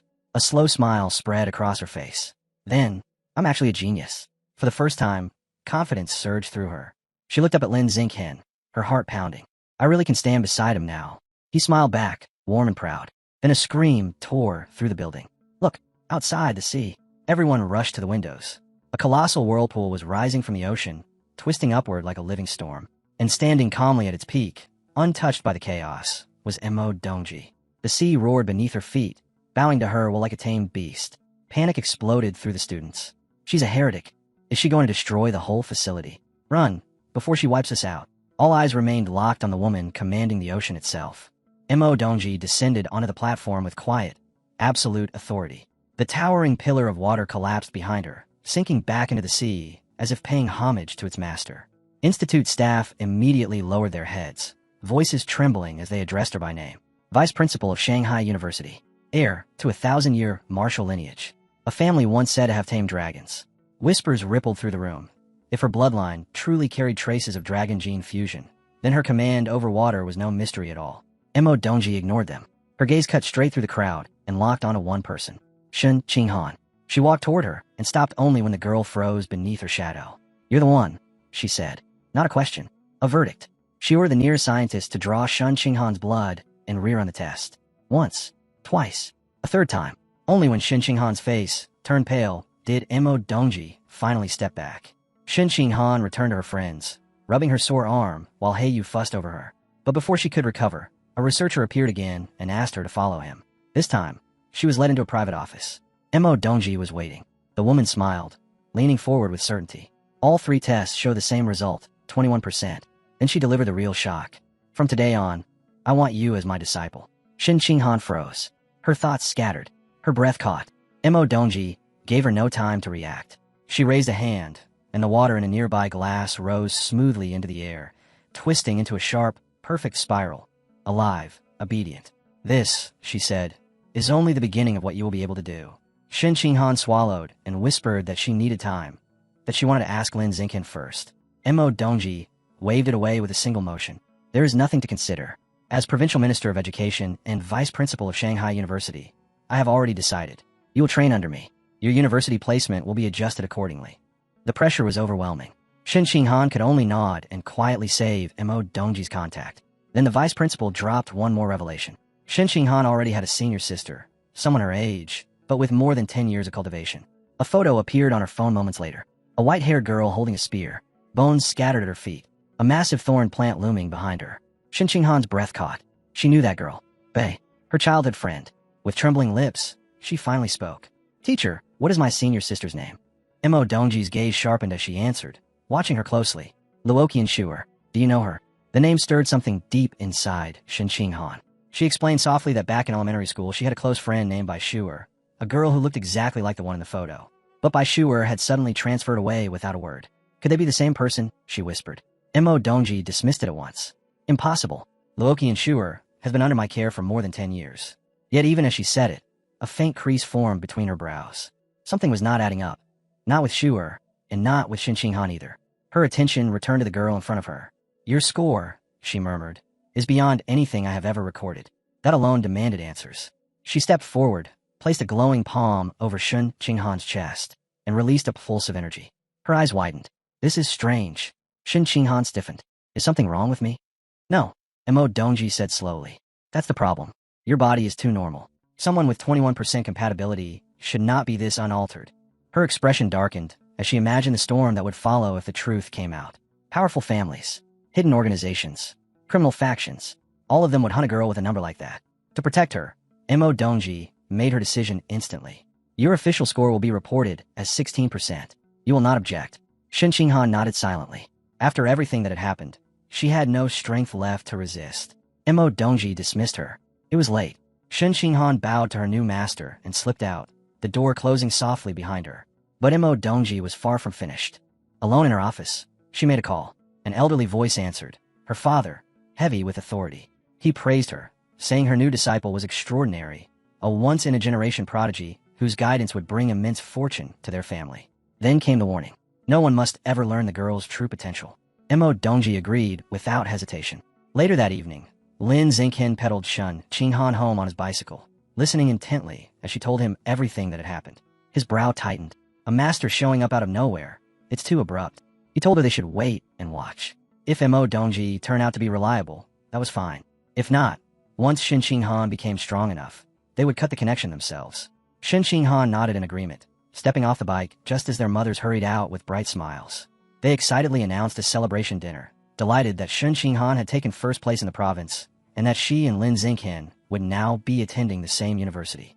That night ended without dread or unease, replaced instead by the warmth of family joy, while the truth of her hidden talent quietly tightened its grip on her destiny. The restaurant buzzed with laughter and clinking glasses as both families raised their cups in a toast, celebrating the province's two brightest stars, Shun Qinghan and Lin Xingqian. Pride and happiness filled the room, and for a brief moment, everything felt light, simple, and perfect. When the meal was over, the families exchanged hugs and farewells, wishing one another a safe journey home before disappearing into the night. Hours later, beneath a calm, silver full moon, a gentle knock sounded at Lin Xingqian's door. Zhang Wangshan opened it and stopped. Standing there was Shun Qinghan, dressed in pink pajamas, her cheeks flushed as she nervously shifted her feet. Wangshan couldn't hold back a teasing smile as she leaned against the frame. "So, did you come to sleep with Xingqian again?" Shun Qinghan stiffened under Zhang Wangshan's playful tone, her face turning scarlet as she waved her hands in panic. "And no, it's not like that. I just have something really important to tell Lin Xingqian." Before Wangshan could tease her further, the flustered girl bowed quickly and hurried inside. Wangshan watched her vanish down the hallway, her lips curling into an amused grin. "Important matter? Huh?" She couldn't help wondering if that matter was actually a confession of love. Shun Qinghan stopped in front of Lin Xingqian's door, took a steadying breath, and knocked. "Xingqian, can I talk to you? It's important." The door opened, and he immediately sensed something was off. "What happened?" Inside the room, she sat on his bed, clutching a pillow as if it were the only thing keeping her grounded. Her voice came out soft and shaky as she explained everything. How her master, Enro Dongji, had carried out a complete physical examination earlier that day and found nothing unusual about her body at all. Then she reached the part that truly unsettled him. "Even with her power, she still couldn't detect my ability," Shun Qinghan whispered. "She couldn't tell that water can pass straight through me." Lin Xingqian's face remained calm, but deep inside, his thoughts were in turmoil. Enro Dongji, the woman who could command towering waves as if they were part of her own body, had failed to read Shun Qinghan's constitution. That meant her condition wasn't merely strange. It was something far more profound. He placed a firm, reassuring hand on her shoulder. "Don't tell anyone about this. Not yet. We don't know what could happen if the wrong people discover your ability. When we're stronger, we'll investigate it together." Shun Qinghan nodded at once, trusting him without even a flicker of doubt. "I'll do whatever you decide." Then another thought suddenly surfaced in her mind. "Oh, there's something else." She pulled out her phone in a hurry. "Master said I have seen your sister, and when I saw her photo, she looked exactly like my old friend Bar." She handed him the screen. Lin Xingqian studied the picture of Luo Tianshu. The resemblance was undeniable. The same face, the same eyes, but the feeling was completely different. Colder, wilder, almost unreal. Yet something else drew his focus. The background, the towering trees, the mist curling through them, a forest he had never seen before. "Do you know where this photo was taken?" he asked. Shun Qinghan shook her head. "I don't, but I can ask." She sent a message to Enro Dongji. The reply came back instantly. One word, source site. She frowned and typed again, asking what that meant. The answer was even more baffling. "You'll understand when you're stronger." Shun Qinghan sighed softly as she relayed her master's words. No explanation, no hint, just that mysterious line. Lin Xingqian thought for a moment, then nodded. "All right, we'll leave it for now. When the time comes, we'll look into it." A gentle quiet settled over the room as they lay side by side on his bed, both scrolling through their phones. Shun Qinghan, however, wasn't really paying attention to her screen. She kept glancing at Xingqian, her expression shifting between hesitation and resolve. At last, she whispered, "Xingqian, do men like women who wear cheongsams?" The question caught him completely off guard. Cheongsams. Why would she suddenly bring that up? His thoughts betrayed him, instantly painting an image he was not prepared for, and heat rushed to his face. He cleared his throat. It depends on the person." That wasn't enough for her. Shun Qinghan moved a little closer, eyes fixed on him. "So, do you like them?" Cornered by her gaze, Lin Xingqian nearly folded. I guess yes." She nodded as if she had just confirmed an important theory. Then she pressed on. "What about stockings? Which color do boys like more? Black, white, or nude?" Why is she even asking me this? His mind scrambled, but with nowhere to escape, he answered, "Black or white, I guess." The instant she heard that, she sat straight up. "Okay." Without another word, she opened a shopping app and began adding a cheongsam and stockings to her cart with the seriousness of someone preparing for a major exam. Lin Xingqian could only stare, torn between disbelief and panic. Before he could react, a knock came at the door. Zhang Wangshan stepped in, holding a bag. "Your mother sent this over, dear," she said brightly. "She said you should just stay over tonight." Shun Qinghan froze, mortified. I didn't tell her to send anything. Why would she? Wang Xin waved it off cheerfully. Oh, don't worry. You two are grown up now. Sleeping over together is perfectly fine. With that, she shut the door, cutting off their final path of escape. An unbearably awkward silence fell over the room like a heavy weight. Both of them stared anywhere but at each other, their faces burning hot. Trying to hold on to the last scraps of her dignity, Shun Han opened the bag. I'll just change my diaper and go to sleep, she muttered. But as her hand reached inside, it suddenly froze. The color drained from her face. What is this? She slowly lifted out a small box, her eyes widening in sheer horror. It was those things. For protection. A moment of total inner collapse washed over her. Mother, why? What were you thinking? Overcome with panic, she sprang off the bed. I'm gonna change my diaper. In her frantic rush, she tripped over her own feet and slammed face first into the floor with a loud thud. Lin Xingqian sat there stiffly, watching the entire disaster unfold with wide eyes, unable to understand how the night had spiraled so far out of control. Lin Xingqian and Shun Han had officially been admitted into the Evolution Academy of Shanghai University, and today they were riding through the city on his bicycle. Shun Han sitting on the back, her arms wrapped around his waist as he warned her. Hold on tight.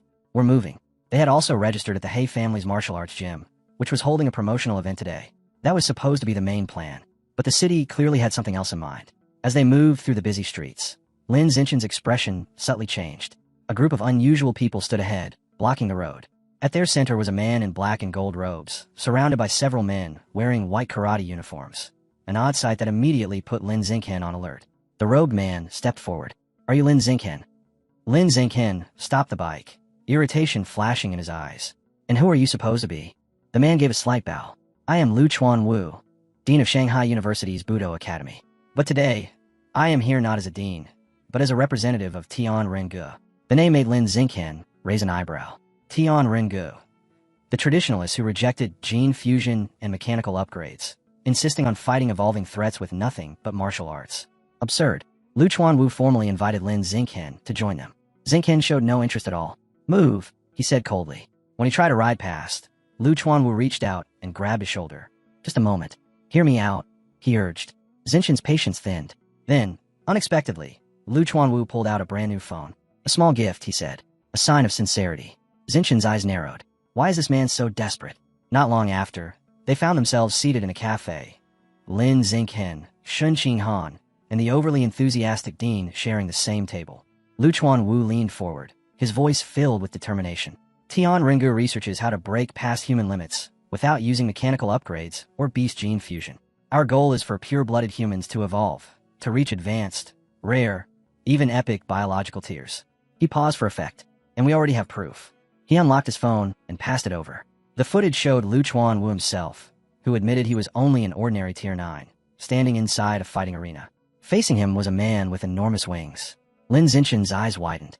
Waiyancheng, the prodigy who had wiped out the rat god cult by himself. A terrifying high-tier gene fuser.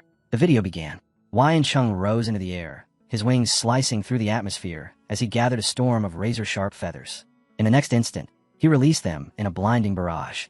The feathers ripped into Lu Chuanwu's body, tearing through his arms, chest, and legs as blood sprayed into the air. Meanwhile, Waiyancheng descended smoothly, landing like a predator that had already claimed its prey. The crowd in the recording gasped, but Lu Chuanwu did not fall. What followed seemed almost impossible. With feathers still buried deep in his flesh and blood streaming down his limbs, Lu Chuanwu charged forward. The arena floor cracked under his feet as he burst ahead with explosive power. Waiyancheng barely had time to react before Lu Chuanwu's fist smashed directly into his chest. The impact roared across the arena.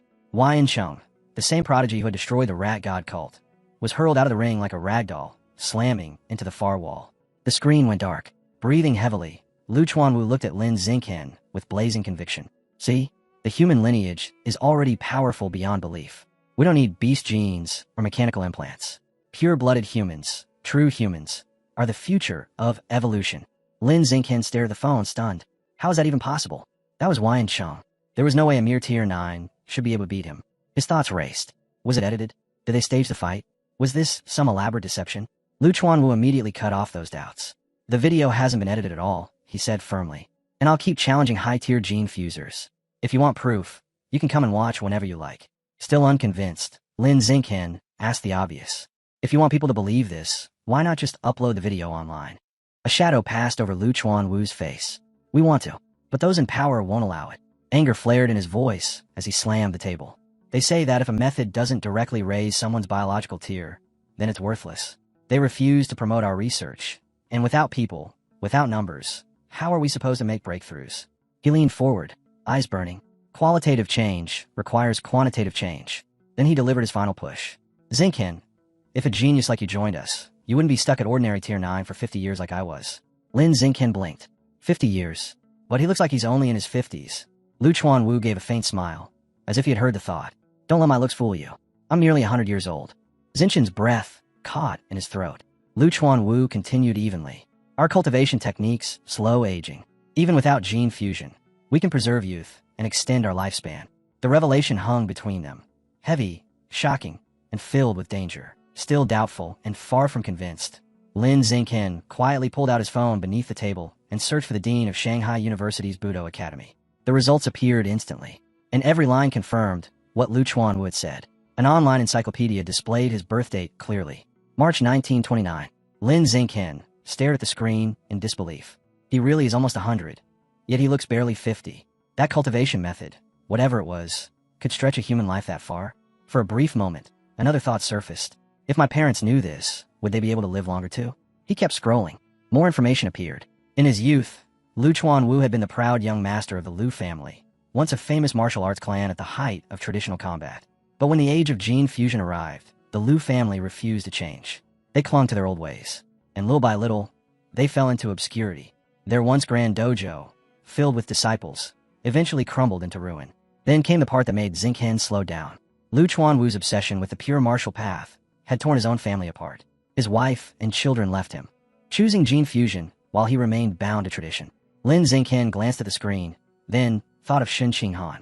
She would never leave me, right? He continued scrolling, then suddenly froze. Under relationships, a familiar name appeared. Ex-wife, Yuan Dongji. His eyes widened. Yuan Dongji. That was another name for Mo Dongji, Shen Qinghan's new master. And beside the names of his son, Yuan Shun, and daughter, Yuan Xiao, both profile pictures were gray. No images. No information. As if they were gone. Zinken slowly lifted his gaze from the phone and met Lu Chuanwu's eyes. A quiet realization formed in his chest. This man cannot be taken lightly. Lu Chuanwu noticed the look and smiled with pride. You see now, nearly a century old, yet still young. This is the potential of pure-blooded humans. This is why Tian Rengu exists. His voice grew louder, charged with belief. Tian Run means humanity conquering the heavens. He pointed sharply upward. Those who rely on gene fusion will never rise above the beasts they borrow power from. One day, they will be crushed by the very bloodlines they imitate. And mechanical modification? He snorted. Its materials come from aberrant beasts, another dead end. Both paths lead nowhere. His fist struck the table once more. Tian Rengu isn't opposed to those methods. But humanity cannot gamble its future on them. They are nothing but temporary crutches. Useful now, but never the final answer.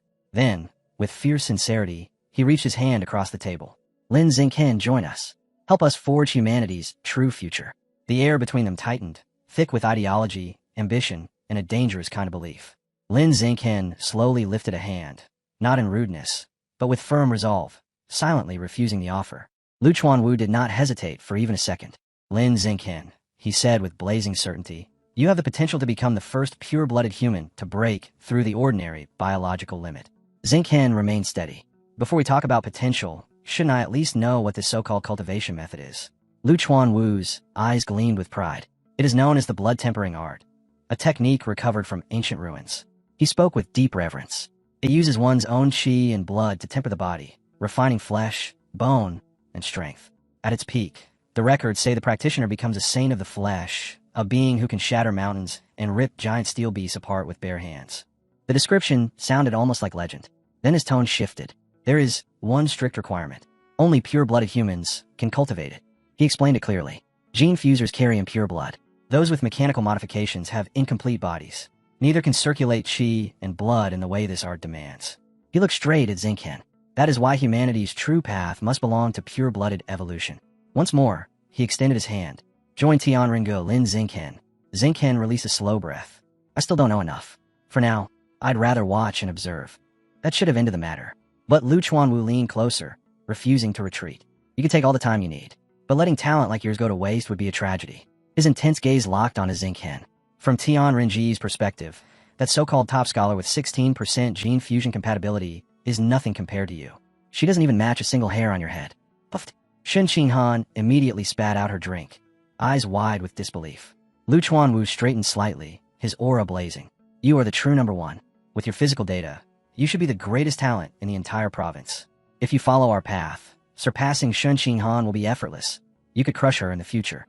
Shen Qinghan slumped. Why am I suddenly part of this? Before the dean could say more, Lin Xinghen raised his hand sharply. He pointed to the girl beside him, the one sinking deeper into her seat. That top scholar you keep talking about. The one with 16% gene fusion compatibility. He gestured straight at her. That's her. Shen Qinghan gave a small, awkward wave. Lu Chuanwu froze. A bead of sweat slid down his temple.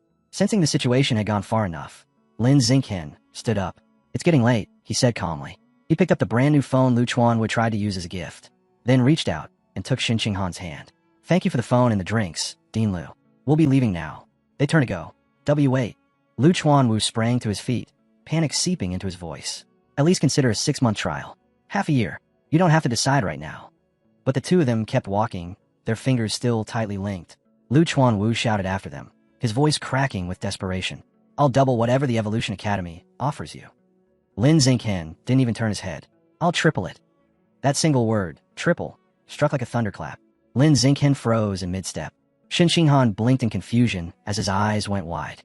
Lin Xinghen suddenly straightened, his face blazing with heroic resolve. Dean Lu, he announced, fist clenched.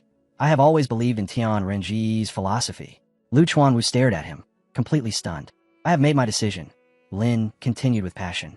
I will devote my talent to Tian Rengu and contribute to the rise of pure-blooded humanity. Somewhere deep inside his own mind, a tiny chibi version of Lu Chuanwu collapsed to his knees, weeping over the absurd amount of money he had just thrown onto the table. But it was done. Lin Xinghen had officially joined. With a suddenly serious look, Lin leaned forward. Dean Lu, I have a question. Lu Chuanwu straightened, sensing the shift in tone. Do you know what the source site is? The dean's eyes widened. How does a student like you even know that name? His expression turned grave as his voice lowered. The source site is believed to be the origin of all life. He paused. And every aberrant beast in this world, every creature beyond human understanding, comes from that place. Lin Xinghen quietly processed the words, their weight settling like a gathering storm. The source site, the birthplace of all aberrant beasts. That alone was enough to make anyone uneasy. With a thoughtful look, he asked, then the beast meat sold in the markets, that comes from there too? Lu Chuanwu nodded without hesitation. Of course. Earth could never produce enough meat on its own. Without the source site, half the world would starve. Lin Xinghen leaned back, letting that sink in, before another question surfaced. What about videos? Hasn't anyone recorded what it looks like inside? Lu Chuanwu let out a weary sigh and shook his head. Electronics don't work there. The moment you enter, everything shuts down. The only way to bring anything back is through drawings. Extremely detailed ones. That struck something in him. A memory surfaced.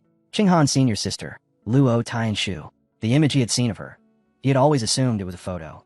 Now he realized it must have been a painting, so lifelike it had fooled even him. Before he could think further, his phone vibrated sharply. He glanced down. Hi you. Bro, where are you? The gym event's about to start. Lin Xinghen adjusted his backpack strap and replied calmly. We're on our way. He ended the call, stood up, and nodded to Lu Chuanwu. Dean, we have something to handle. We'll be heading out. Wait. Lu Chuanwu reached into his drawer and pulled out a thick blue book titled Blood Tempering Art and handed it over. This contains the complete cultivation method, he explained. Don't rush. There's a threshold. You need to reach at least ordinary tier 4 with enough chi and blood. You're already close based on your physical data, so study it over the summer. Start once you advance. Lin Xinghen took the book and casually slipped it into his bag like it was nothing more than a school notebook. Then, with a perfectly flat expression, he said, I'm already ordinary tier 6. I'll start tonight. Lu Chuanwu froze, blinked, then almost choked. What? But Lin Xinghen was already walking away. Scene transition, Tian Renj high-rise. Inside a sleek training hall, a young woman with a high ponytail slammed a heavy bag with a spinning kick, sending it swinging violently. She exhaled and wiped the sweat from her forehead, then froze as cheerful whistling echoed down the corridor. She turned. Lu Chuanwu strolled in, practically glowing, hands behind his back, moving with the swagger of a man who had just won the lottery. Her eyes narrowed. Dean, why do you look so suspiciously happy? He puffed out his chest. With my unrivaled charisma, I successfully recruited the province's #1 physical test scorer into Tian Renj. She stared at him, stunned. You're joking. That Lin Xinghen. Grinning, he flashed his phone, proudly displaying Lin Zinchen's contact as if it were priceless. She folded her arms. Dean dropped the act. What did you really do? Under her deadpan stare, his confidence instantly collapsed. All right, he blurted. I might have offered him triple the benefits the Evolution Academy gave. Her jaw dropped. His smile shrank, and the truth struck them both at once. Tien Ringe had just bought a monster, and possibly a mountain of debt. The young woman let out a shrill scream. Triple benefits? Are you out of your mind? We're already drowning in debt. Lu Chuanwu panicked and darted behind her, grabbing her shoulders like a man trying to stop a bomb from exploding. Calm down, listen. I've already lined up dates with 3 wealthy widows. Extremely rich, extremely lonely, extremely generous, he said, kneading her shoulders desperately. She gave him a lifeless stare. You're unbelievable. Trying to change the topic, Lu Chuanwu cleared his throat. Anyway, how long did it take you to sense your qi and blood when you first practiced blood tempering art? She paused, recalling 10 years ago. About a week. And blood control? 2 months. Lu Chuanwu stroked his chin proudly. Not bad. As expected of the former runner-up of the Kyoto exam. Even I, a born genius, took 2 weeks just to sense my qi and blood. Her expression darkened. Please don't bring that up. Her voice softened with a trace of hurt. Ever since I gave up gene fusion to join Tien Ringe, I haven't evolved in years. People laugh. They think I've faded away. He gently placed a steady hand on her shoulder. Let them laugh. A few years from now, when you break through and evolve, you'll be the one knocking every last one of them down. She gave a soft sigh. I've already tempered my body twice, yet I still can't open even a single acupoint. Then her eyes flickered as she remembered something. What about Lin Zinchen? How long do you think he'll need just to sense his qi and blood? Lu Chuanwu considered it. With his physical data, 10 days at minimum. A mischievous smile curved across her lips. Then I suppose I should properly guide our new genius junior. The city slept beneath a veil of neon light. Inside his dim room, Lin Zinchen sat cross-legged on his bed. The blood-tempering art lay open in front of him, its pages faintly glowing under the lamp. He closed his eyes and focused, then nearly laughed. So this is what they call difficult. Sensing qi and blood. That took me 3 seconds. He turned the page. Step 2. Control qi and blood to temper the body. Start small. Start with the arm. Lin Zinchen drew in a breath. Energy surged through him, gathering in his right arm. Fwoosh! A flame-like aura flared around his skin. Heat, pressure, power. The system chimed softly in his mind. Qi and blood detected. Tempering skin. Skin strengthening +1. Proficiency plus 0.3%. 30 minutes slipped by in silence. When he opened his eyes, they shone with satisfaction. Let's test it. He picked up a sharp knife from his drawer, tightened his grip, and brought it down hard against his arm. Clang. The blade rebounded with a metallic ring, leaving not even a scratch. Lin Zinchen stared at the knife, then at his unmarked skin, and a slow grin spread across his face. So 1 session already makes me resistant to blades. Now he understood how Lu Chuanwu had casually endured Wang Cheng's attacks without flinching. And if that was the result after just 1 session, what about 5 or 10? The thought sent a thrill through him. Without hesitation, he sat back down and continued cultivating. 3 hours later, he collapsed on his bed, soaked in sweat, his breathing heavy. His arms were fully tempered, faintly gleaming with hardened energy. But the cost was high, nearly 1/3 of his qi and blood gone. At this rate, I could temper my entire skin within a week, he muttered, impressed. Just then, ding, a notification lit up his phone. He reached for it lazily, then straightened when he saw the name. Shen Qinghan, are you asleep? I have a surprise. Come to my room. Lin Zinchen blinked. A surprise? At this hour? Curiosity crushed his exhaustion. I'm coming now, he replied, already on his feet. Stepping into the hallway, he nearly bumped into Jiang Wang, who stood there with her arms crossed and a knowing smirk. Going to see Shen Qinghan? He froze. You knew. She messaged me earlier, his mother said with a soft chuckle. Go on. Don't keep the girl waiting. She'll get nervous. Her teasing sent another wave of heat rushing to his ears. Shen Qinghan broke the kiss with a shaky breath, her face blazing. W8. I need a change. Lin Zinchen shook his head, calm and steady, leaning close with the quiet confidence that always steadied her. Don't bother, he murmured. If we keep testing, it'll just happen again. Changing now won't make a difference. Her blush crept all the way to her ears, but after a moment, she gave a tiny nod. They drew back into each other, the next kiss deeper and more urgent, heat building until they finally separated to breathe. Lin Zinchen cupped her face gently, his gaze searching. How was it this time? Shen Qinghan was crimson. Tea the same. Everything rushed in my head and then she hid her face, mortified. I lost control again. After repeating the process enough to be certain, Lin Zinchen leaned back, thoughtful. That confirms it. Your ability activates with mental surges. The instant your mind spikes, your body responds. Flustered beyond words, Shun Qing Han muttered something about sweating too much and scrambled off the bed, hurrying to the bathroom. A second later, her voice echoed through the door. Lin Xingchen, I forgot my pajamas. Can you bring me a set? Yeah, he answered immediately. He crossed her wardrobe and opened it. Everything inside was perfectly organized. As he sifted through the neatly folded clothes, a small pink item caught his attention. A small, cute pair of underwear with a tiny bow sat folded between the clothes. Lin Xingchen froze. His thoughts stalled.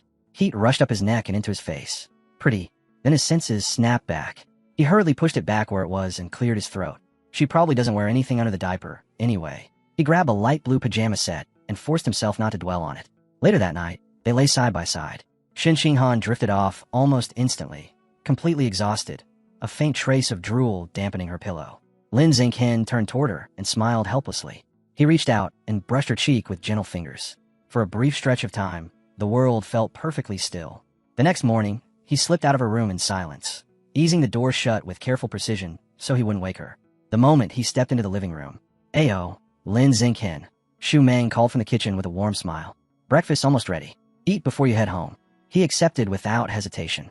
"Thank you, Annie." Soon he was seated at the table with Shun Xinghan's parents, Shenzian and Shu Meng. "Is she up yet?" her father asked. Lin Xingchen shook his head politely. "Not yet. She was tired. Let her rest a little longer." Shu Meng sighed softly. "If only she had your discipline." Shenzian waved it off with quiet pride. "She ranked first in the province. She's earned a break." Lin Xingchen answered with a small smile. There was nothing to dispute. After breakfast, he moved toward the door. "No need to walk me out, Annie. I'll be going." Shu Meng nodded as she watched him leave. The instant the door clicked shut, a sly smile crept on her lips, as if events were unfolding exactly as she had planned. She leaned toward her husband, barely containing her excitement. "Last night I got up to use the bathroom," she whispered. "The upstairs shower was running at that hour. Who else could it be besides our daughter and Lin Xingchen?" Shenzian paused, then slowly nodded as understanding settled in. "You're right. That was enough." Shu Meng snatched up her phone with lightning speed. "I have to call Jiang Wang right now. She needs to hear this." Meanwhile, Lin Xingchen finally reached home, tired but oddly at ease. He went straight to his room, picked up yesterday's clothes, and prepared to wash them. Just as he lifted his shirt, his mother, Jiang Wanqin, appeared in the doorway. She stopped, looked him over, and raised a huge thumbs up. "You're really something," she said with a teasing grin. Lin Xingchen blinked. "What? Huh?" She only nodded with proud satisfaction, as if confirming a private victory, leaving him rooted in place and completely lost. The scene cut sharply to a sprawling campus building shaped like a university. Inside one of the dojos, the doors slammed open. A towering man stormed into the dojo, long hair swaying behind dark sunglasses, his frame packed with muscle that looked deliberately engineered. A squad of equally imposing men followed at his heels. "Liu Chuan W," he thundered. "Get out here and explain yourself." Lu Chuan Wu sat cross-legged on a mat, calmly sipping tea as if the outburst were distant thunder. He raised his head at a leisurely pace. "What are you yelling about this time?" "Stop pretending," the man roared. "Lin Xingchen already enrolled in my Evolution Academy. And you," his finger stabbed forward, "you used dirty tricks to snatch him for your martial academy." Lu Chuan Wu's eyes sharpened instantly. "Why not?" he shot back. "Your Evolution Academy can recruit, but we're forbidden." Their voices climbed. The air grew hot and heavy. The dojo itself seemed to vibrate as the two deans clashed over rules, agreements, and ethics, topics Lu Chuan Wu treated with open indifference. With a casual flick of his sleeve, he delivered his verdict. "My method was fair. If you don't like it, go ahead and recruit Lin Xingchen back." That snapped the other dean's restraint. "You shameless old fox," he shouted. "Don't lecture me about fairness. Settle this properly. Fight me. Let strength decide." Lu Chuan Wu stared at him, as if he'd just heard the most ridiculous idea imaginable. "You think I'm stupid?" The Evolution Academy dean stepped forward, rage tightening his voice. "You're level 9 ordinary. I'm level 5 advanced. Don't act like you don't understand the difference." Lu Chuan Wu slammed his palm against the mat. "And you're 48. I'm 95. Planning to bully an old man." The dean froze, mouth open, words evaporating. The dojo fell into a single, painfully awkward bead of silence. Then the shouting exploded again. Frustration twisted the Evolution Academy dean's face. He had clearly lost ground, and everyone present felt it. He spun on his heel. "Fine. Stay weak forever," he barked, marching out with his entourage. "Refuse genetic fusion and remain useless. Keep your pure-blood humans. They're no better than insects." His voice echoed down the corridor before the doors slammed shut. Later, inside an administrative office, the dean paced like a caged animal while Mo Dongji stirred her tea with unhurried calm. "Don't dwell on it," she said evenly. Give it time. Once Lin Xingqian watches his classmates surpass him through genetic fusion and mechanical upgrades, he'll switch majors on his own. The dean frowned. That's secondary. Lu Chuan will broke the rules. He needs consequences. Mo Dongji lifted her gaze. Eyes steady, tone smooth. Then return the favor, she said. Take his best student. He hesitated, unease flickering across his face, but the idea settled in. You mean I should repay him in kind? He swallowed and gave a slow nod. All right, I'll do it. After he left, Mo Dongji quietly shut the office door and leaned back in her chair, teacup resting lightly in her hand. Ma Jinhee is usually so controlled, Mo Dongji murmured, staring into her tea. But the instant Lu Chuanwu enters the picture, all that composure disappears. She took a slow sip, a faint, weary smile touching her lips. And that man, after all this time, he hasn't changed at all. That sharp tongue is exactly the same. A trace of regret flickered across her expression. If only he hadn't trusted his body as much as his mouth, he might have been a principal by now. The scene shifts. A sunlit street stretched beside a quiet canal. Lin Xingqian and Shen Qinghan ran side by side, their breaths growing heavier with every stride. At last Shen Qinghan staggered to a halt, bending forward with her hands on her knees, completely spent. I can't keep going, she panted. Lin Xingqian walked over and handed her a bottle of water. Drink. She accepted it gratefully and swallowed several mouthfuls, her breathing gradually evening out. That's enough for today, he said. There's a bench ahead. We'll loosen your muscles. A moment later, Shen Qinghan lay face down across the wooden bench, exhaustion written across her body.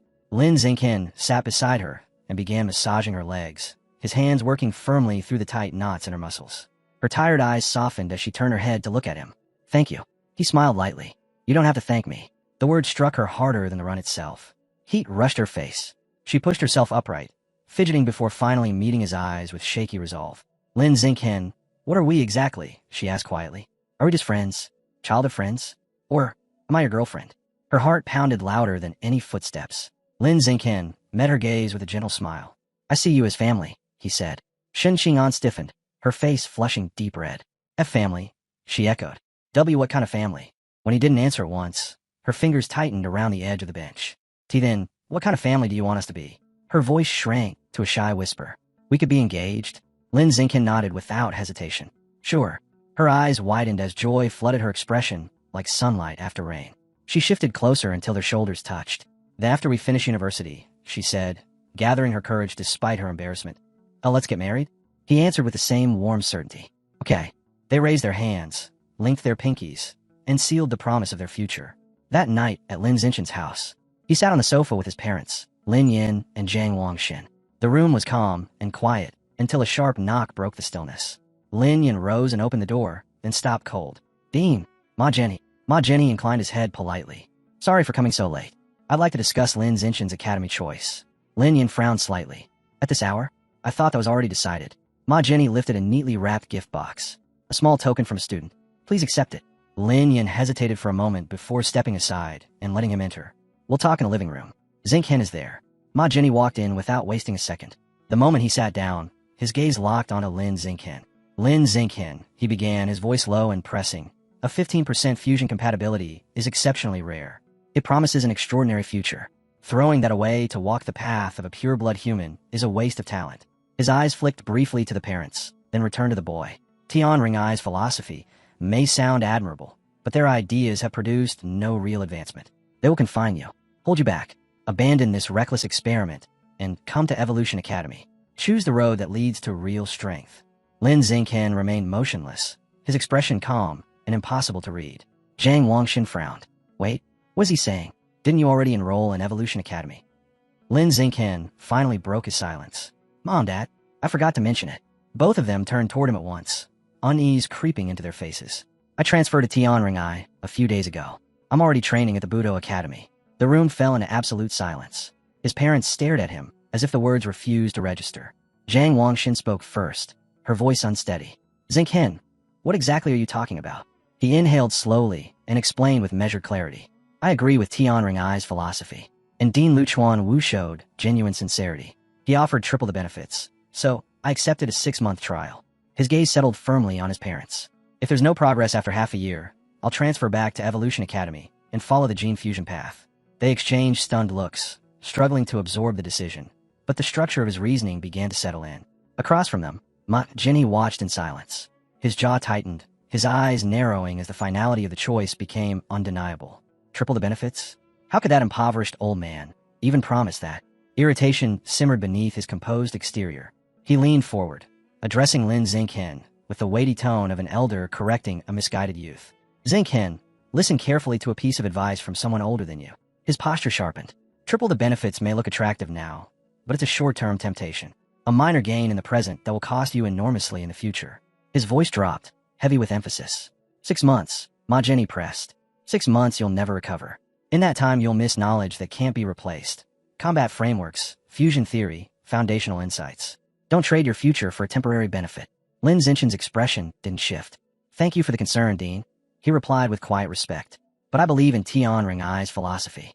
If I don't walk this road at least once, I'll regret it for the rest of my life. Behind his steady gaze, a separate thought flickered. Triple benefits is absurd value. Ma Jenny studied him in silence, measuring the resolve in his eyes. Understood. A long breath escaped him. If your mind is set, there's nothing more to say. He rose from his seat. I still have work to attend to. I'll be leaving. I'll see you out, Lin Xingqian said, standing quickly to escort him. The door closed with a soft click, and the house fell into an uneasy quiet. The next morning, Lin Xingqian lay sprawled on the sofa, sipping a drink and scrolling through his phone, and nearly choked. A headline filled the screen.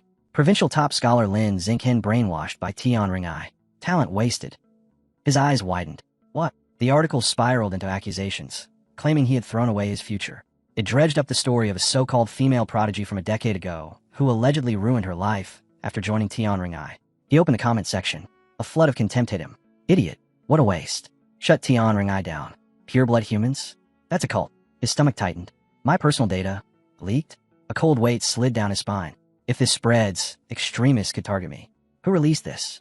Ma Jenny? A rival academy? Someone hostile to Tian Ring-Ai? He immediately contacted the authorities to report the breach. 2 hours later, the article vanished. Lin Xingqian exhaled and sank back into the couch. Then his phone erupted. Buzz. Buzz. Buzz.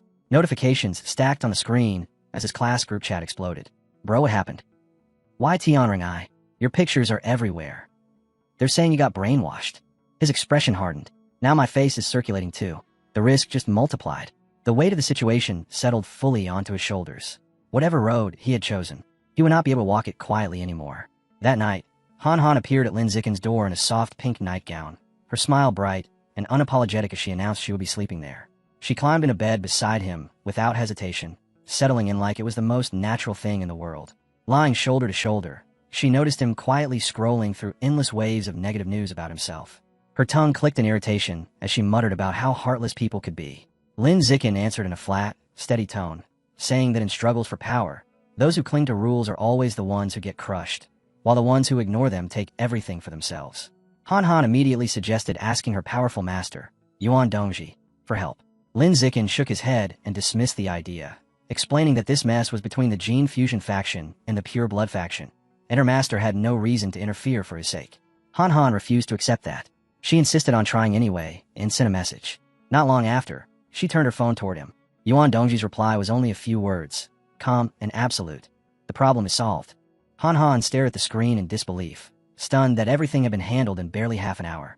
Lin Xingqian was just as shocked. He quickly searched online, only to find that every trace of negative news about him had vanished, wiped away as if it had never existed. As the reality sank in, a question gnawed at him. Why would Yuan Dongji help him? Was it because of Han Han, her new disciple, or some lingering connection to her ex-husband? Whatever the reason, the result was undeniable, and he knew he had gained from it. He told Han Han to thank her master for him. She leaned in with a playful grin and asked how he planned to thank her instead. When he asked what she wanted, she didn't hesitate for even a second. She told him to kiss her. Their faces drew closer, heat rising between them, and when their lips finally met, both of them flushed as if their hearts had skipped a beat. Later, Lin Xingqian sat cross-legged on the bed, his focus locked in. White, mist-like energy coiled around his body as he inhaled slowly, controlling every breath. A system notification appeared, declaring that his biological level had advanced to ordinary tier 7. He opened his eyes, drenched in sweat but burning with power, saying that he had finally finished tempering his entire skin. He checked his updated status. It confirmed he was 18 years old, now at ordinary tier 7, with 9 biological attributes listed beneath his name. Another line stated that the first stage of skin-body tempering was complete. Confidence surged through him. With 9 attributes, He believed he was effectively equal to someone with 10 gene fusions. A confident smirk formed as he thought about the famed Kyoto prodigy, and how he was now strong enough to overwhelm him. That confidence was interrupted by a message from Han Han. She asked him to go with her and their friend Chu Xin next Monday to retrieve their eggs. He understood immediately. Since she planned to follow the gene fusion path, which often led to infertility, she was preserving her eggs so they could have a test tube baby in the future. Without hesitation, he replied that he would go. The following Monday, they arrived at a massive, ultramodern hospital. Inside a quiet treatment room, Han Han lay on the bed wearing only her underwear, school shirt, and stockings, looking unusually still.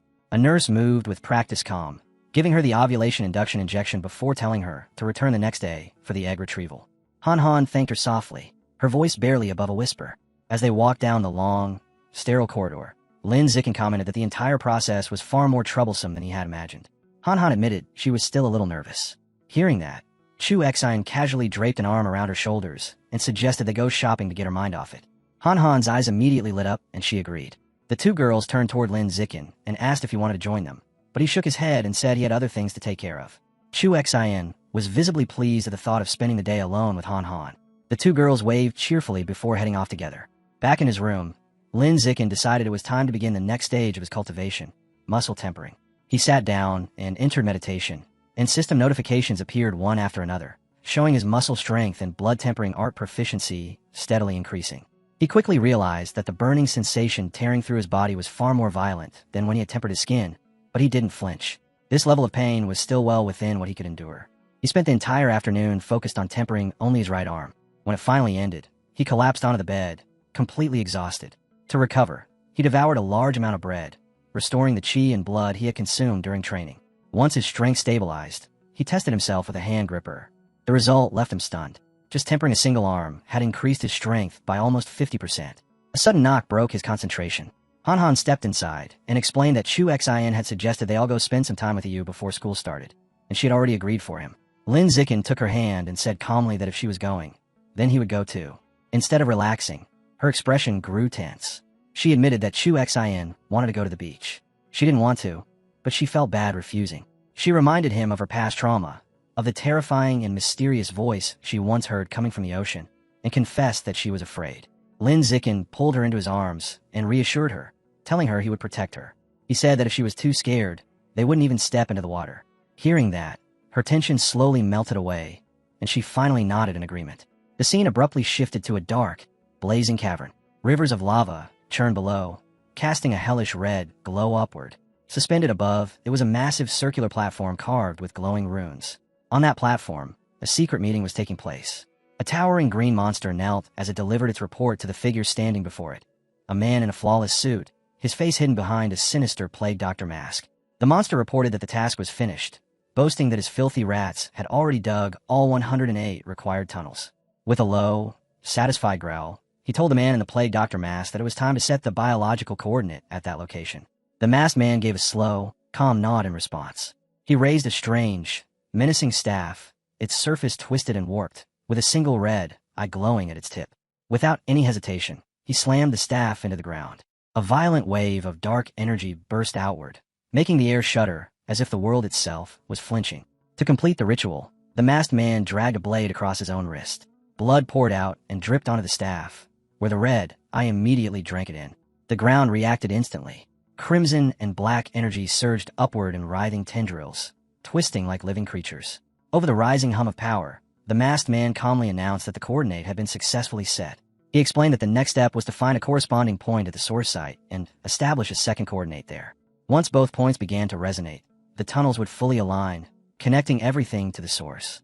When that happened, he said, their entire plan would finally reach completion. The group headed toward the beach, their car gliding along a scenic coastal road with the endless sea stretching beside them. Inside the car, Chu Xin casually asked Hiyu when he had gotten his driver's license. Hiyu grinned and said his father had pulled some strings and forced him into an intensive crash course as soon as summer vacation started. When he offered to get the others into the same program, they immediately agreed, their excitement feeding his pride. They soon arrived at the beach parking lot. The moment the doors opened, Hiyu sprinted onto the sand with his arms spread wide, loudly declaring his love for the sea breeze, the ocean, and most of all, the women in bikinis playing in the water. Chu Xion's face darkened. She smacked him on the back of the head without mercy, then grabbed Han Han's arm and announced they were going to change, completely ignoring his protests. Left behind, Hayu threw an arm around Lin Zikin's shoulder and said they should get changed too, bragging about how eager he was to go diving. As they walked away, a group of guys nearby started whispering. They recognized Lin Zikin, calling him the runner-up of Nanjing Province's Gaokao. Their voices turned nasty as they muttered that he was the one who had joined Tian Run, suggesting he must have been brainwashed or was already defective, sneering that he had ruined his own future. Hayu heard everything. His expression hardened as he stormed toward them, anger exploding out of him while he demanded to know who they thought they were to judge the provincial runner-up, shouting for them to keep talking if they dared. The group froze, shocked and visibly shaken by his sudden fury. Just as everything was about to explode, Lin Zikin calmly reached out and caught Hayu's arm, telling him to drop it and not waste his breath on trash like that. Hayu was still burning with anger, complaining that Lin Zikin's temper was way too good, saying he would have already punched them without hesitation. Lin Zikin replied evenly that he simply didn't care about their opinions. If they had said something he truly cared about, though, he would have thrown a punch without thinking twice. Hayu asked what that could possibly be. Lin Zikin didn't answer. He only shot him a look and glanced to the side, making the meaning painfully clear. Sometime later, Lin Zikin was back in his room, continuing his training. With muscle tempering complete, he had now stepped into the far more brutal stage of bone tempering. The pain was overwhelming, far worse than anything he had endured before, as he forced his energy deep into his skeletal frame, tempering and reinforcing every single bone. When the excruciating session finally ended, he collapsed onto the bed, drenched in sweat and smeared with strange residue. Even through the exhaustion, a fierce sense of triumph burned in his chest. He had successfully tempered all 206 bones in his body. A system notification appeared, announcing that he had evolved to ordinary creature rank 9, leaving him just one step away from becoming an advanced creature. Still lying there, he opened the blood-tempering art manual and studied it carefully. He understood that the next stage required opening the apertures within his body, but the instructions were frustratingly unclear. After staring at the pages for a long time, he shut the book, his resolve hardening. If the path wasn't laid out for him, then he would carve it himself. The scene shifted to the vast and impressive campus of Shanghai University. Lin Zikin and Han Han stood together at the entrance, having finally arrived to begin their college lives. Behind them, one of their parents called out, announcing that they had arrived.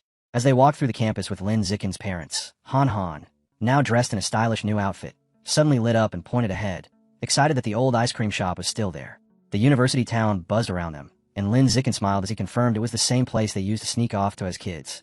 His mother, Jiang Wang, laughed softly and suggested they stop for a treat since the day had just started. Han Han eagerly agreed. Inside the shop, Han Han ordered a big bowl of strawberry milk ice cream and ate it happily, praising how good it tasted. With a playful smile, she scooped up a spoonful and held it out to Lin Zikin. He leaned in and took a bite while his parents watched, exchanging warm, knowing smiles at the gentle scene. The calm was broken when loud voices spilled in from a nearby bar, catching Lin Zikin's attention. He glanced out the window and overheard bits of a heated exchange. A man complaining to a woman named Jason that her skirt was too long and inconvenient for him. Inside the bar, Brother Yong leaned back with Gakshin sitting boldly on his lap, her posture shamelessly flirtatious. She laughed and told him he could just slip his hand underneath if it bothered him that much, saying she wouldn't mind at all. At the same table, another man frowned and told Brother Yong to stop messing around and focus on the game. Outside the ice cream shop, two men were lingering nearby, their careless conversation drifting through the air. They were talking about a girl named Huang Jiasen. One of them sneered that she always acted like an untouchable goddess at the art academy, yet now she was openly letting men from the Evolution Academy get close to her. The other laughed and replied that students from the Evolution Academy all had bright futures, which naturally made them attractive to women. Hearing that, Lin Zikin's thoughts shifted to the structure of the university itself. Shanghai University was divided cleanly into two separate worlds. The outer campus belonged to arts and cultural studies, open and bustling with life. The inner campus was something entirely different, reserved for evolution studies, mechanical modification, and martial arts. It was a high-security zone, sealed off from the public, and even outer campus students because of the sensitive nature of gene fusion and mechanical research. Armed guards patrolled nonstop, and surveillance drones hovered overhead without rest. Back at the table, Lin Zikin's mother spoke with gentle seriousness. She reminded both him and Han Han that while university life brought more freedom, it also demanded discipline, warning them not to lose focus or be led astray. Her husband, Lin Yining, smiled and reassured her that the two of them were responsible enough to manage on their own. He then told them it was time to head toward the inner campus, since parents were not allowed beyond the restricted boundary. Before parting, he told his son to take good care of Han Han. Lin Zikin answered without hesitation, promising that he would. At the heavily guarded entrance to the inner campus, a guard stopped them and asked for their admission notices. Lin Zikin handed his over at once. As Han Han was still searching for hers, the guard suddenly raised a hand to stop her.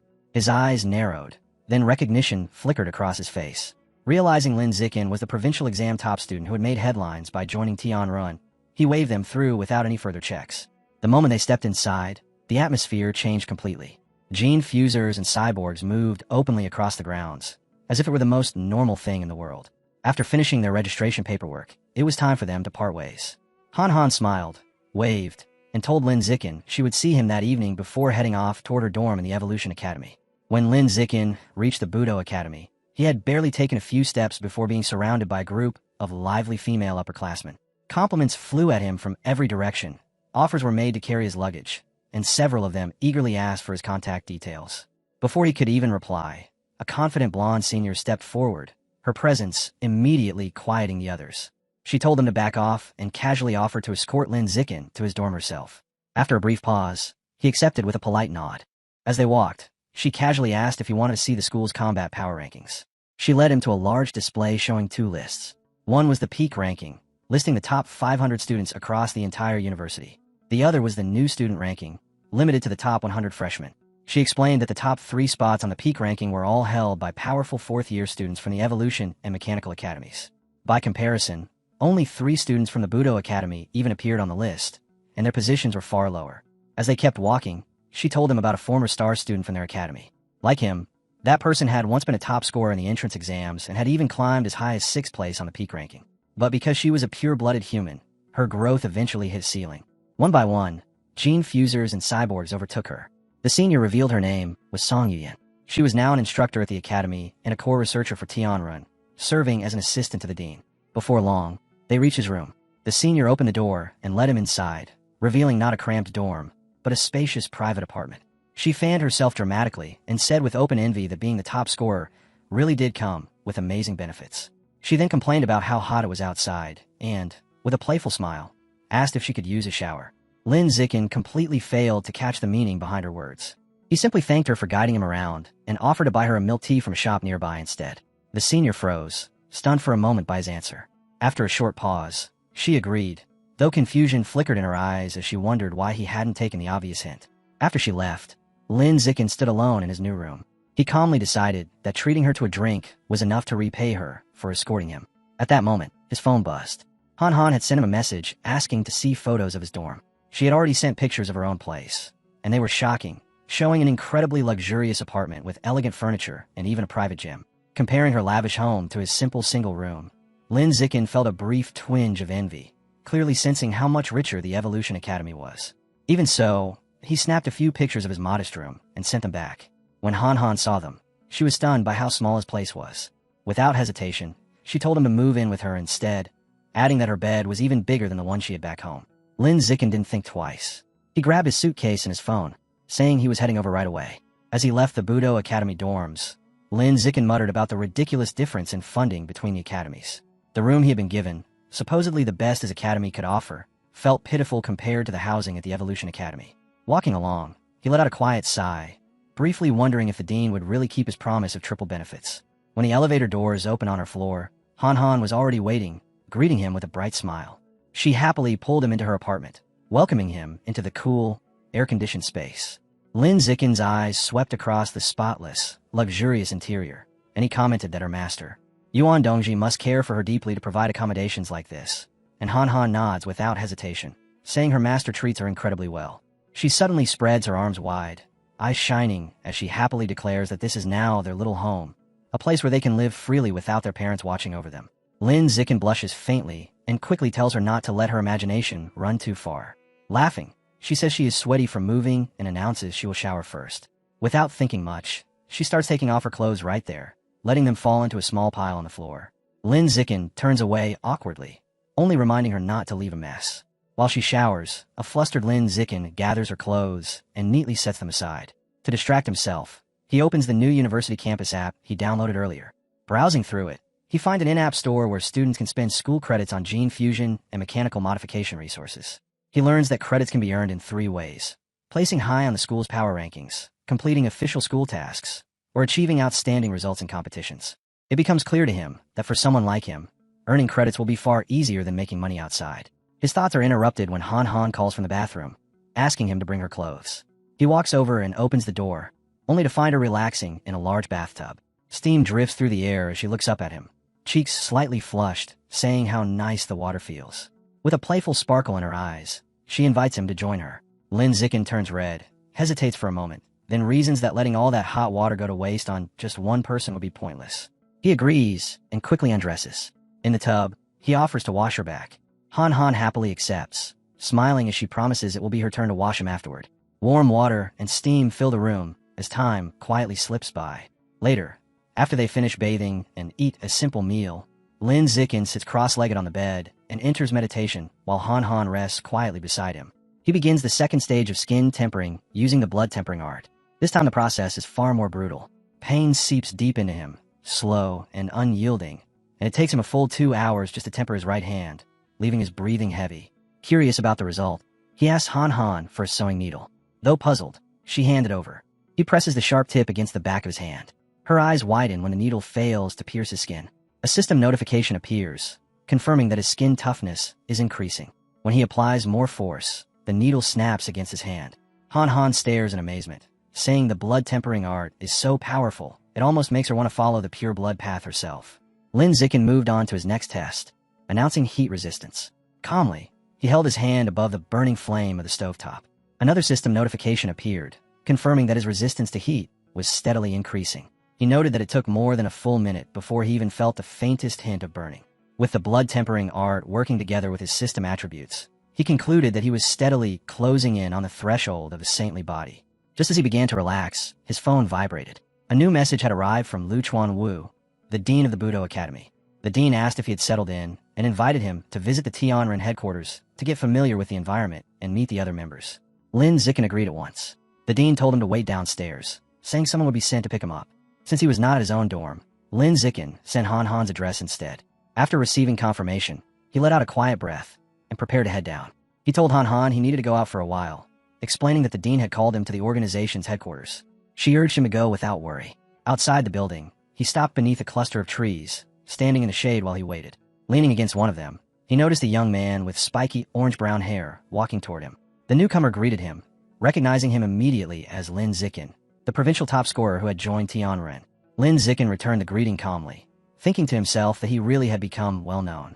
The young man spoke with open admiration, saying he truly respected Lin Zikin's decision to give up gene fusion and walk the pure blood path instead. He explained that he was also a freshman and had grown up near Kyoto, where a similar institute devoted to pure-blooded human research had once existed. That place had lasted 20 years before being shut down due to a lack of results. With clear passion, he said he hoped Shanghai University would succeed where others had failed. Lin Zikin listened politely, though he found the man a bit too enthusiastic. In the end, the young man gave him a thumbs up, wished him luck, and walked away. Not long after, the deep roar of an engine cut through the air. Lin Zikin turned to see a sleek, red motorcycle pulling up nearby. A woman wearing a helmet swung off the bike and asked if he was Lin Zikin. When he confirmed it, she took off her helmet, revealing sharp features and confident eyes. She introduced herself as Song Yuyin, an instructor from the Budo Academy and a researcher connected to Tianren, saying she was there to take him to their headquarters. As they shook hands, Lin Zikin remembered the story he had just heard about the former top student who had also chosen the pure blood path. So this was her. He climbed onto the back of the motorcycle, and Song Yuyin laughed lightly, telling him to hold on tight. The engine roared again as they shot forward. Over the rushing wind, she teased him, asking if he was happy that a beautiful senior had come pick him up. He answered calmly that it was an honor. Amused, she then asked why a Budo Academy student had been waiting outside the Evolution Academy's luxury dorms. Lin Zikin replied casually that his girlfriend lived there and that he had already moved in with her. Song Yuyin clicked her tongue dramatically, complaining that her own love life was miserable and that she had never even lived with a boy before. Before long, they arrived at a large, modern complex. Song Yuyin led him toward one of the buildings, where a sign clearly read Pure Human Research Institute. She motioned for him to follow her inside. As they entered, Lin Zikin asked if it was just a shortened name for the Pure-Blooded Human Research Institute. She didn't deny it. She showed him a shared lounge for researchers and casually told him to grab whatever he wanted from the fully stocked refrigerator. As they walked down a quiet, empty hallway, Lin Zikin noticed how few people were around and asked where everyone was. Song Yuyin sighed and explained that Tianren was not well regarded by the university, so their funding was tight and they couldn't support a large staff. She revealed that the entire organization consisted of Dean Lu Chuan-Wu, herself, Lin Zikin, and 3 fourth-year martial arts students. Lin Zikin was stunned. In that moment, he finally realized that the imposing group of men in karate uniforms who had stood behind the dean during their first meeting were nothing more than hired actors. A trace of disappointment passed through him, but Lin Zikin quickly told himself that as long as the promised triple benefits were real, nothing else mattered. Just then, Song Yian called out that she had brought Lin Zikin.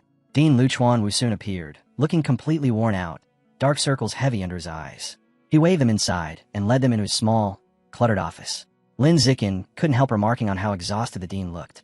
Luchuan Wu laughed weakly and said he had been stuck in this office for almost half a month, making no progress while researching the aperture opening chapter of the blood tempering art. Even so, he gave Lin Zikin a confident thumbs up, saying his arrival would surely bring a major breakthrough for the pure blood path.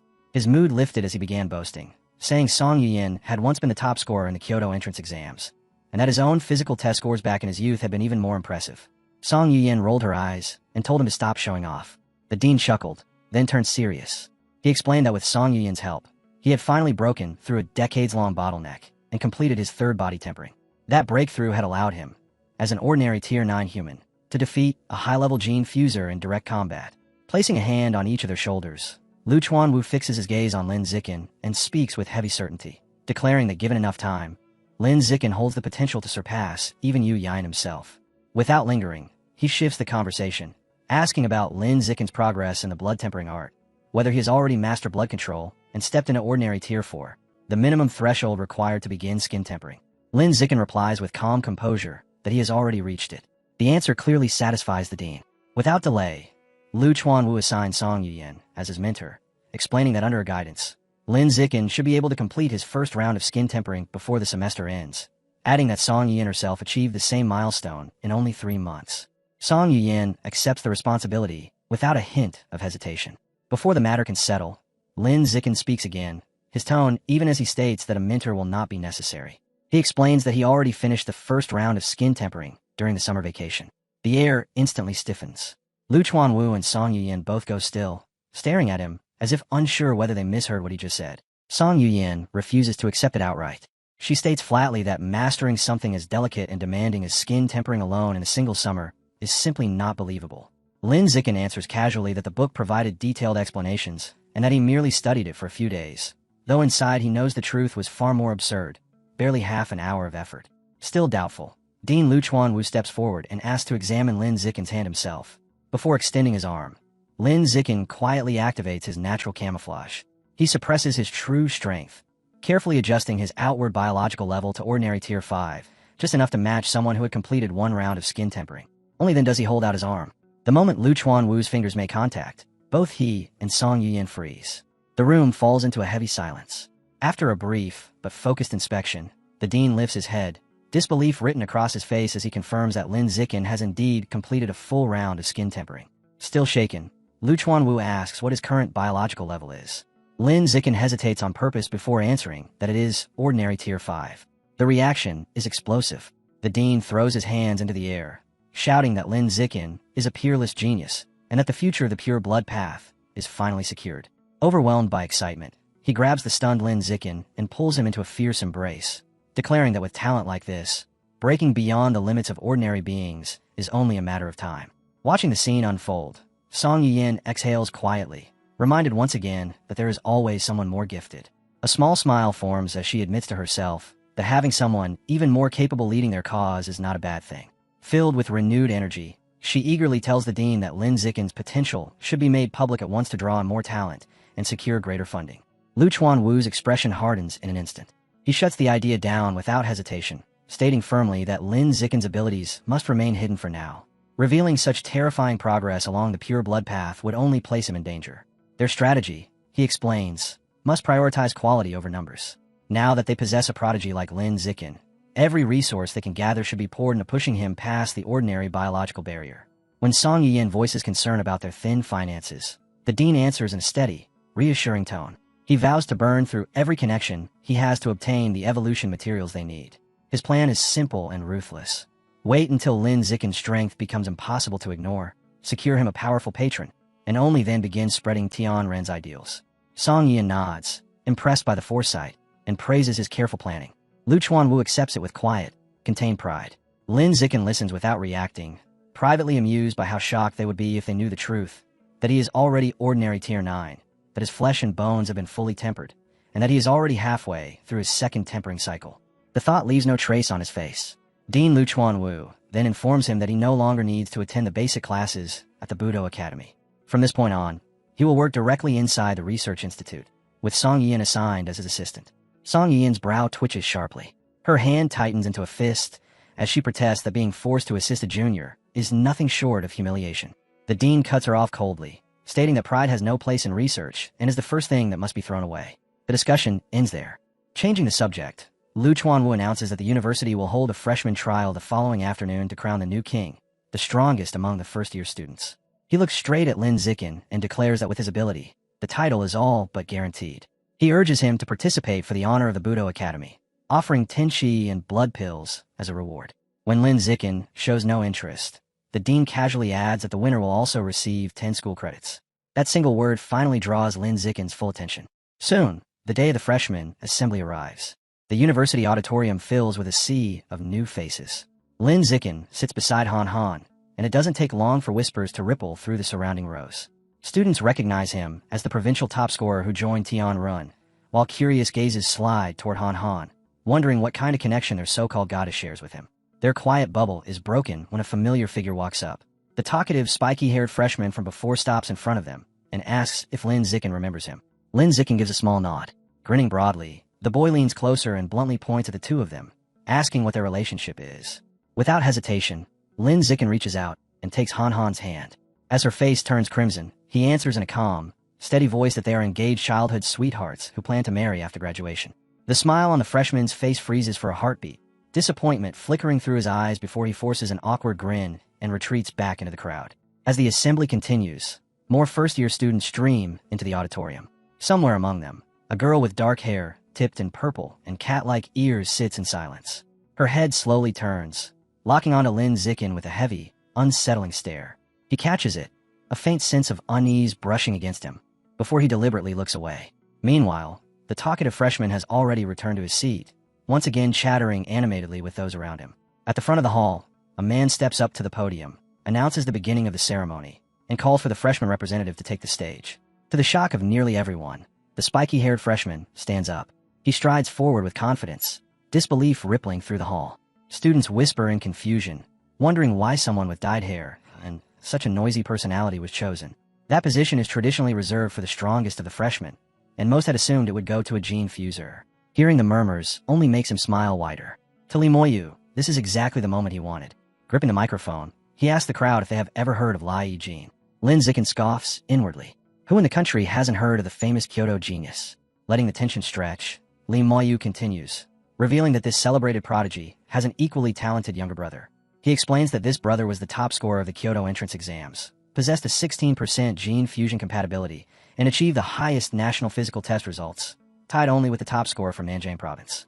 A confident grin spreads across his face as he delivers the reveal. He is that brother, Li Moyu. He declares that he and his elder sibling swore to dominate the records of Shanghai and Kyoto universities alike. To prove he is not just boasting, he releases his biological pressure without restraint, announcing it as the power of an ordinary tier 5. A crushing aura surges through the auditorium.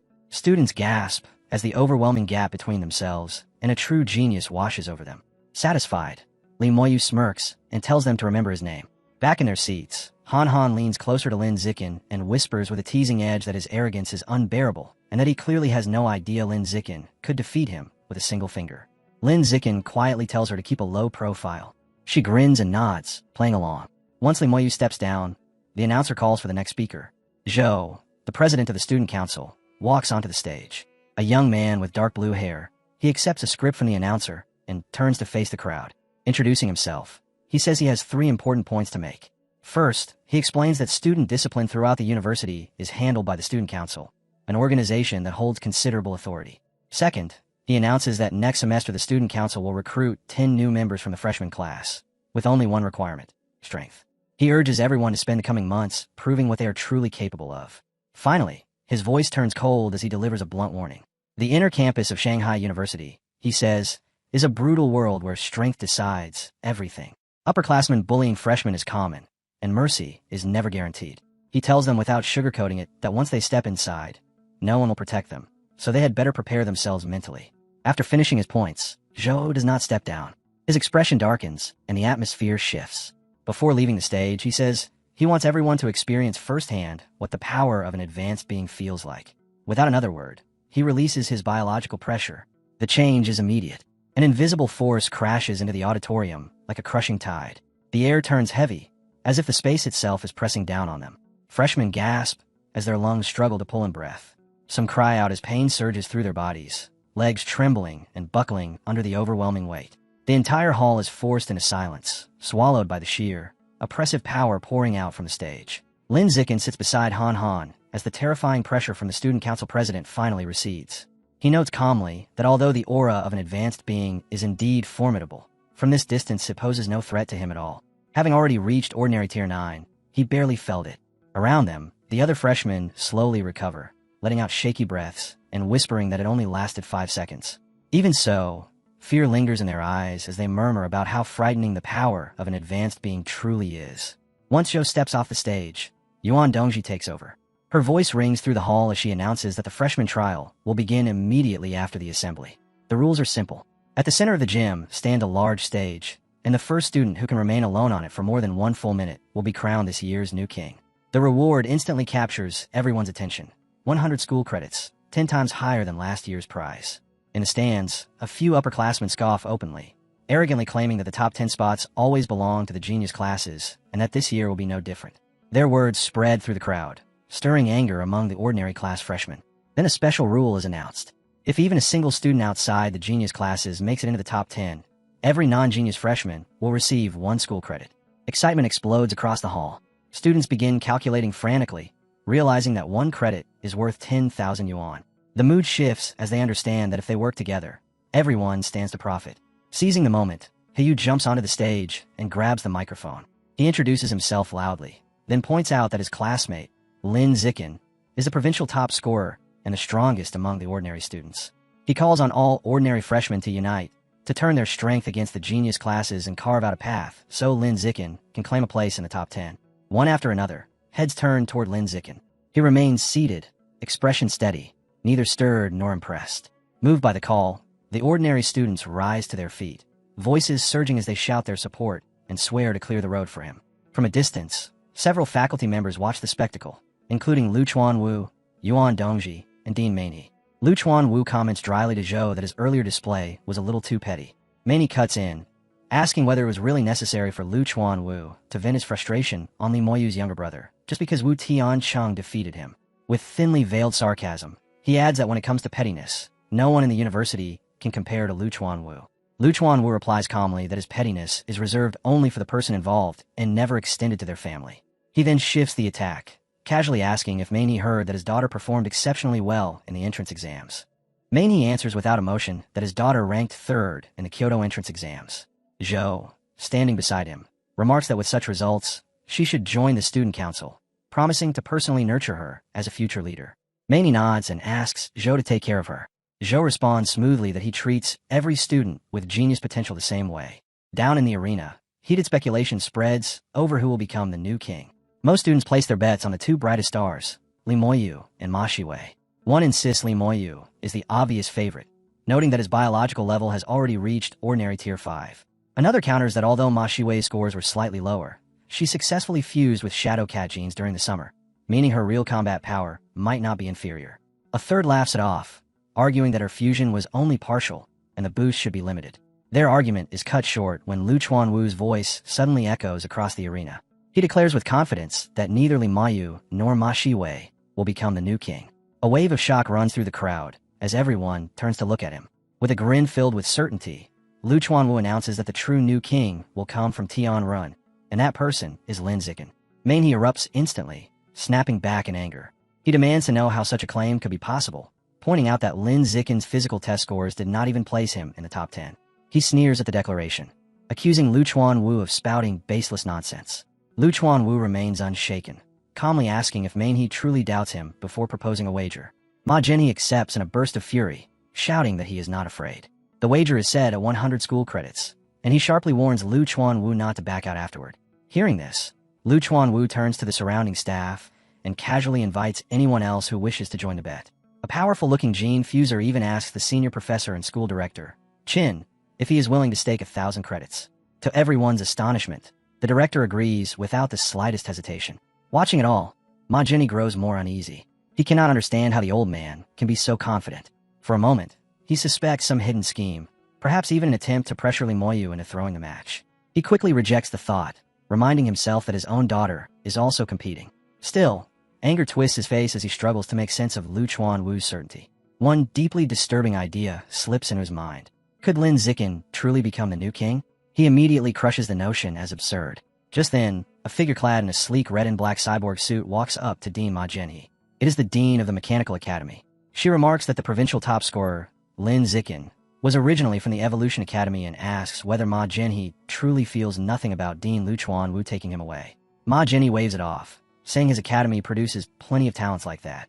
The cyborg dean gives a faint smile, clearly unconvinced, and adds that she also heard Ma Jinhee quietly claim the only 3 senior students from Tianren for himself, suggesting that his indifference is simply carefully masked retaliation. Meanwhile, on the balcony above, Lu Chuanwu watches the unfolding scene with barely hidden delight. He tallies the bets in his mind, calculating that 9 people wagering 100 credits and 1 betting 1,000 will bring him a massive payout. His spirits rise further as the trial officially begins.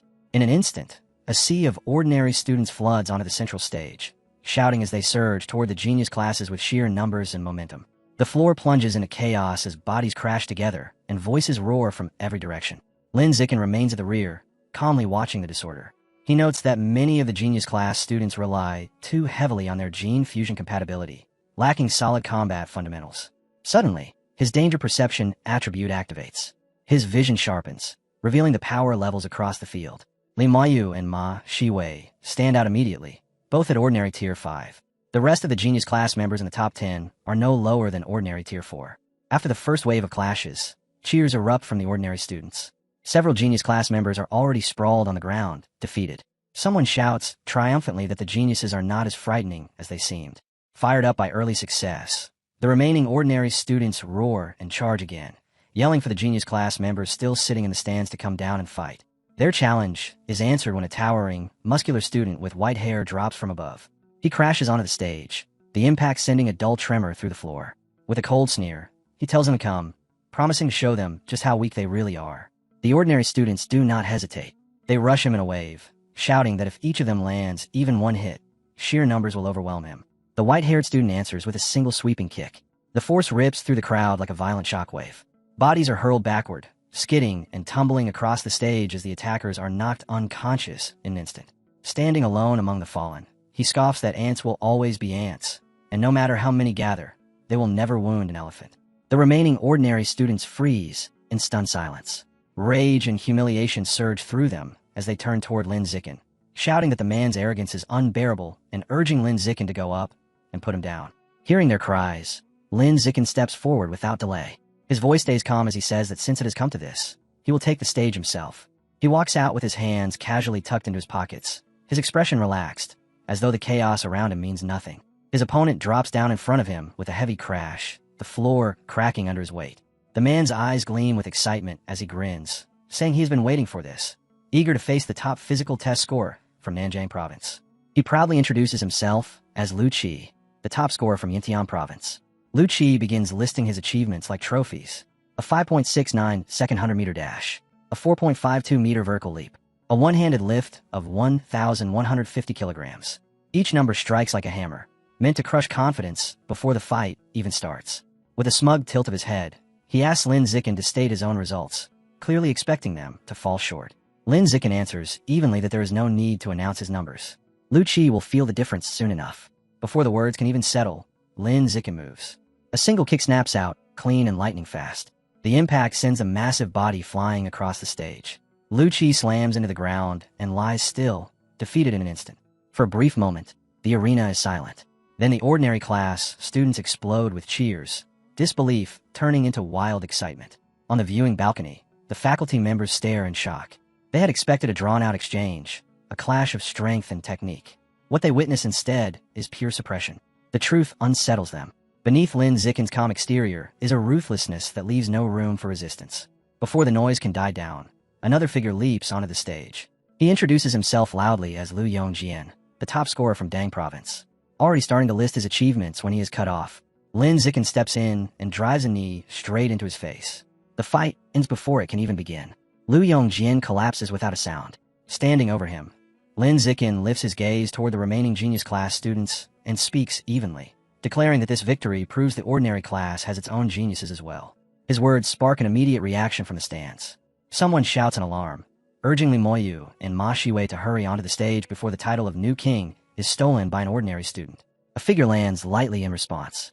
A girl with cat-like ears steps forward. The genius class recognizes her instantly and erupts into cheers, shouting for Miss Ma Shiwei to take him down. At the same time, the ordinary students roar back, yelling their support for Lin Zikin and telling him not to go easy on her just because she is beautiful. Facing her, Lin Zikin remains calm. He thinks this is the perfect chance to observe a gene fuser up close. The instant the fight begins, Ma Shiwei bursts forward with blinding speed, her movements sharp and fluid. A high kick snaps toward his head. Lin Zikin simply leans back, letting the strike slice harmlessly through the air. He notes that her agility must come from her shadow gene fusion. Ma Shiwei's eyes widen. She never expected him to evade so easily. In that brief moment, she senses the gap between them. Continuing like this would be pointless. She flips backward with smooth grace, opening distance between them. Fixing him with a steady stare, she asks for half a minute, explaining that she needs time to fully activate her shadow cat genes before they can truly fight. Lin Zikin nods without hesitation, telling her to take her time. To him, this is a rare chance to witness gene activation firsthand. As Ma Shiwei prepares, her body changes dramatically. She drops to all fours as a long, fur-covered tail bursts from her back. Her fingernails stretch into sharp claws, and a powerful aura surges outward, wrapping around her as the shadow cat genes fully awaken. From the stands, the faculty watch with impressed expressions. One of them remarks to Dean Ma Genhee about his daughter's astonishing gene integration, openly praising the depth of her talent. Ma Genhee nods proudly, declaring that her ability surpasses even the top scorers from other provinces.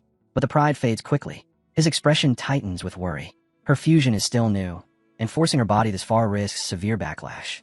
He exhales slowly, admitting to himself that she is as stubborn and reckless as ever.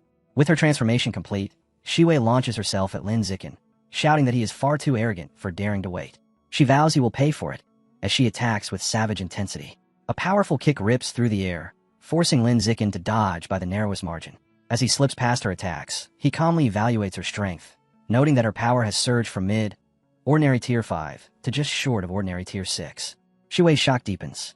Even with that boost, she still cannot touch him. Frustration explodes as she launches a furious storm of claw strikes and rapid kicks, pouring everything she has into the assault. Lin Zikin glides through it all with smooth, effortless steps, avoiding every blow as though he can see them before they happen.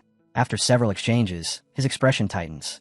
A faint blue aura gathers around him as he decides he has seen enough. The data he wanted on Shadow Cat Gene Fusers is complete. He stops retreating. When Shiwei lunges again, Lin Zikin steps forward and answers with a single punch.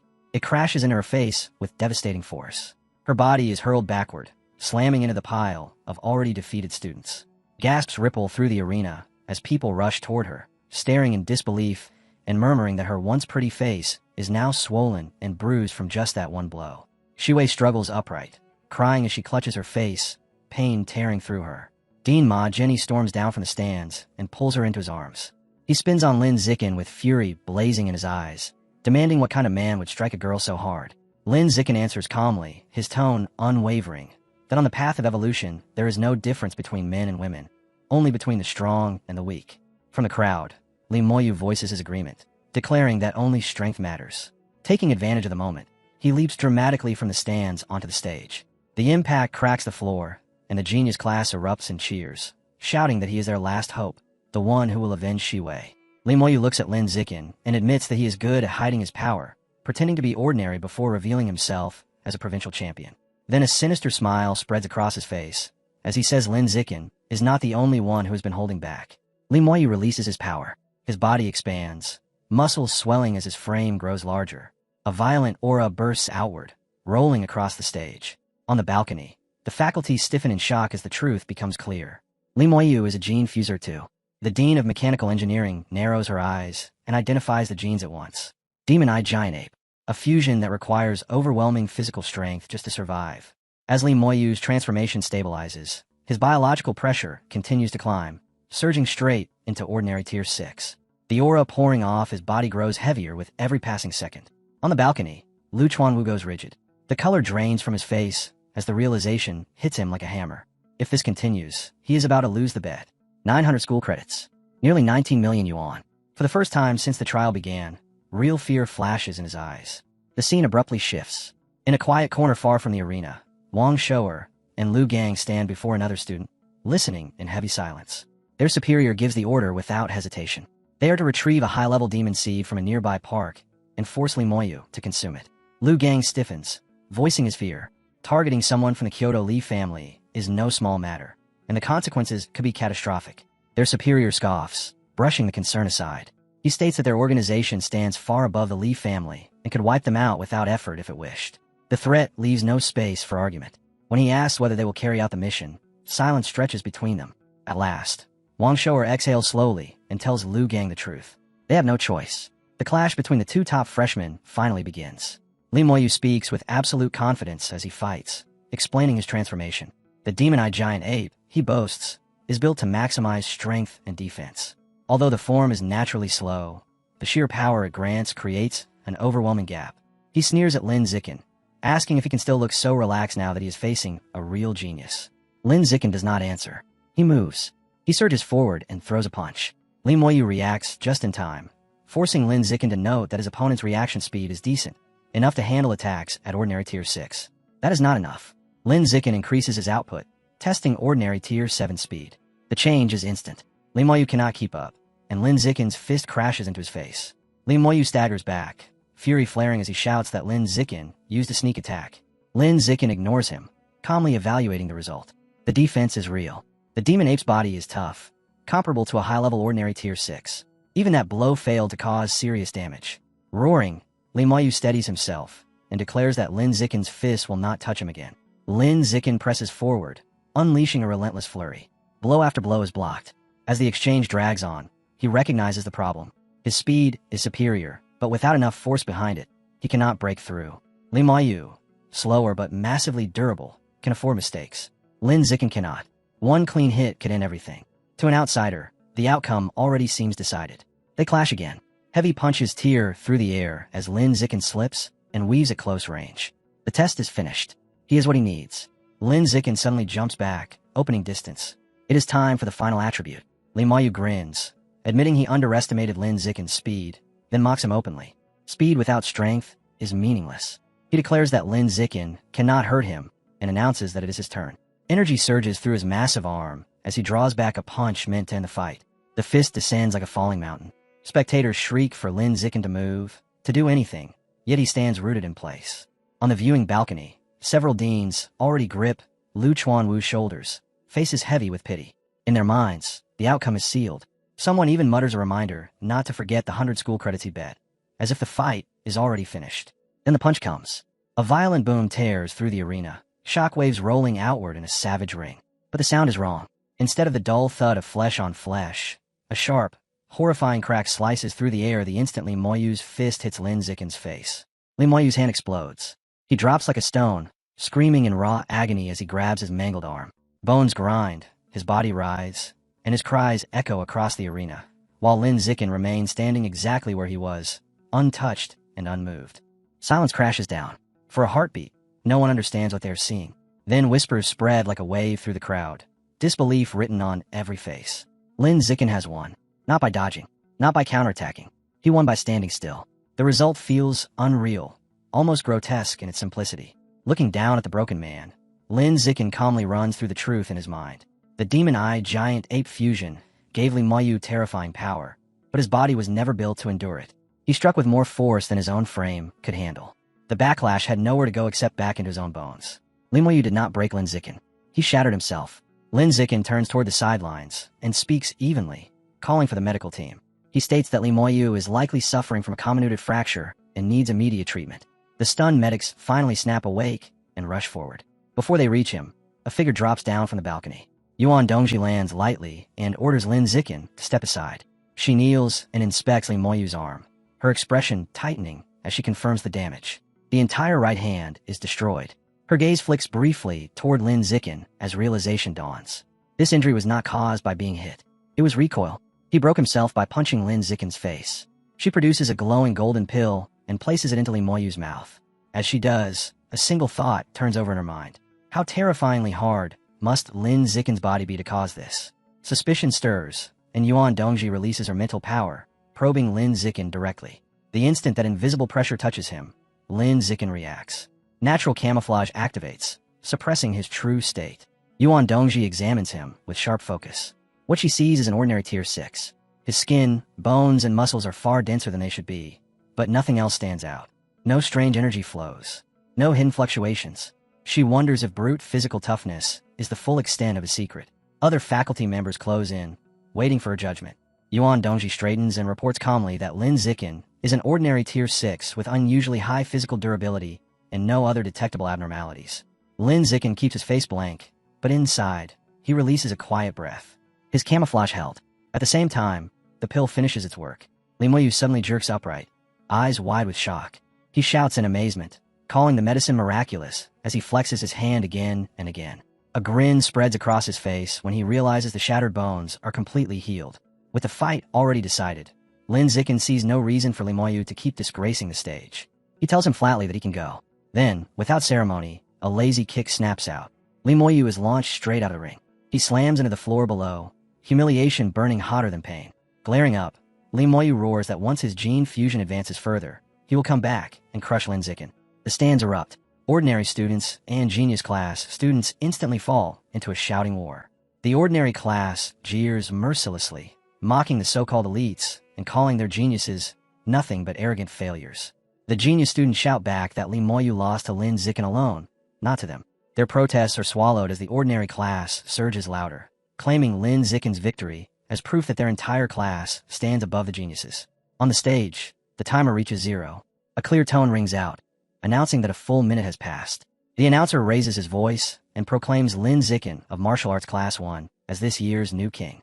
The ordinary students explode into celebration, screaming for Brother Chun, basking in the honor he has brought them. Lin Zikin, however, is not done. With first place secured, another idea cuts through his mind. Since he already stepped onto the stage, he might as well take everything. Without warning, he jumps straight off the platform and into the spectator stands. Gasps ripple through the crowd as he lands beside the genius class seats. Before anyone can react, he bends down and lifts Han Han in his arms, holding her in a princess carry. Whispers erupt instantly. Eyes widen in shock as students try to understand why he would suddenly take Han Han. Her face turns bright red as Lin Zikin leaps back toward the arena with her held firmly against him.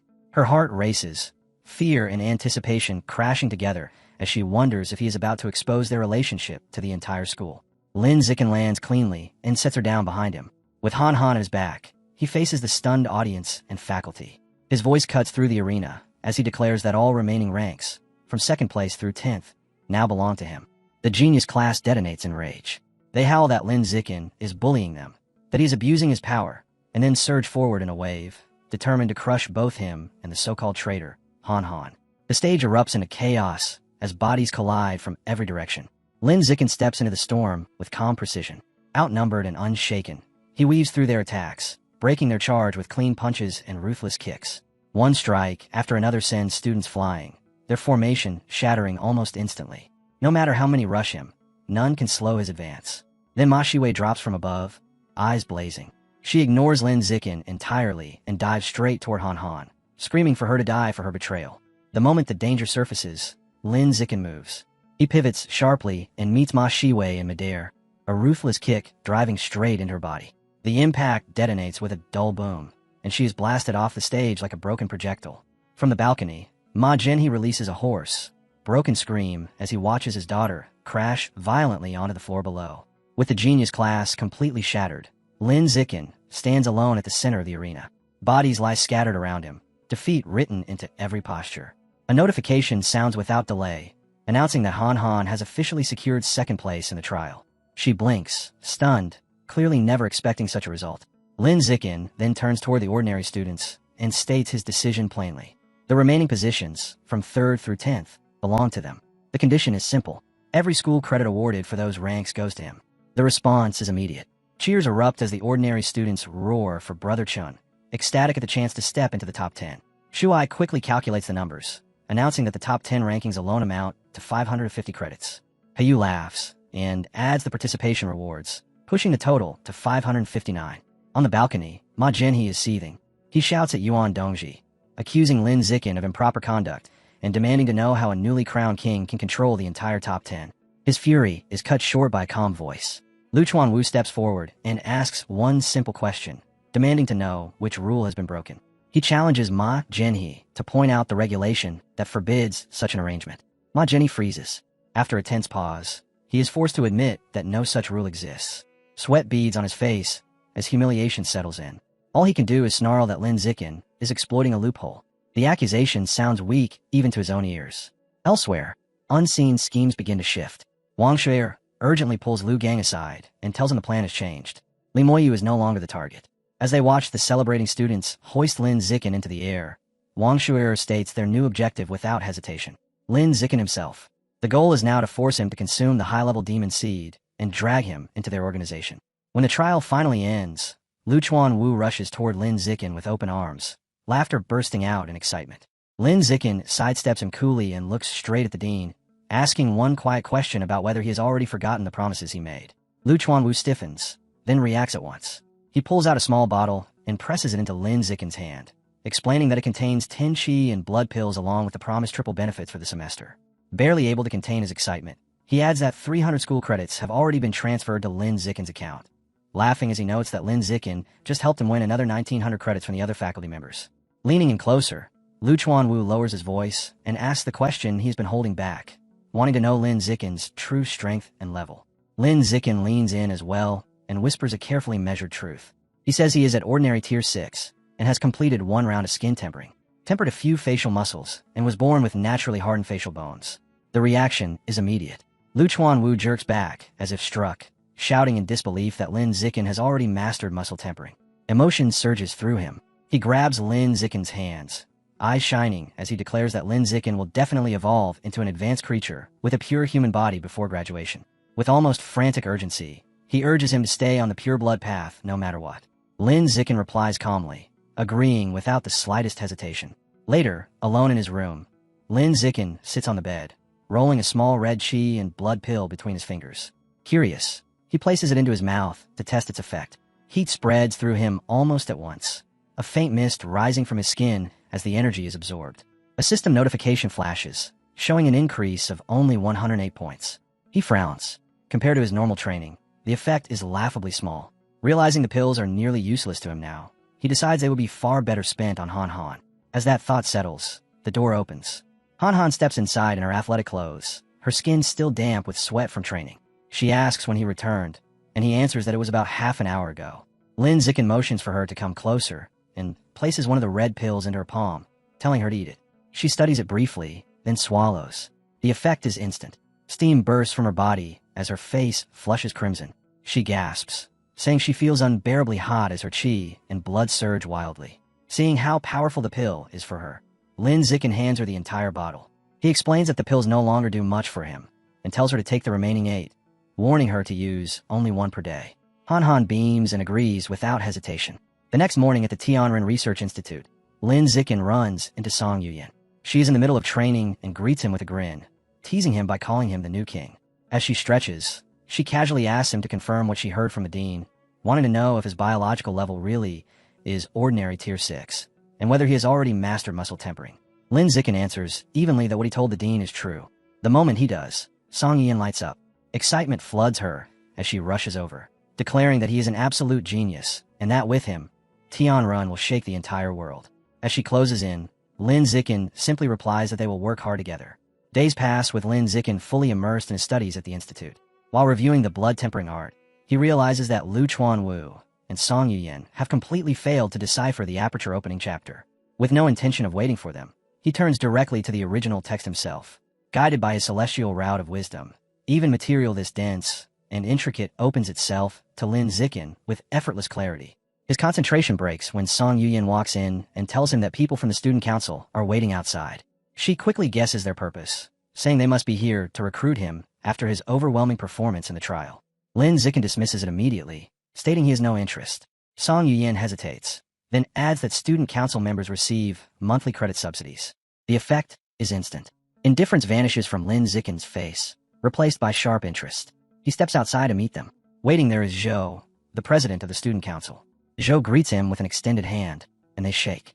He wastes no time, formally inviting Lin Zikin to join and even offering to groom him as a future president. He speaks at length, laying out the benefits in vivid terms. Exclusive meals, influence over school affairs, elevated status, and above all, generous monthly credit subsidies. Faced with the promise of steady income, Lin Zikin smiles and accepts without hesitation. Zhou raises a hand at once, stopping him. There is one condition, he says. Lin Zikin must abandon the pure-blooded human path and choose gene fusion instead. Lin Zikin pauses, confusion flickering across his eyes as he asks why. Zhou answers with open arrogance. The student council only accepts future elites. In his view, the pure blood path is a dead end. He dismisses Dean Lu Chuanwu and Song Yuyan outright, calling them failures clinging to a road that leads nowhere. Zhou warns him bluntly that without gene fusion, even Lin Zikin's talent will eventually sink into mediocrity. Lin Zikin responds calmly, asking if gene fusion is a requirement for joining the student council. When Zhou confirms it, Lin Zikin gives a simple answer. He says he will not be joining. Then he turns and walks away, leaving them staring after him in silence. As he leaves, he weighs the council's benefits against what he already receives from Tianren. The result is obvious. Behind him, the student council members scoff. One mocks him, asking if the new king has something wrong with his head for clinging so stubbornly to the pure blood path. Another sneers that he will regret this sooner or later. Someone mutters that the visit was a waste of time, saying Tianren's brainwashing must be thorough. Zhou waves it off coldly, calling Lin Zikin a genius with no future, trash in his eyes, and tells the others they will simply recruit different talents. Later, back at the Tianren Research Institute, Song Yuyan is visibly furious. She slams her fists onto a desk, venting about the student council's arrogance and narrow-mindedness. Before she can go further, Dean Lu Chuanwu walks in, looking completely worn out. Song Yuyan greets him with biting sarcasm, praising his devotion to the pure blood cause and mentioning how he works day and night and even sold his body to secure investments. Lu Chuanwu grimaces and asks if she really has to include that last part every time. He suddenly turns serious and fixes his gaze on Lin Zikin, warning him that women are obstacles on the path of evolution and that he should keep his distance from them. Sitting back down, Lu Chuanwu explains that the university offers special housing arrangements for the families of recognized geniuses. He even offers to arrange jobs for Lin Zikin's parents and asks whether he wants to bring them to the city. Lin Zikin replies that he will talk it over with them during the weekend. Before wrapping up, Lu Chuanwu adds one more thing. Lin Zikin has been granted early access to school missions. With his current strength, there is no need to wait until next semester. Song Yuyan adds that she regularly takes off-campus missions every week to earn credits and suggests that Lin Zikin could join her in the future to build experience. She even offers to bring him along on an aberrant beast extermination mission. Lin Zikin thanks her. Afterward, he opens the school app and starts browsing. The officially listed missions are mostly trivial, each paying only 1 or 2 credits. He switches to student-posted tasks and pauses when he sees a bizarre request for a female gene fuser training partner with beast ears and long legs, offering 5 credits a month. Amused, he skips past it and moves on to the off-campus missions instead. That is where the real rewards are. Plenty of options appear. 30 credits for capturing a group of robbers. 200 credits for hunting a powerful aberrant beast, though it is far from the city. As he scrolls, one mission seizes his attention at once. Capture a shadow cat girl, an out-of-control gene fuser at ordinary tier 6, active in the city's red light district. Multiple male victims. 50 credits. Lin Zikin accepts it immediately. Before he can close the app, someone leans in beside him. Song Yuyan's sudden closeness makes him pause. She asks casually if he just took the cat girl mission and offers to join him. Slightly surprised, he asks how she knows. Yuan explains that the mission page shows everyone who has accepted it. Lin Zikin checks again and frowns. 28 people are already listed. 26 seniors. 1 other freshman. Manhwa. That strikes him as odd. At only ordinary tier 5, she should not be taking a mission like this alone. He assumes she must have backup. Not want to dwell on it, he tells Yuan that it is getting late. He says he is heading home for lunch and waves goodbye. As he crosses campus, a faint sense of danger stirs. His danger perception activates. Someone is following him. Hostile. Ordinary tier 7. Moments later, a muscular man in a blue tracksuit steps out and calls his name. The man storms over, fury blazing in his eyes, accusing Lin Zikin of deliberately targeting Manhwa. He launches into a stream of grievances without stopping, starting with slapping her during the trial, competing with her for missions. He demands to know whether Dean Lu Chuanwu put Lin Zikin up to it. The accusations keep spilling out as he challenges him to a fight, openly calling him a bully. Lin Zikin listens, irritation slowly surfacing. He asks calmly if Wei or her father sent him. The man snaps back that he came on his own. When he repeats the challenge, Lin Zikin looks at him and replies flatly, asking what he is supposed to do about it. Realizing he is dealing with a fool, Lin Zikin turns to leave. The man grabs his sleeve and shouts for him to stay. That is enough. Lin Zikin turns back and drives a single punch straight into his face. The impact lands cleanly. The man drops instantly, unconscious before his body even hits the ground.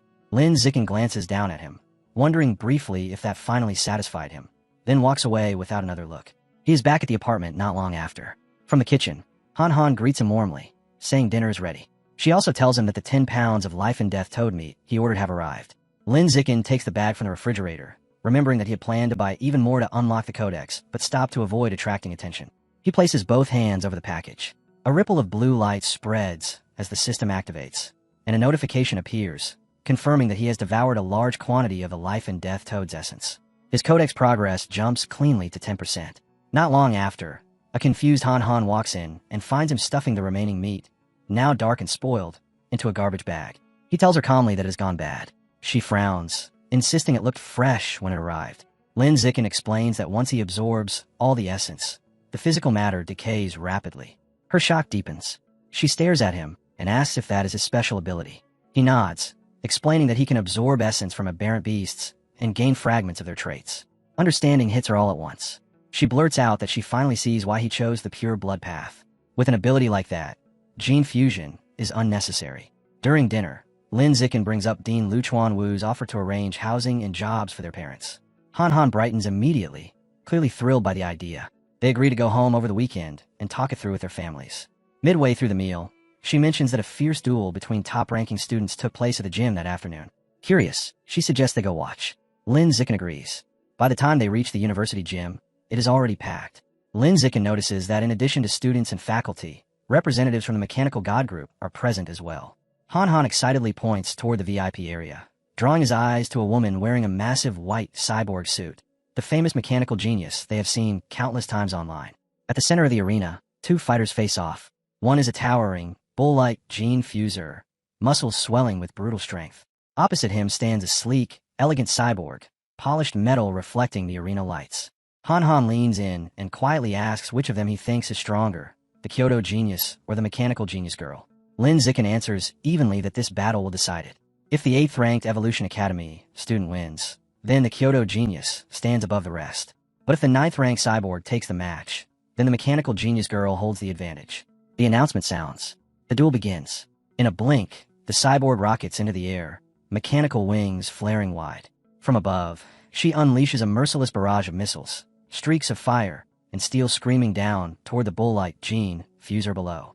The gene fuser is immediately driven into desperation. Explosions tear through the arena as missiles rain down in an unbroken storm, forcing him to crouch under the onslaught while the floor shatters around him. When the barrage finally stops, the cyborg drops from the sky and lands with perfect control. Bruised and cornered, the gene fuser roars and charges, trying to drag the fight into close combat. They crash together at frightening speed. The cyborg blocks his punch without strain and answers with a single, devastating blow to his face. The impact sends him flying. He slams into the ground and does not get back up. The cyborg lifts her fist in victory as the crowd erupts. Elsewhere, in a private office, Yuan Dongji receives a video report from a subordinate. The woman informs her that source site number 36 has gone silent for months. They cannot tell whether the enemy has abandoned it or is preparing something far more dangerous. Yuan Dongji asks for an update on Ganshue. The reply is immediate.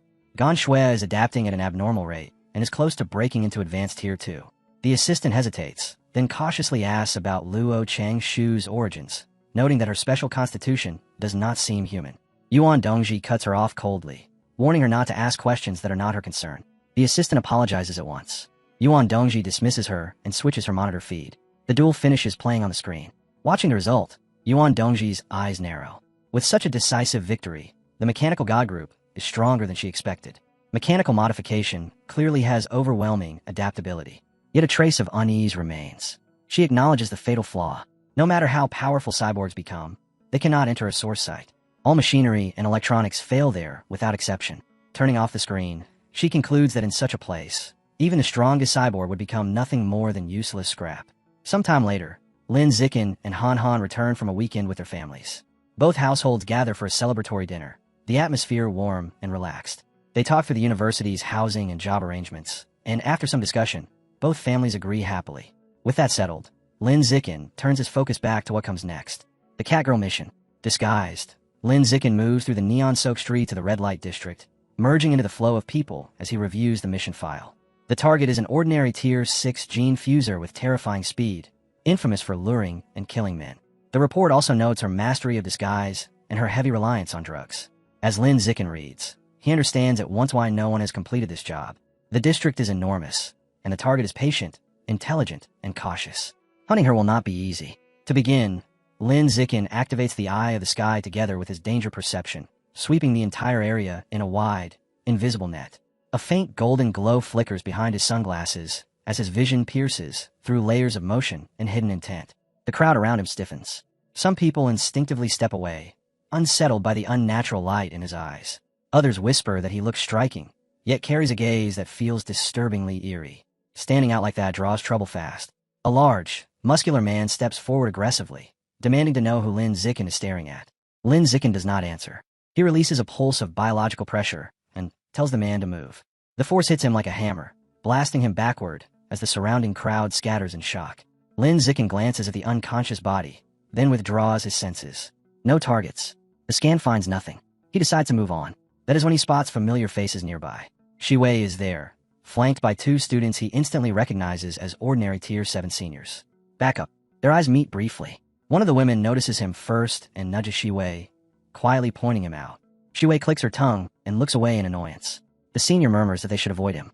Shiwei agrees without hesitation, and the three of them turn and leave. Lin Zikin watches them go, mildly curious about their sudden retreat.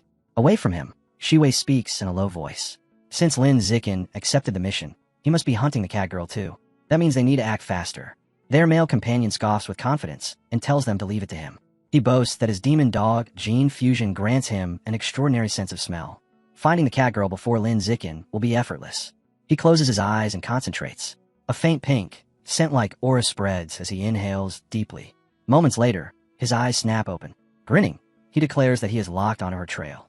Pointing across the street, he says the target is inside a bar. Shiwei does not hesitate. Determined to beat Lin Zikin to the prize, she and her companions rush across the road. The female senior smirks, vowing they will capture the target first and make sure everyone knows it. The three of them push into the crowded bar, following a trail only one of them can see. Shiwei scans the room and demands to know where the target is. The demon dog gene fuser points toward a woman sitting casually on a couch, wearing glasses. Shiwei frowns, unconvinced. The woman looks no different from an ordinary college student. Her companion shakes his head, insisting the scent is an exact match to what was taken from the Catgirl's belongings at the Public Security Department. Shiwei exhales slowly. A master of disguise, just as the report warned. Seeing no reason to wait, the female senior snaps that they should take her now. The three surge forward. At that moment, the woman lifts her head. A twisted smile curls across her lips. In the next instant, she explodes into motion, shattering the glass table and bolting for the exit. Someone screams as the bar erupts into chaos. She's escaping. Shiwei and her team burst out into the street, chasing the fleeing Catgirl as she vanishes into the neon maze. The crowd scatters as the pursuit rips through the district. Shiwei's heart sinks. The Catgirl is fast. Too fast. She shouts that they might not be able to keep up. The demon dog gene fuser laughs it off, telling her to relax. As long as her scent exists, she cannot escape. Sooner or later, the target will have to slow down. Trusting his confidence, they follow the invisible trail until it leads them straight into a dead-end alley. The demon dog stops suddenly and points ahead, confirming the target is right there. He urges them to finish it quickly. The Catgirl turns. She smiles. A lazy, mocking grin spreads across her face as she asks if they truly thought she had been running at full speed. A crimson aura bleeds into the air, thick and suffocating. She tells them that the most dangerous hunters are the ones who pretend to be prey. As she speaks, her hands twist and stretch, flesh reshaping into long, razor-edged claws. She asks if they really do not understand something so basic. Then her biological pressure erupts. The alley shudders. Shiwei and the others freeze as the crushing weight slams into them. This is not ordinary Tier 6. Not even close. The pressure is overwhelming. Ordinary Tier 9. The truth cuts into them like a blade. The Catgirl had hidden her real power the entire time. Terror floods their faces as disbelief takes hold. The chase reverses in an instant. In the narrow alley, Shiwei, the demon dog, and the female senior turn and run. Shiwei shouts that the mission is impossible and orders an immediate retreat.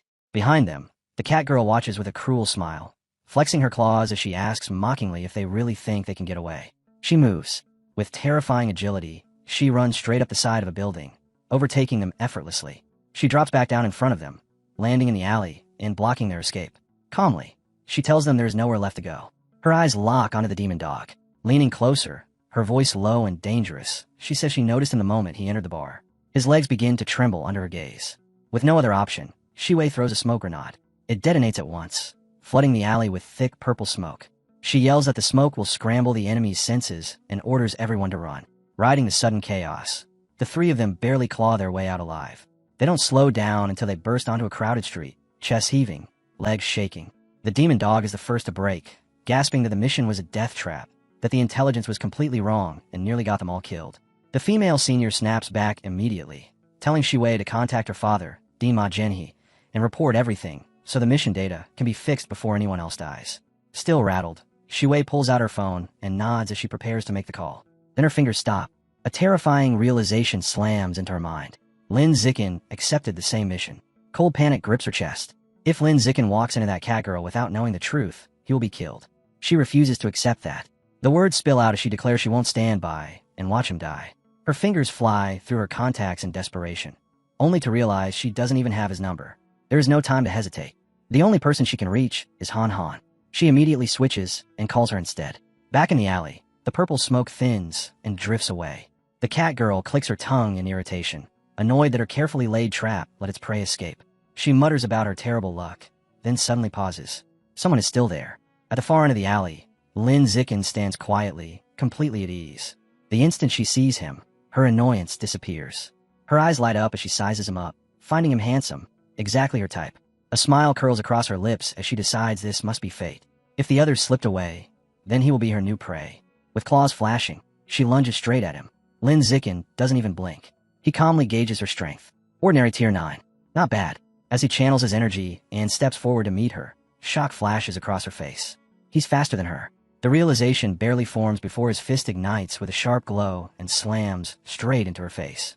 The impact is savage. Her body is hurled backward, crashing into the wall at the end of the alley as stone fractures under the force. She collapses to her knees in the rubble, blood on her lips, staring at him in pure disbelief. Her mind screams in confusion.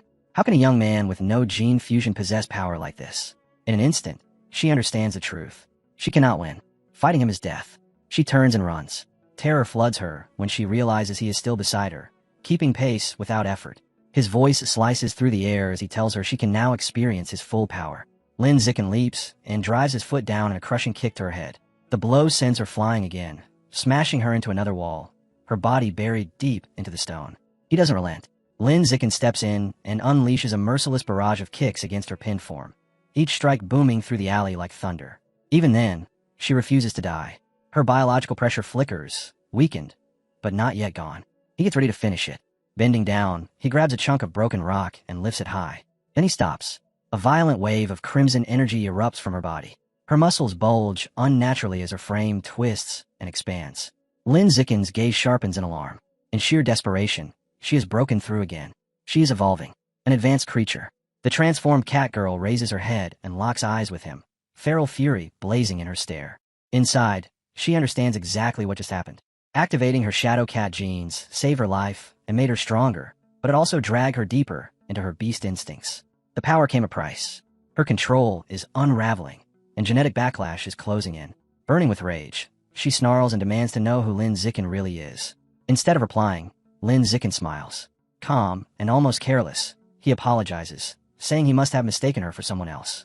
Then he turns around and walks away. She freezes, staring at his back in disbelief. Fear creeps through her as her thoughts spiral. His strength is unfathomable. His actions make no sense. He doesn't fight when he should. He doesn't kill her when he easily could. And worse, her body is breaking down. The forced evolution is tearing her apart from the inside. Genetic backlash is inevitable. One more clash would end her. She decides, run. She kicks off the ground and rockets into the air. For a split second, relief sparks in her mind. Then a sharp whistling sound cuts through the night. Startled, she looks down. Too late. A metal pipe blasts straight through her forehead. Blood sprays as the impact slams her body hard against the wall. Her vision shatters. Before a scream can escape her lips, Lin Zikin is already there. He tears a loose pipe from the wreckage and drives it into her chest. He yanks it out and stabs again. And again. Chest. Stomach. No mercy. Her body finally goes limp. The red aura fades. The terrifying biological pressure she once radiated collapses into nothing. Lin Zicken steps back and lets the pipe slip from his hand. It clatters to the ground, slick with blood. He studies her lifeless body for a moment, then turns away, thinking calmly that this time, she is truly dead. With the fight over, Lin Zicken calmly pulls out his phone and takes a photo of the catgirl's corpse. He notes that it's needed as proof to submit the mission through the school app. Once that's done, he contacts the public security department and reports the location so the body can be collected. With the official matters finished, he turns to what actually matters. He places his hand on the corpse. Red energy surges as his system responds, confirming that he has devoured a massive amount of the Shadow Night Cat's life essence. His guidebook progress leaps to 36%. The increase catches him off guard, and he quickly realizes the reason. The genetic backlash she suffered must have compressed and concentrated the beast genes inside her, greatly amplifying the yield. Elsewhere in the city, Shiwei and her companions move through the streets in heavy silence. Shiwei stays on the phone with her father, Dean Ma Jinhee, urgently explaining that the mission data was completely wrong and nearly got them killed. She tells him the target was never an ordinary Tier 6, but an ordinary Tier 9. The news hits him hard. From his office, Ma Jinhee orders her to submit a full report and promises he will personally confront the mission system director over this disaster. Back on the street, the female senior urges them to return to campus immediately to avoid any possible retaliation. Halfway through her warning, she suddenly grabs Shiwei's arm and thrusts the phone toward her face. The mission status has changed. The catgirl has already been captured, completed by Lin Zicken. Shiwei goes numb. She stares at the screen, unable to understand how a freshman could have taken down an ordinary Tier 9 monster by himself. After the weekend passes, Lin Zicken and Han Han walk side by side across the university campus. Lin Zicken checks his phone when a new notification appears. 300 school credits have been added to his account. He assumes it is the reward for the catgirl mission, then hesitates in confusion. The amount is far more than the original 50. As they walk, he shows Han Han the detailed notice. It explains that due to severe errors in the mission data, the catgirl was reclassified from ordinary Tier 6 to ordinary Tier 9. The base reward was raised from 50 to 200 credits, with an extra 100 added as compensation. Han Han frowns, complaining that the university's mission system is reckless and unreliable. She says bluntly that if he were not strong enough, he would have died because of their mistake. Lin Zicken agrees, noting that the system is flawed, and says he will be more careful when accepting missions in the future. Then he adds calmly that when suitable missions appear, he will bring her along, so she can slowly adapt to real combat. Han Han lights up, nearly bouncing as she says it's great that she can finally go on missions with him. As they continue walking, Lin Zicken glances at his phone and decides how to use his new credits. He plans to order the 90 gene of life and death toad meat he still needs.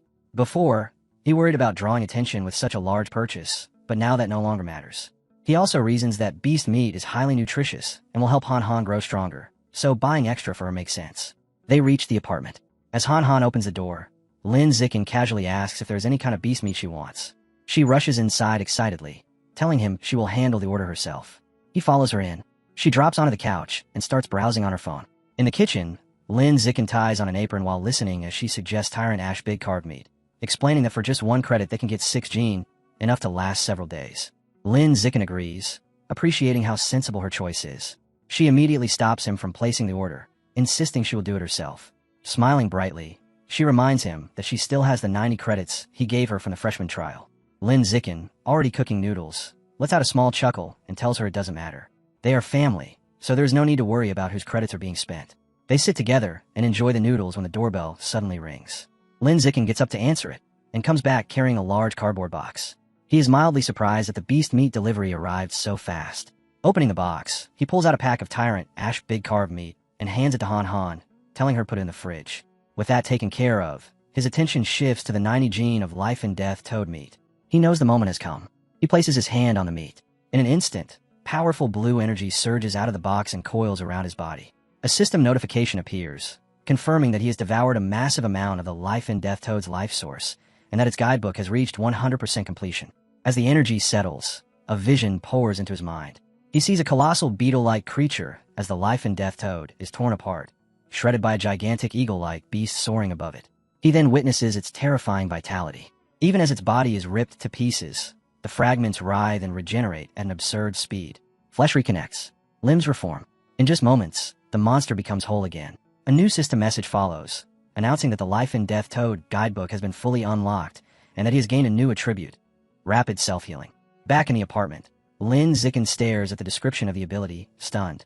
The system explains that his self-healing has been greatly enhanced. As long as he is not killed instantly and has enough energy, even devastating injuries can be restored. He exhales sharply, realizing how broken this power truly is. Invincible. That is the only word that fits. Curiosity pushes him to test it right away. Without hesitation, he bites down hard on his own hand, ripping open a deep, bleeding wound. Blood spills, but he barely flinches. He watches as the flesh rapidly knits back together. Within seconds, the injury seals completely, leaving no trace behind. He washes the blood from his hand, now perfectly unscarred, and his thoughts race. With rapid self-healing, as long as he has energy and avoids instant death, he can keep recovering again and again. In practical terms, it is a form of endless revival.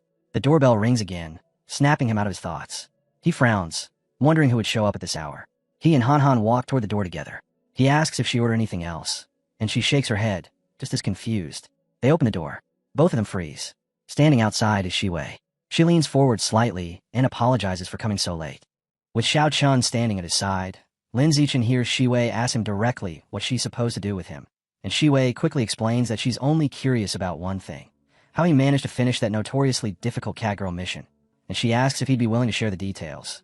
Lin Zichen answers without softening it, telling her it isn't convenient to talk about, and Shiwei accepts that at once, turning to leave, only for Xiao Chun to invite her come in for some tea. An offer Shiwei declines as she says she still has other things to handle, and that maybe they can do another time, and then she's gone. After Shiwei leaves, Xiao Chun tells Lines that she thinks Shiwei is a good person, explaining why by saying Shiwei had been worried enough to send her a message warning him that the mission information was wrong, and Xiao Chun suggests they should interact with her more. Lin Zichen agrees, adding that since Shiwei lives right downstairs, she's welcome to come by any time. Later, at the Tianren Research Institute, Lu Chuanwu and Song Yuyan are in conversation with Lin Zichen when Lu Chuanwu says he personally saw Dean Ma Zhenhe confront the director in charge of the mission system, and what started as a heated argument escalated until it became an outright physical fight. SCU Yan guesses the cause was the Catgirl mission's incorrect information, and Liuan Wu confirms it, explaining that because Ma Zhenhe had accepted that mission too, he was enraged. That the mistaken power level almost got his daughter killed, and Song Yu-yin adds the exact discrepancy. On the mission listing, the Catgirl was marked as Ordinary Tier 6, but in truth her strength was Ordinary Tier 9. Before turning to Lin Zichen and asking how, when he was only Ordinary Tier 6, he could possibly have completed it.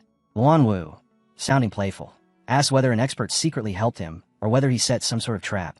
But Lin Zichen denies both and states plainly that he beat her himself, relying on nothing but pure physical strength. And that answer freezes Lu Chuanwu and Song Yuyan where they stand, both of them stunned with their mouths hanging open as the same thought hits them. Has he been hiding what he really is? While his mentors are still reeling, Lin Zichen covers his face, looking drained, and thinks that after spending the past few days with them, he's come to see them as decent people. So he decides he'll tell them the truth about his abilities because they might be able to help him research the aperture opening technique. With a smile that looks forced, he starts explaining that his true strength has recently reached Ordinary Tier 9, and before they can even digest that, he adds that he has already finished his first full body tempering and is now in his second skin tempering cycle, which shocks them all over again. As Lu Chuanwu finally processes what he's hearing, emotion overtakes him so hard his whole body trembles. And then, overwhelmed with joy, he breaks down into tears and cries out that his long years of dedication have finally been rewarded. In his mind, he sees himself standing with Lin Zichen on a mountaintop, declaring that with this kind of talent, the pure-blooded human path will surely succeed, and that one day, both of their names will be known across the world. But back in reality, the Dean is simply there, crying, as he explains that he has spent decades researching the pure blood path, a pursuit that drained his family's wealth and even drove his wife and children to leave him. And through all those years, he still made no progress. He's convinced that with a once-in-a-generation genius like Lin Zichen in front of him, the pure blood path will finally rise and thrive, while Lin Zichen, completely caught off guard by the sudden mood swing, can only stare and wonder why the old Dean has started crying and laughing at the same time. Once he manages to pull himself together, Liuan Wu steps in close and rests a hand on Lin Zichen's shoulder, still marveling at Lin Zichen's outrageous talent, and he says that if it weren't for the fact Lin lacks source power, he might have even suspected he was a stranger from the source land. That strange term makes Lin Zichen blink in surprise, so Lu Chuanwu lays out his thinking. In a world where aberrant beasts exist, it's only logical that there are counterparts on the human side too, strangers, or exceptionally gifted individuals. Yet Siu Yin reacts with open shock, saying she's never even heard of this before. Lin Zichen then cuts straight to what matters and asks what source power actually is, and the Dean explains that it's a special kind of energy unique to beings who come from the source land, comparable in concept to things like ki, blood power, or spiritual power. Still curious, Lin Zichen asks how this power is used, But Lu Tranwu admits he can't give a clear explanation because in his entire long life he's only ever encountered 2 such strangers, and Song Yuan immediately scoffs at him, accusing him of bluffing and pointing out that since he's stuck at ordinary tier 9, he can't even enter the source land himself. That pushes Lin Zichen to ask whether there's a biological level requirement to get in at all, and Lu Chuanwu confirms it bluntly. Threshold is a Heil being, and anyone below that who tries would be reduced to ash.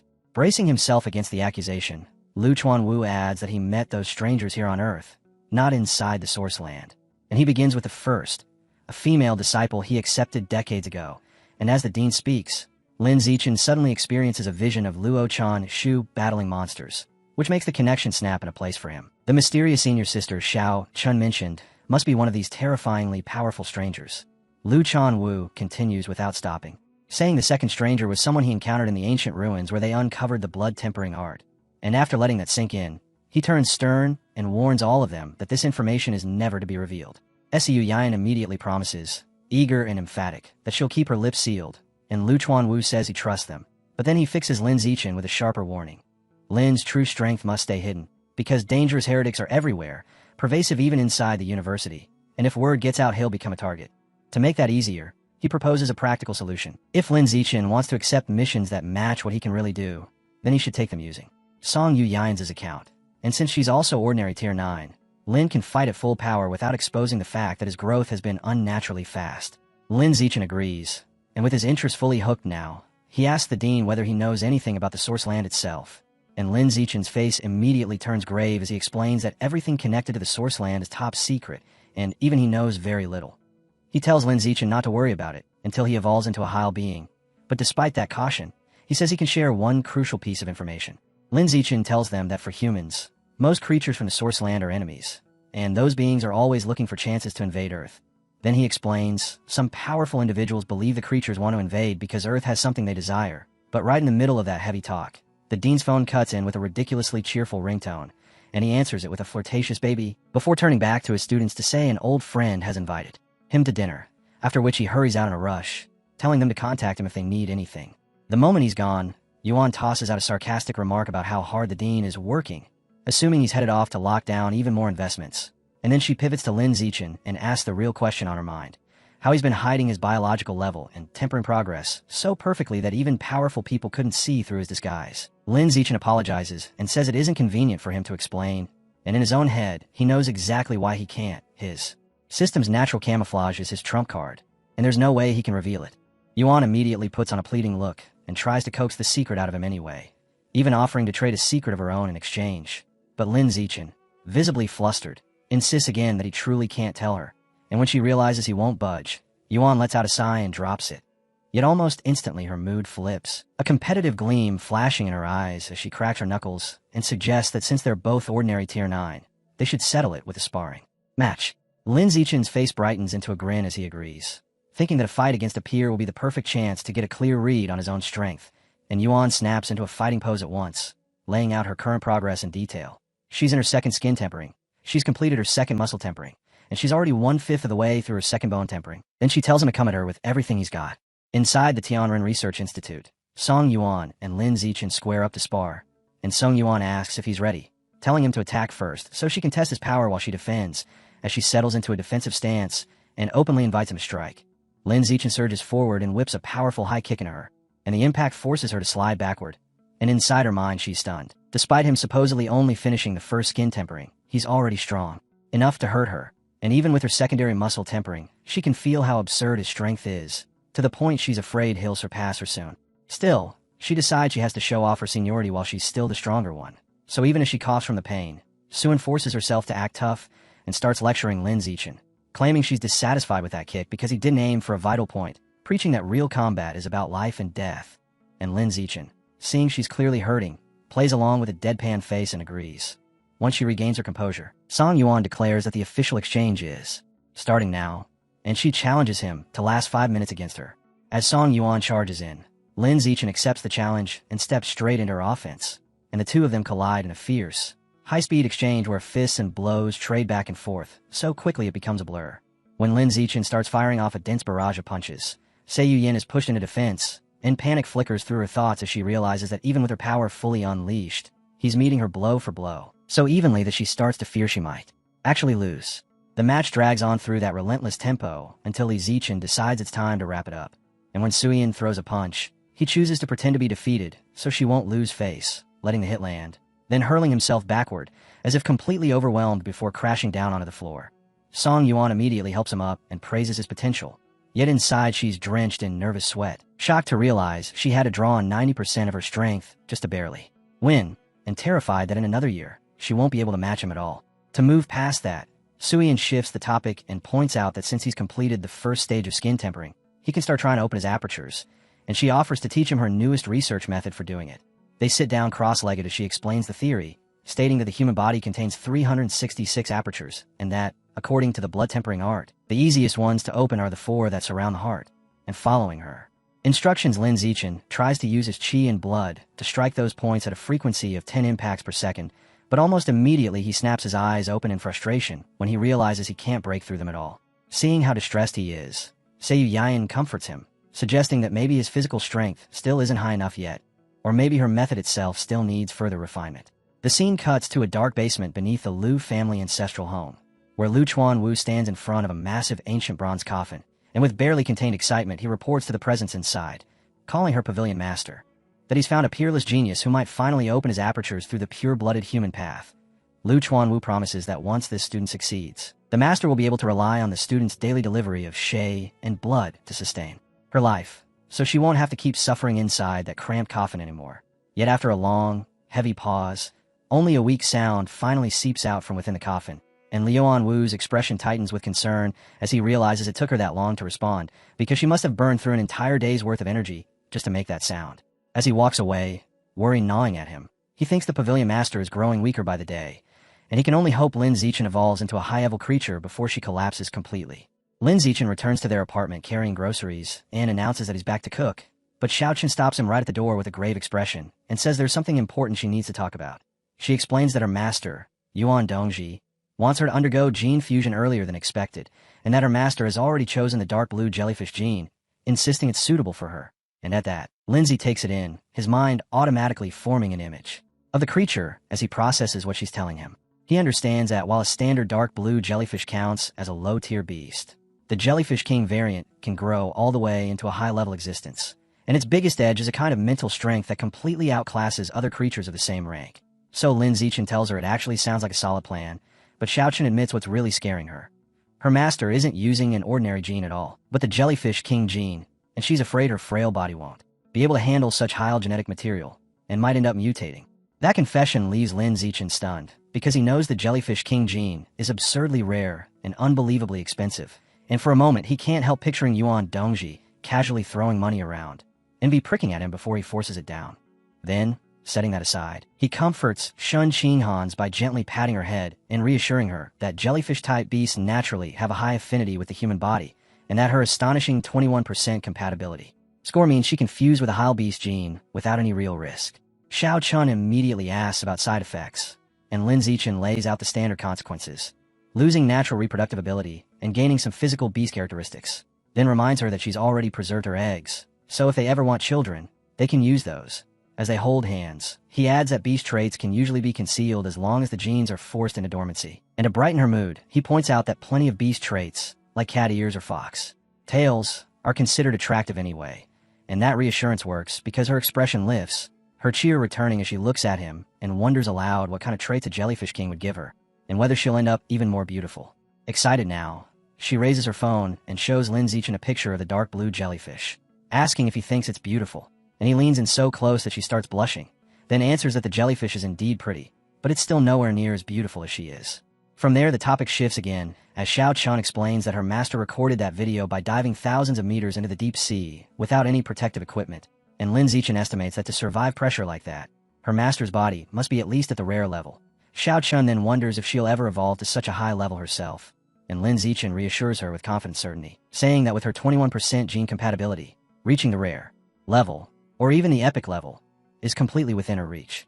Xiao Chun stays practical, pushing back that compatibility alone isn't everything, and that she'll still need an enormous amount of evolution resources. And when Lin Zichen hears that worry, he gives her a thumbs up and makes a firm promise, telling her not to stress about resources because he'll work hard, earn money, and provide whatever she needs. Moved by his generosity, she shifts into a playful, seductive mood, kneeling on the bed and teasing that she needs to properly please her new wealthy patron, then picking up 2 pairs of stockings and, blushing, asking which color he prefers. Lin Zichen answers that he likes both, so to satisfy him she slips on a black stocking on one leg and a white stocking on the other. Watching her, Lin Zichen thinks that even if the black and white mix looks a little strange, he can absolutely enjoy it, and once Xiao Chun leave for her afternoon classes, Lin Zichen decides he'll skip the Pure Human Research Institute and stay home to train instead. While he's pouring water, he scrolls through the latest news on his phone, and one article instantly grabs him. Mysterious unknown plants have appeared all across Shanghai City, and the report even includes a photo of a huge, menacing, flower-like plant bursting out of a building as stunned citizens stare up at it, with a public warning telling everyone stay away. Lin Zichen recognizes the strange flora the moment he sees it, because it looks exactly like the plants from the source site that appeared in a painting of Shun Qinghan's senior sister, Lu Kongshuer, and that resemblance makes his thoughts race. How could something from there show up on Earth? Until he lands on a suspicion that a new plant god cult must be behind it. Annoyance tightens in him at the timing, because they only just dealt with the rat god cult, and now another group of heretics has already surfaced, and that frustration hardens into motivation as he resolves to push his strength higher. He reflects that after his secondary tempering, his body burns through chi and blood far too quickly, so he opens the school's online store and searches for pills that can speed up his recovery, finding blood recovery pills priced at 1 school credit each, and, noting that the description promises extremely fast recovery for his current level, he buys 100 of them on the spot. With recovery supplies handled, his mind shifts to his next evolutionary target, and he tells himself that now he's unlocked the Life and Death Toads Code DX, it's time to open a new one. So he browses the beast meat section until he finds poison chimera meat, 10,000 poison chimera meat, listed at 20 credits per gene, and the description clarifies that the creature itself isn't poisonous at all, but instead survives by devouring poisons, which gives it an insanely high resistance to toxins. Lin Zichen immediately guesses that if he can unlock this creature's code DX, he might gain a precious poison resistance attribute. But when he realizes he has less than 200 credits left, he decides to buy only a single gene for now, just enough to start unlocking the guidebook. After that, his thoughts circle back to his failed attempt at opening his apertures, and he comes to a simple conclusion. His body still isn't strong enough. So, with his purpose sharpened again, he decides to keep pushing his secondary skin tempering. He sits down to meditate, and a fiery aura rolls over his body as he resumes training, and after 2 hours of intense skin tempering that leaves that same fiery aura clinging to him, the session finally ends with him collapsing onto the floor, exhausted and soaked through with sweat, realizing his chi and blood are draining too fast, and that he needs to rest. But the moment he tries to recover, extreme hunger and weakness slam into him, and he has to stagger to the refrigerator to look for food, only for the doorbell to ring. Still weak, Lin Zichen goes to open it and finds a delivery girl from the school holding 2 packages, and as he reaches out to take the boxes, a sudden wave of dizziness steals his balance, making him stumble into her and knock the packages from her hands. Yet even as everything drops, Lin Zichen reacts instantly, catching the heavy boxes one-handed before they can crash to the floor, while the delivery girl, startled and worried, asks if he's alright. After he gets the packages inside, Lin Zichen, still feeling unsteady, immediately decides to test the blood recovery pills. He opens the box, tips out one of the golden pills, and pops it into his mouth, and the effect hits so fast it's almost frightening. His dizziness clears as if it was never there, strength floods back into his limbs, and he can't help marveling at how insanely effective these pills are as his chi and blood surge upward, and he flexes an arm, feeling completely restored. With his energy back, Lin Zichen turns to the second package, the 10,000 poison chimera meat, presses his hand onto it, and devours its life essence. And as he does, a rush of blue energy surges around his body. A system notification immediately confirms he has absorbed a trace of the 10,000 poison chimera's life source, and that his guidebook progress has reached 1%. Now that training won't force him into long recovery stretches, Lin Zichen sits down to meditate again, thinking through how much the blood recovery pills have shortened his rest time, and how that means he can train far more efficiently. And he comes to a firm conclusion that spending school credits to accelerate his growth is a worthwhile investment. Later, as the sun sinks toward evening, Lin Zichen is relaxing at home when he hears Xiao Chen's voice announce that she's back. And as he gets up to greet her, she teasingly says she brought a guest and challenges him to guess who it is. He opens the door and freezes in surprise when he sees their friend, Chu Exen, standing beside Xiao Chen. And Chu Exen waves with bright cheerfulness as Li Zichen greets her, still taken aback. Once they step into the luxurious apartment, Chu Exen immediately complains in envy that she has to share a room while they get to live like this. And Lin Zichen warmly offers her his single dorm room at the Budo Academy. But when he offers her water, Chu Exen politely refuses and explains she actually likes having a roommate because it keeps her from feeling lonely. That light tone doesn't last, because her expression hardens in anger as she announces the real reason she came. She's here to complain about how outrageous the other university students have been. Sitting down on the couch, Lee Chuexan explains that while geniuses like them are safe, ordinary students are suffering. And when Lin Zichen and Xiao Chen ask her to explain, Chu Xian recounts exactly what she's seen. A senior borrowed her makeup. Another classmate had his valuable blood, ginseng, stolen. And when they reported it all to the student council, they were brushed off and told the school runs on survival of the fittest, and that if they were unhappy, they should fight back. Lee Chuexan fumes that it's unfair because freshmen obviously can't match seniors in strength, and Lin Zichen and Xiao Chen back her up, telling her that if any seniors bother her again, she should tell them immediately, and they'll figure out a solution together. And Lee Chuexan thanks Lin Zichen with genuine gratitude. Then, without warning, the entire apartment jolts and shakes violently, making all three of them spring to their feet, startled and wondering if an earthquake just hit. And as the shaking eases, Lin Zichen's danger perception attribute triggers, giving him a vague but unsettling premonition, even if he notices it isn't especially strong. The scene cuts to a lavishly decorated room where a man wearing a red-horned mask speaks with another man in a plague doctor mask, addressing him as Lord Divine Envoy. The masked man asks for evolution resources so he can break through into a higher biological level. And in recognition of his performance, the Lord Divine Envoy grants him a gift, producing a strange, demonic-looking flower as he explains that it carries an intense aphrodisiac effect and that the masked man should make sure there's a woman nearby when he consumes it. Grateful, the masked man thanks him, then reports that a gifted genius has appeared among the new students at Shanghai University. And he even brings up a plan to make this genius swallow a high-level demon seed so they can recruit him. The Divine Envoy dismisses the idea immediately, saying the true geniuses are all on the source site. And the masked man's frustration spikes because he knows he can't reach the geniuses who are inside the source site. But before he can say more, the Divine Envoy cuts him off and reveals he's just received a message from there. They found a corresponding boundary point and established biological coordinates. And now all that's left is for someone to activate the connection, which he announces he will go do at once. A purple aura engulfs the Divine Envoy's body, and he vanishes, but right before he disappears completely, he delivers one final, chilling order. If they don't make Lin Zichen consume the demon seed within 3 days, the masked man will be replaced. Left alone, the masked man glares down at his watch, face twisted with fury, and swears he'll get it done within that 3-day limit. Back on the university campus, Lin Zichen and Xiao Chen walk together until she tells him her class is in another direction and she has to split off. And just as they're about to part, someone calls out Lin Zichen's name, making both of them turn in surprise, and they see 2 former high school classmates, Lu Gang and Wang Shujia, hurrying toward them with anxious, distressed looks. Wang Shujia explains that a stronger third-year senior has been bullying them, and Lu Gang adds that since Lin Zichen is the new king of the freshmen, that senior would definitely back down if Lin stepped in. To persuade him, Lu Gang offers a bag stuffed with valuable evolution resources and spirit fruits from his family, and Wang Shujia presses it even harder, pleading with Lin and reminding him that they used to be classmates.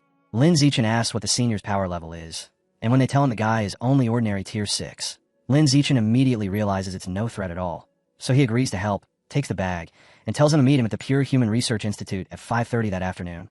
Lu Gang and Wang Shujia are so excited they promise they'll help him in the future, thank him repeatedly, and hurry off, saying they'll see him later. After they're gone, Xiao Chen, curiosity written all over her face, urges Lin Zichen to open the bag so they can look at the spirit fruits, admitting she's never even tried one, and Lin Zichen simply holds the bag out toward her and suggests she take one. Xiao Chen picks a small one and studies it, but her expression twists into disgust as she tells Lin Zichen it looks gross and asks if it might be rotten. And when Lin Zichen takes the fruit to inspect it himself, he wonders out loud whether it has already gone bad. As Lin Zichen studies the small, seed-like object more closely, his danger perception ability suddenly flares to life, jolting him with shock. And the instant he understands what that means, he moves without hesitation, rushing ahead of the departing Lu Gang and Wang Shujia, and cutting them off so abruptly that they jump when he shouts for them to stop. At the same time, he turns and urgently tells Xiao Chen to contact her master, Yuan Dongji, and ask her to come immediately, and Xiao Chen agrees at once, sprinting off to make the call. Only a moment later, Yuan Dongji descends gracefully from the sky and asks what happened, and Lin Zichen raises the strange red seed in his hand and explains that Lu Gang and Wang Shujia handed him a bag they claimed was filled with spirit fruits, but he found these suspicious seeds mixed inside and suspects they're tied to the plant god cult, a suspicion that makes the 2 former classmates start trembling on the spot. Yuan Dongji recognizes the object immediately and explains that it's the seed of a strange tree, one that can control anyone who eats it, adding, "This is a common method the plant god cult uses to recruit members," and Lindsay is horrified as the thought hits him. Were Lu Gang and Wang Shujia already under the cult's control? As Yuan Dongji uses her power to lift the 2 of them into the air, Lu Gang and Wang Shu to cry out that they were forced to do it, and Yuan Dongji tells Lin Zichen she'll take them away for questioning and will inform him of whatever she finds out. While they're carried off, Lu Gang and Wang Shujie are struck with fresh terror when they realize they can't speak anymore no matter how hard they try, and as Yuan Dongji flies away, she leaves Lin Zichen with a stern warning, telling him heretics are everywhere and that he can't fully trust even his teachers or the school leadership, so he must stay vigilant at all times. Xiao Chen watches her master disappear into the sky with awe, remarking how incredible it is that Yuan Dongji can fly through sheer mental power, and Lin Zichen agrees that being able to do that would be nice. Then Xiao Chen's admiration snaps in anger as she blurts out how disgusting Lu Gang and Wang Shujie are for trying to hurt Lin Zichen, and Lin Zichen agrees they'll have to be more cautious from now on, before tossing the contaminated spirit fruits into a recycling bin. The next day, the investigation confirms that Lu Gang and Wang Shujie are indeed members of the plant god cult, and it turns out they were forced to eat a demon seed by a safety officer during their high school entrance exam. And because of that, both of them are expelled from the university and will face criminal charges that will ruin their lives. Sometime later, Lin Zichen and Xiao Chen are with their parents, who have moved into university housing, and through this period Lin Zichen has been training relentlessly. With the blood recovery pill supporting him, he's completed his second round of skin tempering and has pushed his secondary muscle tempering to 40%, and then the day finally comes for Xiao Chen's gene fusion. So she and Lin Zichen go to Yuan Dongji's office where Xiao Chen, nervous enough to admit out loud, tells Yuan Dongji she asked Lin to come along for support, and Yuan Dongji explains that because the dark blue jellyfish is a water attribute beast, the fusion will go more smoothly the more water Xiao Chen has in her body. Yuan Dongji hands Xiao Chen a large glass of water and tells her to start drinking, and Xiao Chen forces down glass after glass while her master keeps urging her to drink more, until at last, with her stomach swollen and painfully bloated, Xiao Chen complains that she truly can't drink another drop. Yuan Dongji says that's fine, then instructs her to take off her clothes and lie down on the examination bed. Yuan Dongji raises a syringe and explains that it contains the dark blue jellyfish king gene, and that it has to be injected straight into the heart, but she reassures Xiao Chen by promising she'll use her mental power to numb her pain nerves so she won't feel the needle going in. As Xiao Chen lies there, tense and nervous, Yuan Dongji warns her that even so, the gene fusion itself will still be unimaginably painful, and tells her that if she can't endure it, she should scream, and Xiao Chen confirms she understands, after which Yuan Dongji injects the gene into her chest. As Lin Zichen watches the procedure, he notes to himself that gene fusion normally requires extremely precise monitoring instruments. Yet Yuan Dongji's overwhelming mental power makes those tools unnecessary, and once the injection is done, Yuan Dongji tells Xiao Chen that the fusion has begun and that intense pain will arrive soon, warning her to brace herself mentally, and Xiao Chen, blushing from the situation and still anxious, agrees. But 2 minutes pass, and instead of screaming, a baffled Xiao Chen sits up and asks why she doesn't feel anything at all, which makes Lin Zichen turn to Yuan Dongji with concern and ask whether something is wrong, and Dongji is caught completely off guard, openly wondering how that could be possible. Xiao Chen, suddenly frightened, is left in shock as she starts to fear the fusion has failed. Yuan Dongji then explains to the worried Lin Zichen and Xiao Chen that the gene fusion did fail, because Xiao Chen was unable to fuse with the dark blue jellyfish king gene, yet she immediately adds that it isn't a complete failure either, a contradiction that only confuses them more. Dongji clarifies by laying out the normal process. So long as there's no severe rejection when the beast gene is injected, it counts as a success, because with the help of drugs the host's genes merge with the beast genes and the person gains new abilities. But in Shun Qinghan's case, while there was no rejection, the fusion process simply never started. With a serious expression, Lin Zichen presses for a more specific explanation, and Yuan Dongji describes what she can see with her mental power. It's as if Xiao Chen's own genes have a kind of consciousness, because they've surrounded the invading jellyfish king genes, locking them in place and restricting their freedom. And she says that when some of the jellyfish king genes try to force fusion, Shun Qinghan's genes immediately destroyed them, breaking them into fragments and absorbing them as nutrients. Now the remaining jellyfish king genes are completely imprisoned, and Yuan Dongji admits she has never witnessed a situation like this before. Right then, Xiao Chen suddenly cries out in surprise and points out that her hair is changing, shifting from purple to blue, and that change shocks both Lin Zichen and Yuan Dongji, because Yuan Dongji recognizes it as a trait of the jellyfish king gene and can't understand how it could be expressing itself if the fusion truly failed. Lin Zichen immediately asks Xiao Chen whether she feels anything different happening inside her body. With her hair now a vivid blue, Xiao Chen closes her eyes and says she can sense a new presence inside her body, one she believes she can control, and Yuan Dongji can only find that baffling, because in her mind, being able to sense and command the genes is essentially the definition of a successful fusion. Thinking she might have overlooked something, she leans in close to Xiao Chen and probes again with her mental power, then tells her plainly that the presence she's feeling is the jellyfish king gene, It instructs her to use her mental power to seize control of it and force it into a dormant state. Xiao Chen nods, shuts her eyes, and concentrates as she says she'll try. And as her focus tightens, her hair gradually shifts back from blue to its original purple. Yuan Dongji then tells her to try expressing the gene again, and Shun Qinghans agrees, and in the next instant, a powerful blue aura erupts around her as her hair turns a brilliant blue once more. Inside, Yuan Dongji is stunned, because she knows that celebrated geniuses like Lai Moyu and Ma Shiwei needed half a month just to master switching their beast genes between dormancy and expression, yet Xiao Chen grasped it in a single moment. Still confused, Lin Zichen steps closer and asks what exactly is happening with Xiao Chen, and Yuan Dongji turns to both of them, and says she has good news and bad news, asking which they want to hear first, and, after a brief pause, Xiao Chen chooses the bad news first. Yuan Dongji explains that the bad news is Xiao Chen may never become a geniffuser, a declaration that shocks Xiao Chen immediately. But then Yuan Dongji's expression softens into a confident smile as she delivers the good news.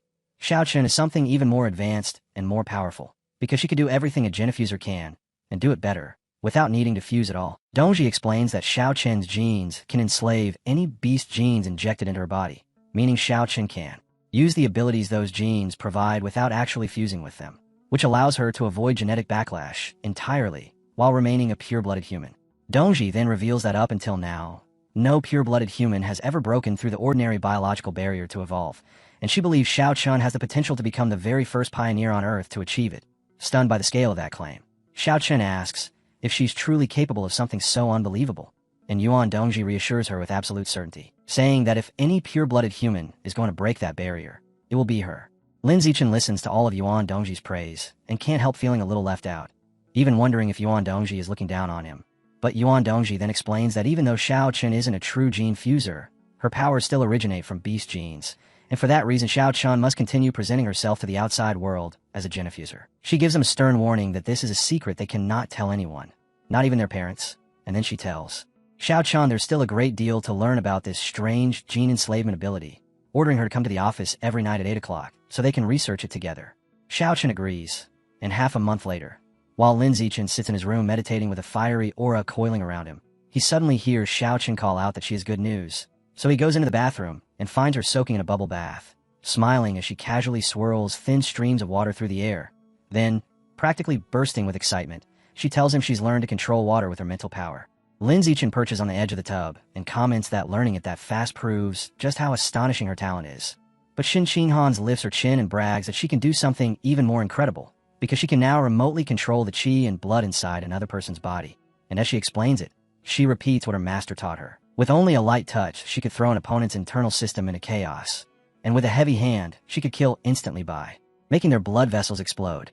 Lin Zichen is caught off guard by that, and says that if she can manipulate someone else's chi and blood, then she ought to be able to manipulate her own as well, using it to temper her body. Yet Xiao Chen's expression falls, and she looks down, admitting her master already told her the truth. Her physical talent is too weak, her ki and blood strength is too low, and because of that she can't follow the path of a pure-blooded human. Lin Zichen leans in close to Xiao Chen anyway, and tells her she's a special existence just like him, that they can do things ordinary people simply can't, and he pushes her to try tempering her body, promising he'll teach her himself.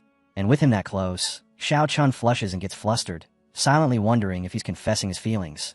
But then she gathers herself, determination hardening in her eyes as she agrees she really is special, and declares that she will temper her body with her chi and blood, and the moment she says it, a strong blue aura whips in motion around her. After that, for the next while, Lin Zichen patiently teaches Xiao Chen how to control her chi and blood to temper her body. The two of them meditating side by side, while fiery auras continue to burn around them, until at last, after some time passes, Xiao Chen, sweaty, breathless, and radiant with triumph, blurts out that she's done it and has mastered the blood-tempering art. Lin Zichen watches her stare at her renewed, powerful hands in disbelief, and he smiles, both pleased and genuinely surprised that she pulled it off on her very first try. Then he thinks through just how outrageous that is, because even though her biological level is only ordinary tier 2, she just learned a technique that should demand the strength of someone at ordinary tier 4. So overwhelmed with joy she can't hold back, Xiao Chen throws her arms around Lin Zichen and declares that now they're truly a perfect match, because she can enslave beast genes, and he can devour beast meat to accomplish the same goal. And on top of that, both of them can still walk the path of a pure-blooded human, and Lin Zichen agrees as he holds her close. And in less than half a month of training together, Shun Qinghans finishes her first complete skin tempering, her biological level advancing from ordinary tier 2 to ordinary tier 3, and later, When she's asleep beside him, Lin Zichen lies there awake, thinking that the time has come for her to face real combat, so she can temper her mind as well. So he picks up his phone, scrolls through the school's off-campus missions, and chooses one to capture 21 armed drug dealers, noting the reward, 50 school credits. At 9 o'clock at night, Lin Zichen and Xiaochen arrive at the Shanghai City Public Security Headquarters, where a friendly officer with a goatee brings them over to the group and introduces them as students from Shanghai University who are here to assist with the case. Then, with obvious enthusiasm, he points directly at Lin Zichen and announces that he's the famous top scorer from Nanjing Province. The other officers immediately recognize the name, greeting Lin Zichen warmly while tossing out compliments about his talent and his good looks. And the goateed officer keeps chatting as if they're already friends, mentioning that his godson is also a freshman in the elite genius class, then telling Lin Zichen that it's a real shame he joined Tianren, because with his talent he would have definitely made it into the genius class alongside that godson. And he even advises Lin Zichen to transfer, only for Lin Zichen to stay silent. Not discouraged, the officer adds that he invited his godson to help with this operation too, saying it would be good for them to have a powerful friend around, someone who could even protect them from seniors back at school. And right as he's saying it, a voice from the doorway announces the godson's arrival. A young man with long blue-green hair steps into view, carrying himself with a confident air as he leans against the doorframe. And the other officers are immediately impressed, murmuring about the officer's luck to have such a remarkable godson, while the officer beams and proudly greets him by name, Xiao Chun, then remarks that he heard Xiao Chun recently evolved to ordinary tier 5.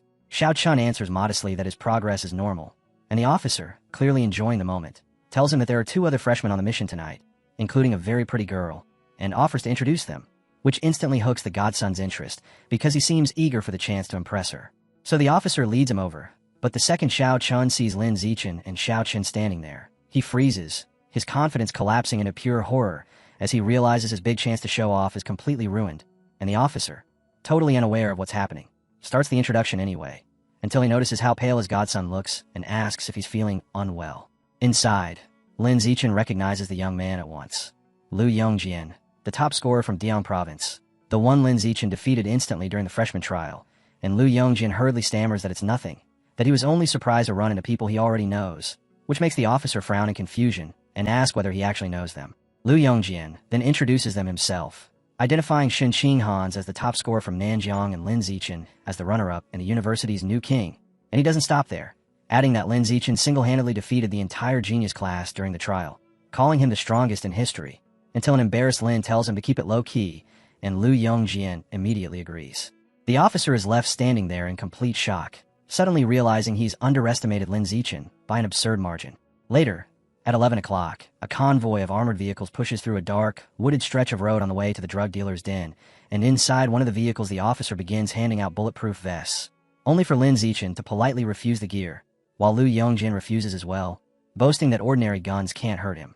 In his own mind, he decides that even if he isn't the new king, he's still a top scorer, and tonight he's going to show these ordinary officers what the power of a genius student really looks like. Not long after that, the convoy reaches its destination, an abandoned factory. The police team crashes into the building, and the moment they're inside they get spotted by armed men who shout that the police are here and everyone needs to run.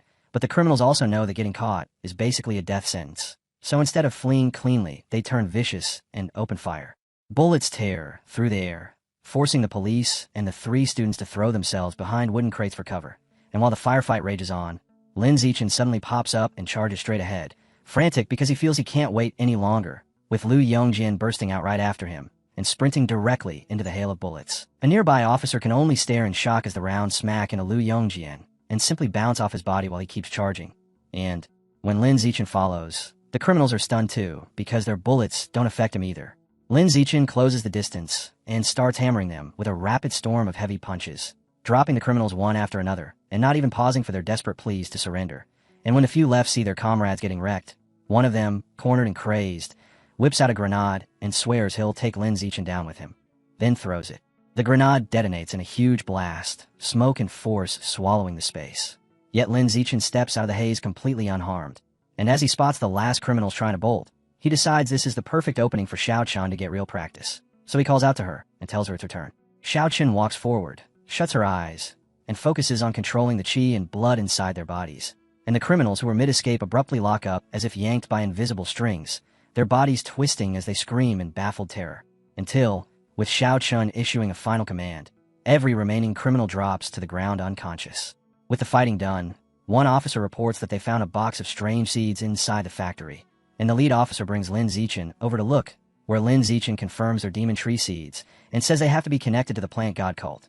Then another officer adds what they learned from the criminals, who were also human traffickers, saying that 2 months ago a mysterious masked person paid them a huge amount of money to spread these seeds. Now that the mission is over, Lin Zichen tells the officer that he and his girlfriend are heading out, and the officer offers him a ride back. So they sit in the police car as Lin Zichen thinks to himself that, for safety's sake, it's best not to get tangled up with dangerous heretic cults at all. But then something on the ground snaps his attention into place, because he notices a rat beside a pile of white powder, and the rat is holding one of those red seeds. And the moment Lin Zichen understands what he's seeing, that the rat is actually planting a demon tree seed, he jolts with suspicion and immediately connects it to the rat god cult. He turns to Xiao Chun and urgently tells her to contact her master, Yuan Dongji, because the rat god cult might be working together with the plant god cult to spread these seeds, and Xiao Chun, startled, agrees, while at the same time Lin Zichen calls the lead officer to report what he saw, thinking anything involving heretics is better handled by the public security team. Time moves on, and half a month later, Xiao Qin's out on another mission, this time capturing armed smugglers. 3 days after that, Lin Zichen teams up with Song Yuyan to take on robbers wearing advanced mechanical suits, and, as their first semester at the university rolls to an end, life simply keeps moving forward. Back at their apartment, Lin Zichen sits on the bed and realizes he's already finished the second stage of his body tempering. And right then Xiao Chun, now sporting blue hair, wraps her arms around him from behind, bursting with excitement as she announces that she's completed her first stage of body tempering too, leaving Lin Zichen genuinely surprised that she managed it that quickly. Xiao Chun immediately turns around and praises him, saying her own talent is extraordinary as well. Yet she can't hide her confusion as she asks why she only reached ordinary tier 6, when he previously said she should have been able to reach tier 9, and Lin Zichen thinks it through and suggests the most likely reason is her weak innate physical talent. Because even if her ki and blood control is powerful, the boost she can squeeze out in terms of physical enhancement still has a ceiling. That answer hits Xiao Chen hard, and she slumps into dejection and starts crying, terrified that she'll never be able to catch up to him, while Lin Zichen is momentarily thrown off by how seriously she takes it, thinking to himself that it would be bizarre if she actually could catch up when he has a special system like his. Later, at the research institute, both Lin Zichen and Song Yuan are irritated and stuck in their studies, and Lin Zichen blurts out his frustration, wondering how he's supposed to open his body's apertures at all. So say Yuan tries to lighten the mood by sharing some juicy gossip about the university leaders and their messy private lives. After that, Lin Zichen switches gears and asks Song Yuan how many school credits he currently has, and she tells him that by using her account to complete high-level missions, he's already racked up 2,400 credits, which makes a satisfied smile spread across Lin Zichen's face as he quickly calculates that this is enough for what he wants. 99 gene of 10,000 poison chimera meat, the amount required to unlock its guidebook. He tells Song Yuyan to help him place the order, and she asks, curious, why he needs that much, but he only replies that it isn't convenient to explain, so she accepts that, and, respecting his privacy, places the order for him anyway. When the meat gets delivered to the research institute, Lin Zichen decides it's safer not to start there, so he carries the huge box back to his apartment to begin absorbing it, then sets his hand on the meat and releases a surge of intense blue energy that whips up around him as his system confirms he has devoured a massive amount of the 10,000 poison chimera's life essence, pushing the guidebook's progress straight to 100%. A ghostly silhouette of the terrifying beast rises behind him, and a system notification declares that he's acquired a new biological attribute, immunity to 100 poisons, which greatly boosts his resistance to all toxins. And to see if it's real, Lin Zichen immediately injects his own arm with a paralyzing neurotoxin.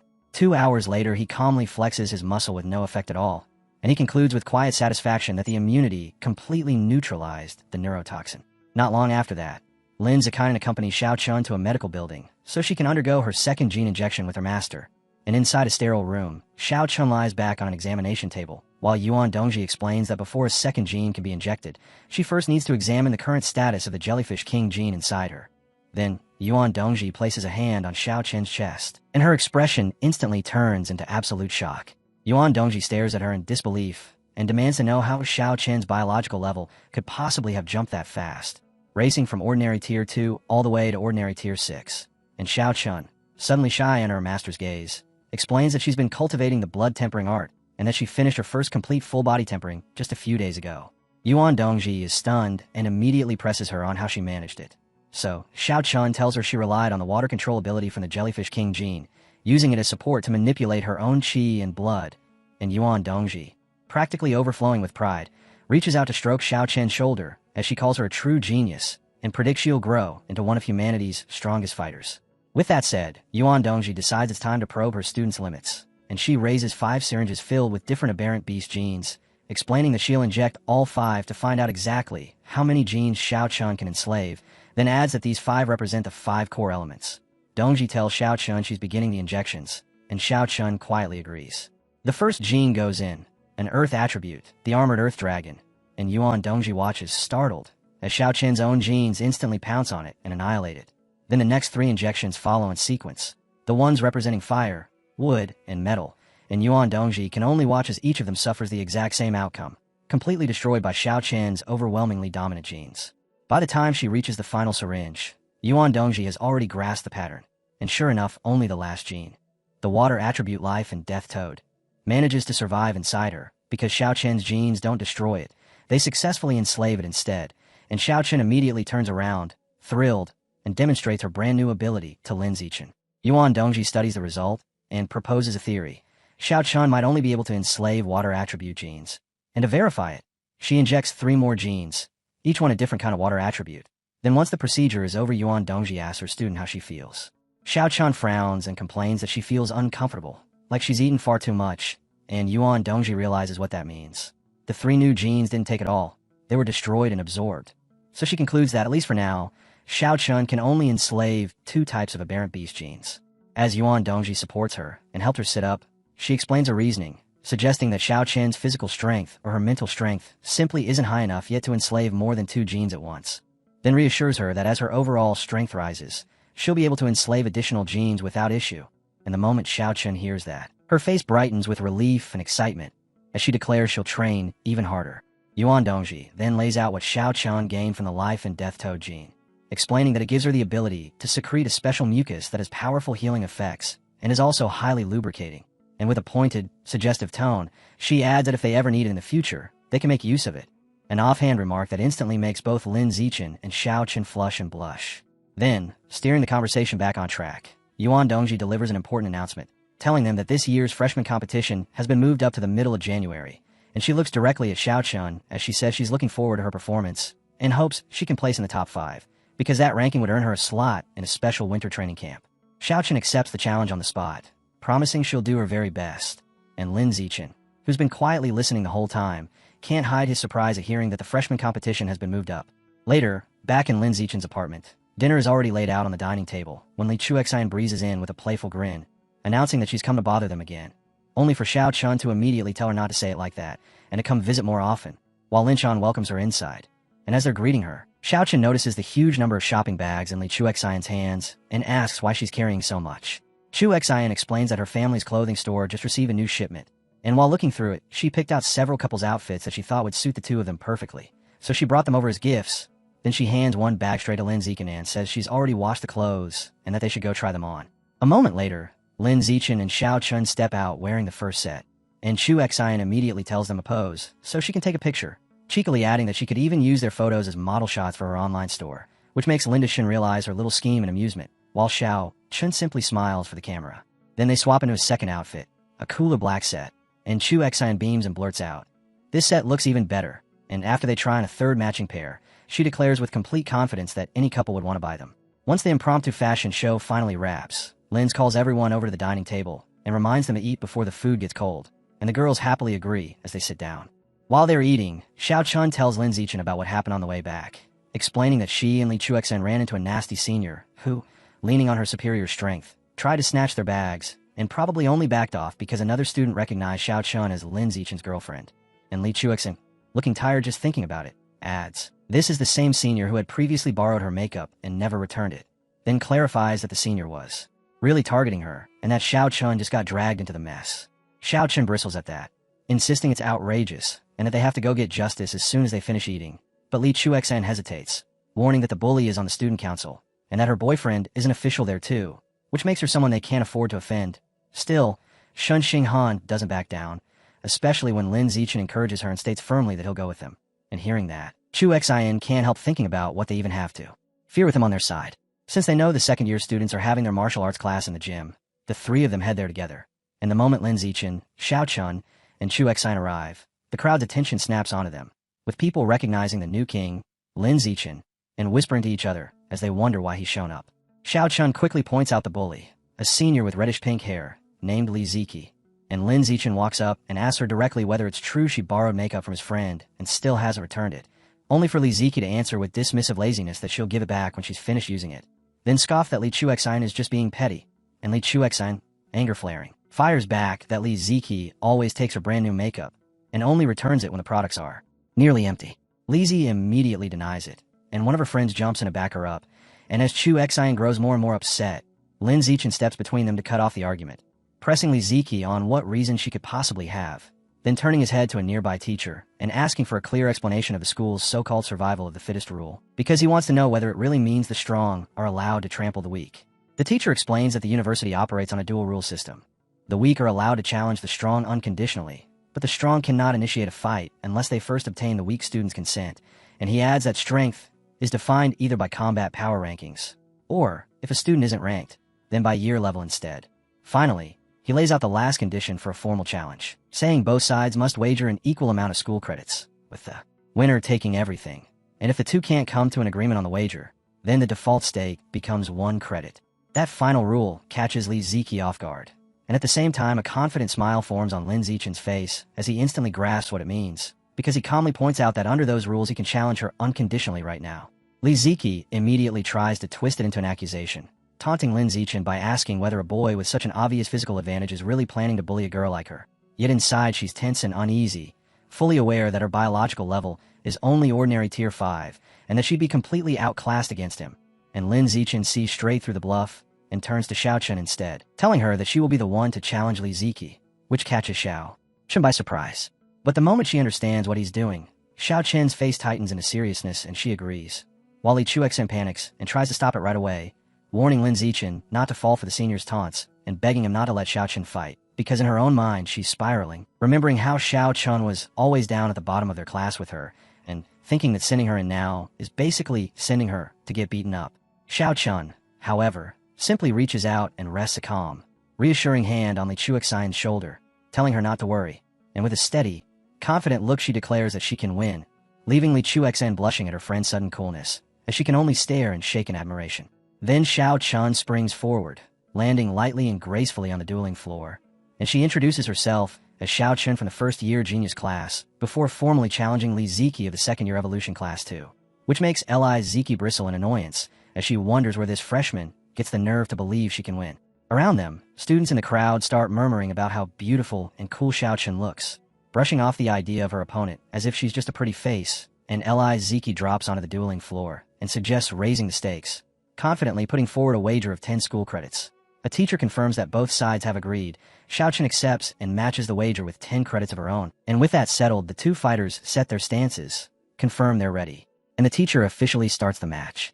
The instant the fight begins, Xiao Chen's hair flashes from purple to a vivid, brilliant blue as she launches forward at incredible speed, and Li Ziki jolts in shock and blurts out at how fast she is, only for Li Ziki to freeze in the next heartbeat, her whole body shaking uncontrollably as confusion floods her mind, and she wonders what is happening. Li Ziki feels dizzy and can't move at all, and Xiao Chun doesn't waste the opening. She steps in and snaps out a single, vicious high kick that slams into Li Ziki's face, and the impact launches the senior backward across the gymnasium until she crashes hard onto the floor. In the stands, Li Chuexin and the surrounding students sit frozen in total shock, with Li Chuexin blurting out in disbelief, wondering when her friend became this strong, while Li Ziki's friend screams her name and rushes over, dropping beside the unconscious Li Ziki and immediately fumbling out her phone to call a man named Jin Mingdu, urgently telling him that his girlfriend just got kicked and might have a concussion and that he needs to get to the gym right now, and a voice on the other end confirms he's already coming. Cradling her defeated friend, the girl lifts her head and glares venomously at Xiao Chen's group, spitting that they're in big trouble now. Elsewhere, inside a high-tech facility, genius class students train in massive transparent pods filled with energy, and onlookers watch in awe as top students like Lai Moyu and Lu Yongjian put up outstanding performances, with Shiwei also scoring high. Once the session ends, a teacher tells the class the training was intense and they should go rest, but before dismissing them, he drops a new announcement. The freshman competition has been moved up to January 18th, sending a ripple of surprise through the room.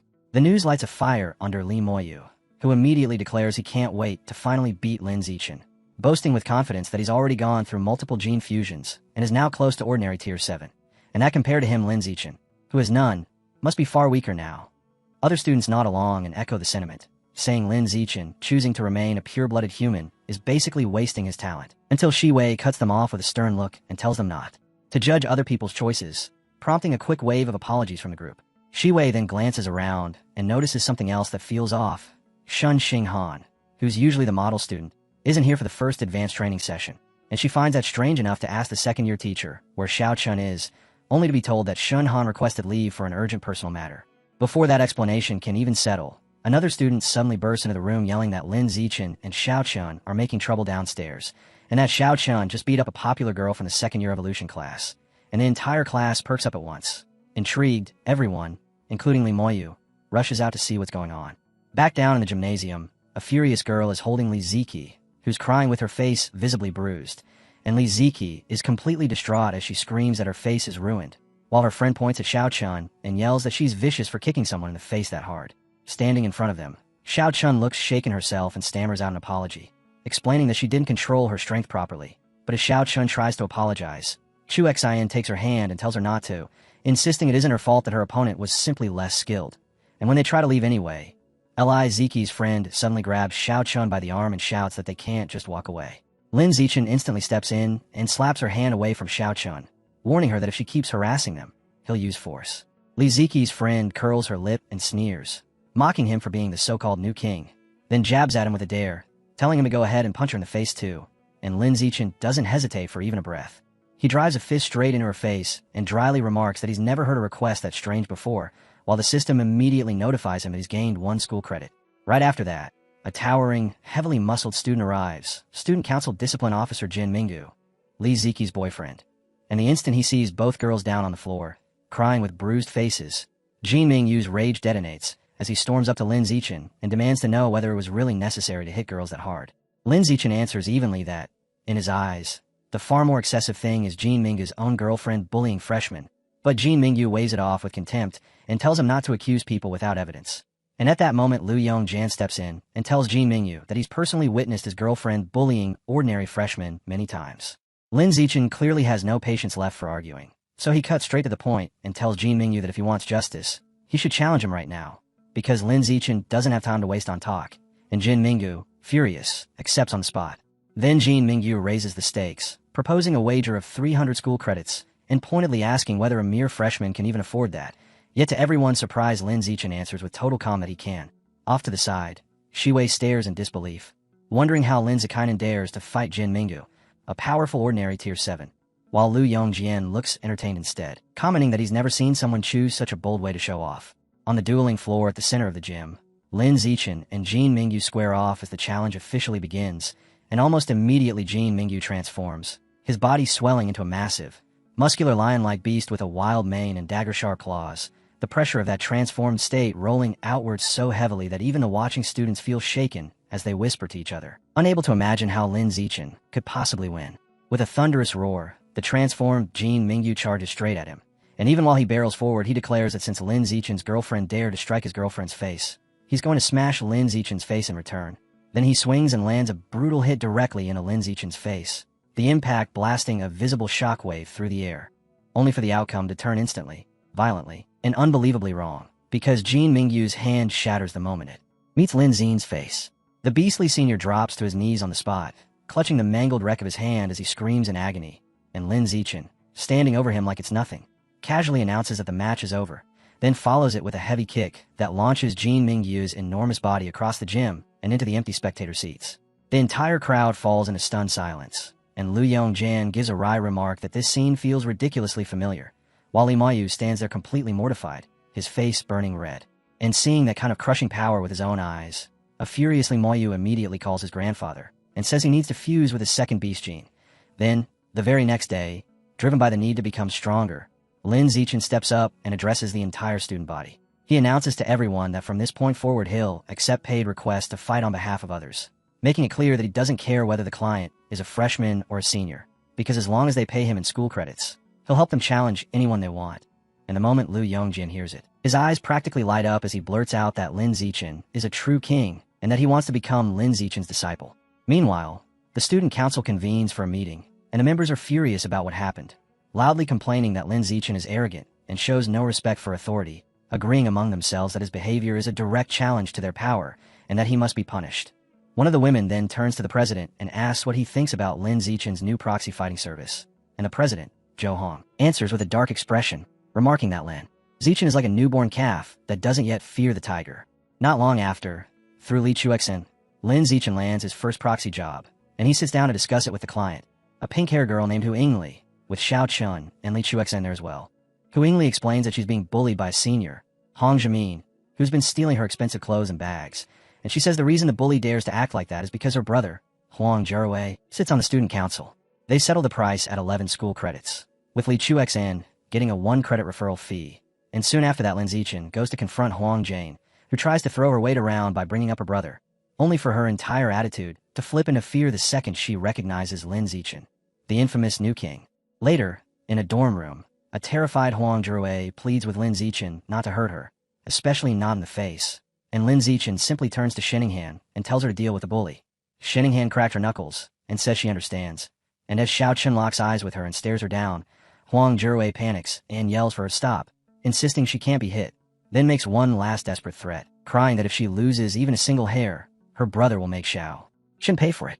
Right then a booming voice cuts through the room, demanding to know who dares to touch his sister, and Huang Jiawei, ordinary tier 7, storms in with 2 other students, while Huang Jane scrambles to his side and immediately starts sobbing, lying that she did nothing and that Lin Zichen came to bully her for no reason. Huang Jiawei rounds on Lin Zichen in anger and accuses him of going too far, yet instead of launching into a fight, he tries to shut the whole thing down, saying they'll let it slide this time, but warning Lin Zichen not to cross them again, and Lin Zichen says nothing at all. Huang Jiawei's friends don't understand why he's suddenly being so reasonable, and they mutter in confusion, assuming he must be scared of the new king, and they sound disappointed as they realize there probably won't be a fight. Except Lin Zichen has no intention of leaving. With a cold look, he gives Xiao Chen a single order to continue, and Xiao Chun answers immediately, then charges straight toward Huang Jiawei.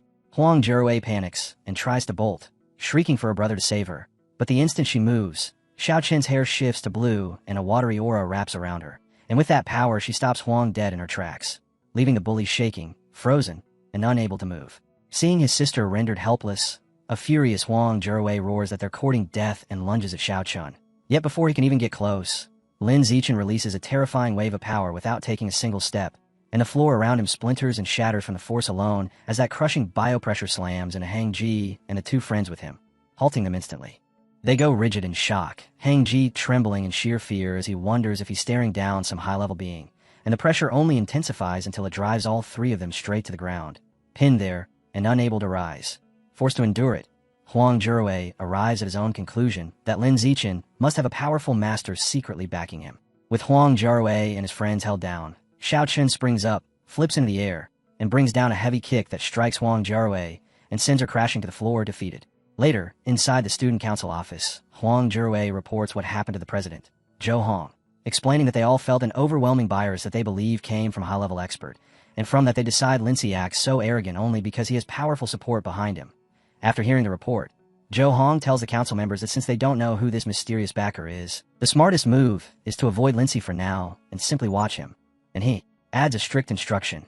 If they absolutely can't avoid conflict, then they should limit themselves to a verbal warning and avoid any physical fight. In another office, Dean Ma complains to Yuan Dongji that the campus has fallen into chaos, blaming the disruption on Lin Zichen's proxy fighting service and demanding to know if it was her idea, and Yuan Dongji calmly answers that it wasn't. However, she also says she actually approves of what Lin Zichen is doing, because in her view the student council has oppressed other students for far too long, damaging the school's long-term growth. And while Dean Ma grows more frustrated and even starts trembling, Yuan Dongji states flatly that it's time for this stagnant situation to be broken. Deep underground, 20,000 meters beneath Shanghai City, Lord Rat God, the Divine Envoy, and a giant green monster stand facing a pulsating purple rift, and the Divine Envoy explains that the biological passage to Source Site number 36 has stabilized at last, meaning they can begin transporting aberrant beasts from the other side. He immediately adds the limitation, though, warning that for now, they can only bring through creatures below the Heil tier, because the newly opened passage still isn't fully reinforced, and trying to transport more powerful beings would make it collapse. The Divine Envoy summons a staff and orders the others to focus. Then, as the transport is about to begin, he launches into a ritual, using the staff to sketch glowing purple runes in the air and drive them toward the portal, channeling his strength as he shouts for the rift to open. and the instant he does, the passage surges, swelling with immense, dark purple energy. From the depths of the opening, grotesque monsters start pouring out in waves, among them multi-headed dragons and gigantic ape-like beasts, until an entire force, 200,000 aberrant beasts, has been transported and stands there in formation. The divine envoy, watching the numbers swell, asks whether the transfer should continue, but as that army finishes assembling, the purple portal suddenly shudders, rumbles, and begins to cave in on itself, prompting the envoy to announce that the passage has turned unstable and must be sealed at once. And with a sharp motion of both hands, he commands the rift to close.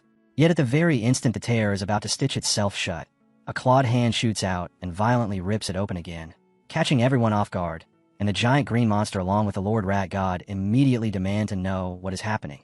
As a white-haired figure starts to push through the reopened gap, the divine envoy's expression hardens, and he warns that they have to brace themselves for a brutal fight.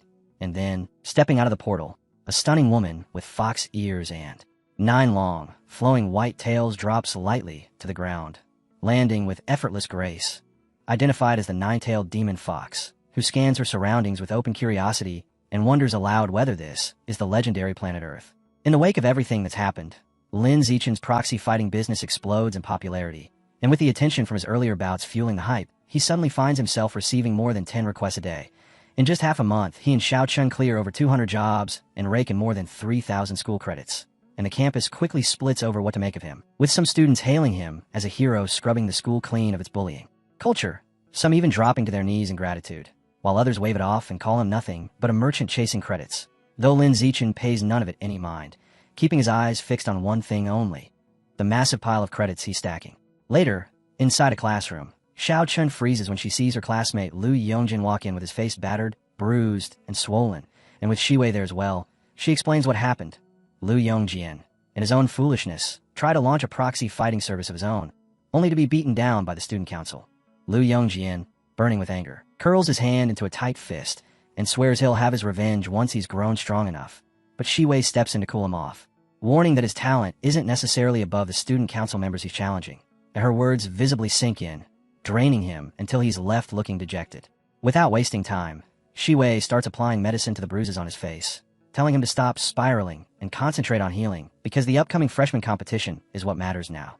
And as she works, Lu Yongjin hisses and complains that the medicine stings. When the day of the freshman competition arrives, the stadium is packed to the brim with a roaring crowd, and Lin Zichen and Xiao Chun carve through the early rounds with ease, pushing cleanly into the top 8. Up in the stands, the school's deans, including Ma Zhenhe and Yuan Dongji, observe the matches, and the dean of mechanical engineering remarks on Shun Qinghan's astonishing improvement, while Ma Zhenhe agrees that her growth is nearly unbelievable, only to add that it's unfortunate timing because she's about to face his daughter, Shiwei, and likely won't reach the semifinals. Down on the arena floor, the match between Xiao Chun and Shiwei finally begins. The moment the match starts, both girls transform at once, with Shiwei sprouting cat ears and razor-sharp claws while Xiao Chun is swallowed up in a surging blue aura, and Shiwei immediately bursts forward at terrifying speed. Instead of evading, Xiao Chun calmly lifts a hand and releases her technique, control of qi and blood, causing Shiwei to seize up mid-charge as her whole body shakes uncontrollably, and she stares up in horror, stunned to feel the energy inside her own body thrown into chaos by an outside force, unable to comprehend how Xiao Chun can possibly do something like this. Xiao Chun doesn't waste the opening, stepping in with a single high kick that slams into Shiwei's side and sends her skidding and flying across the arena, ending the fight on the spot as Shiwei is knocked out. In the stands, Dean Ma shoots to his feet in disbelief and screams his daughter's name, while Lu Chuan-Wu can only mutter in amazement about how 2 childhood friends from such ordinary backgrounds could carry talent this outrageous. And down on the floor, Sheng Han herself is practically buzzing, thrilled, and barely able to accept that she brought down the powerful Ma Shiwei so effortlessly. 10 minutes later, the semifinals begin, and the first bout is Lin Zichen versus Xiao Chun, with Xiao Chun noting as they square off that this is the first time the two of them have ever truly competed against each other, and Lin Zichen agrees as they both settle in a fighting stance. Xiao Chun launches first with a kick, only for Lin Zhen to block it cleanly, and even as he stops the strike he critiques her choice, telling her she should have thrown a punch instead, so she immediately switches and fires a punch, which he slips aside while pointing out that the angle she chose leaves her wide open to a counter. From there, the match turns into something that feels like a training demonstration in front of the entire school, with Lin Zichen effortlessly catching, parrying, and neutralizing every attack Xiao Chun throws while calmly instructing her through the exchange, until spectators start whispering about how jealous they are that Shin Hans has a boyfriend who spars with her like this. Before long, Shining Han is breathing hard and running on fumes, and she finally gives in, admitting defeat, after which Lin Zichen is announced as the winner. The final match comes against Li Moyu, and before they begin, Li Moyu calls out to Lin Zichen, admitting he may not be as strong, but making it clear he won't go down easily, because he intends to fight with everything he's got, and in the next instant Li Moyu transforms into a towering, massively muscled ape-like monster. Even with that overwhelming form looming over him, Lin Zichen charges straight in any way, and snaps out one brutal kick, and the entire audience explodes in shock as they witness yet another one-hit knockout, stunned by the sheer force behind it, as the transformed Li Moyu is blasted out of the ring and left defeated. With that, Lin Zichen is declared champion of the freshman competition, and afterward Yuan Dongji steps up to address the crowd and formally close the event, announcing that in addition to the school credits awarded to the top 8, the top 5 finishers will also receive invitations to a special winter training camp. News that catches Lin Zichen, Xiao Chun, Lai Moyu, Shi Wei, and Lu Yongjian completely by surprise. Yuan Dongji then explains that the camp will be held at the military headquarters in Nanjiang Province, the very district tasked with guarding source site number 36, and she tells them it begins in 10 days, adding that she will personally drive them there. Lin Zichen turns the announcement over in his head, lingering on one detail in particular, the winter camp being held at a military headquarters that also happens to guard a source site, while, elsewhere, on a rooftop that overlooks the city, the nine-tailed demon fox stands with the divine envoy and speaks to him directly, saying that since his plant god cult has already taken root on Earth, they should surely know where to find Handsome Man. And then she lays it out without hesitation. The real reason she came to Earth was to find herself a partner. The divine envoy answers with measured respect, telling her he does know a young man who matches what she wants perfectly, emphasizing that the man isn't only good-looking, but also has a physical body so powerful it borders on unbelievable. And as he says this, he pulls out his phone and shows her a photo of Lin Zichen. The instant she sees the picture, a tempting, satisfied smile curls across the nine-tailed demon fox's face, and she orders the divine envoy to tell her everything about him. Not long after that, the day of the special training arrives, and Yuan Dongji takes the 5 students by helicopter to the military headquarters in Nanjiang Province, where, as they descend and touch down, they spot several people already waiting in advanced mechanical suits. They're told this special training is a major joint event, bringing together not only the top 5 freshmen from Shanghai University, but also the top 5 from Kyoto University, along with elite young members from both the military and an organization called the Meta God Group. On the ground, Lu Yongjian can barely contain himself as he points out a gigantic red mech, excitedly telling everyone that its combat power is rumored to rival a rare-level expert, and that these machines were built by the Mana God Group. But before the group can linger on it, a voice suddenly calls out to Lin Zichen and Xiao Chun, making both of them turn around in surprise. A young man in a streamlined black mechanical suit walks up, introducing himself as Zhang Kai, and he asks if they're the representatives from Shanghai University, which Lin Zichen confirms. Zhang Kai's eyes immediately go to Xiao Chun, and he openly admits how shocked he is to see her here, recalling that back in middle school she used to get winded after only a few laps, and saying he can't believe she's now one of the top 5 freshmen. Lin Zichen explains that Xiao Chun has extremely high compatibility for gene fusion, and that after undergoing the procedure she became far stronger, even taking the top score in the province, and Zhang Kai, clearly impressed, comments on just how powerful she's become. Xiao Chun returns the compliment, saying that if Zhang Kai is representing the formidable Metagod group, then he must have improved drastically as well. Zhang Kai agrees, explaining that his own compatibility with mechanical modification is unusually high, which has allowed him to undergo multiple experiments that boosted his strength enormously, and as proof he shows off a mechanical gauntlet that glows with energy. Then he tells them he has other matters to handle, saying he'll see them tomorrow at the training ground, and he leaves. With the evening getting late, Lu Yongjin proposes that they head to the cafeteria for dinner, and once they're inside the roomy dining hall, Xiao Chun can't stop talking about how good the food is, far better than what they get at their school cafeteria. Before she picks up a bite, holds it out to Lin Zichen, and urges him to taste it. He takes the bite she offers and admits it really does taste good, and while Lim Yu and Lu Yongjin sit there watching that open display of affection with visible annoyance and try to wedge themselves into the moment, Li Moyu decides to make a show of it too, turning with a playful grin and asking Shi Wei to feed him a piece of tofu, only for Shi Wei to shut him down instantly with a blunt order to get lost. Before Li Moyu can fire back, a voice calls his name, and he turns with an already irritated look that shifts in his surprise when he sees who's come over, because 2 young men are now standing at their table. The blonde one smirks and greets Li Moyu like a traitor from Kyoto, while the purple-haired one piles on by sneering that Li Moyu is still the trash he used to beat with ease, and Liu snaps, rising to his feet and shooting back that things aren't the same anymore. The blonde guy waves that off, saying it doesn't matter, because the moment Li Moyu chose Shanghai University, his strength was guaranteed to be overtaken by him, and by someone else named Qinchuan, and with that he openly challenges Li Moyu to step outside and fight. Li Yu answers with a grin and accepts on the spot, and the tension spreads fast through the cafeteria as everyone stops eating, surges to their feet, and rushes out, thrilled at the thought of seeing a genius from Kyoto University clash with a genius from Shanghai University. Out in the open, Li Moyu faces the pair and tells them to come at him together, insisting it would be a waste of time to beat them one at a time. But the blonde young man, Gao Mu, fires back that it won't be necessary, because he alone is more than enough to crush Li Moyu, and he springs forward, landing squarely in front of him. Li Moyu snorts, ridiculing Gao Mu as a constant loser, and without hesitation he shifts in his white ape form, and inside his own mind his confidence surges as he remembers fusing with a shadow Nightcat gene just last week, convinced that it has finally fixed his old weakness in speed, and that there's no chance Gao Mu can beat him now. Gao Mu responds by transforming as well, his body sheathing itself in rigid purple, feather-like armor.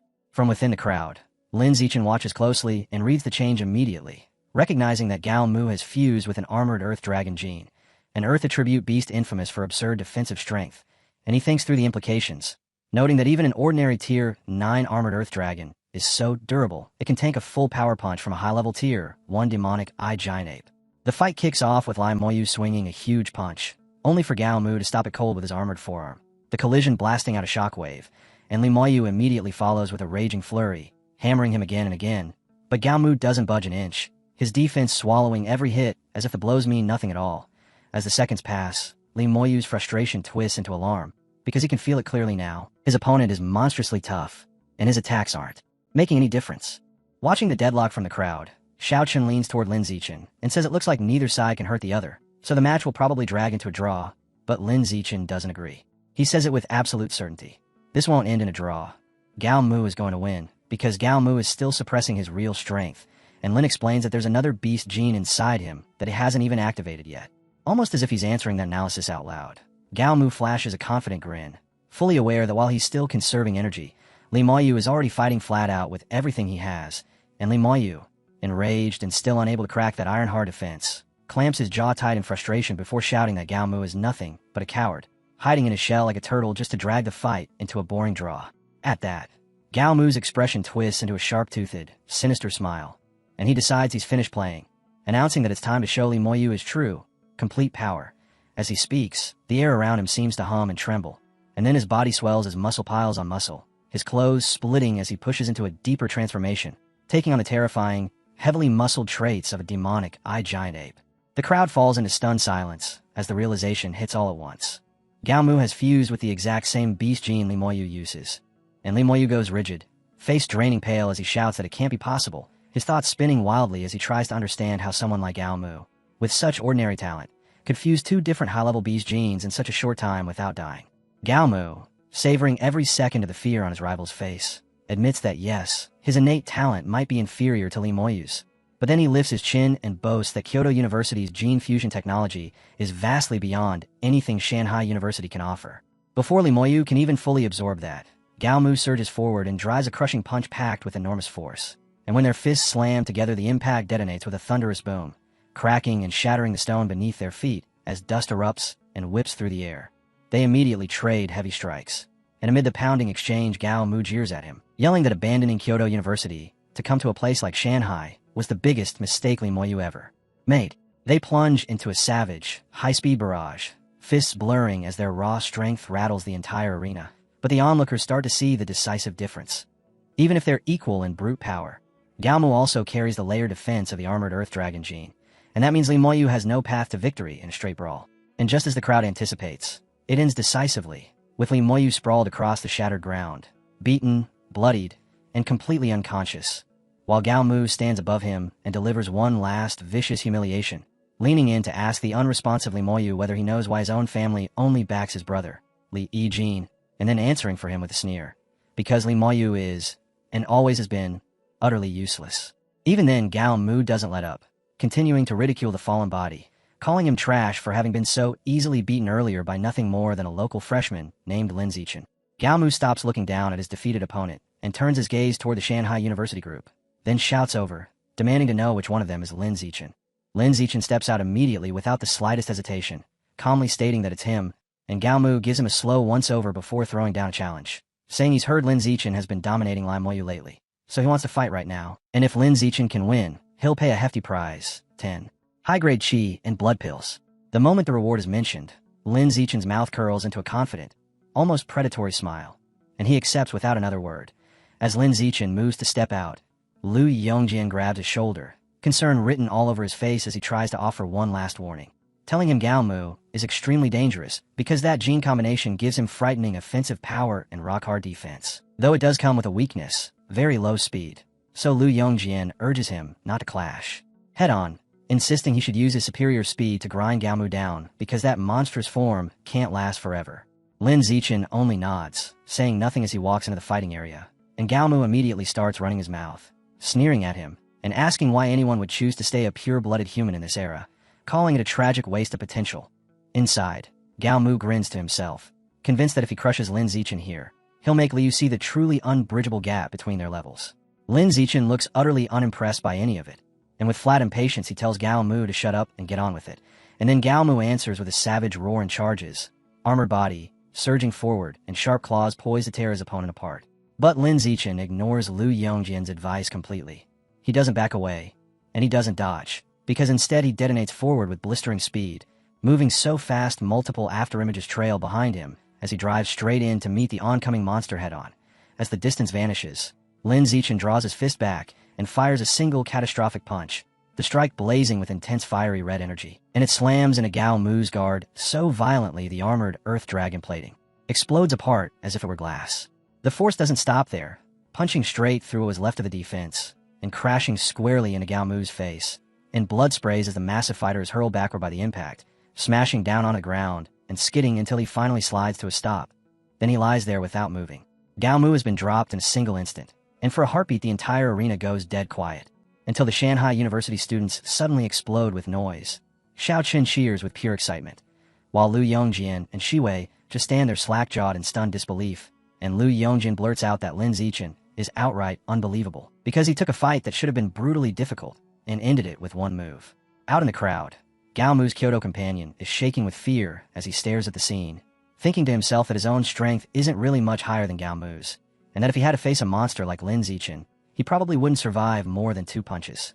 Right then, a new figure suddenly vaults over the heads of the spectators, instantly dragging everyone's attention upward, and it's a soldier who speaks as he moves, saying he had expected this year's training competition to come down to a battle between the military and the Mecha God group, but that he's genuinely surprised a genius like Lin Zichen has appeared out of Shanghai University. He lands lightly in the arena, then introduces himself as Zhao Yuanzhong, a 19-year-old representing the military, and with a stern, serious look, he issues a formal challenge to Lin Zichen for a match.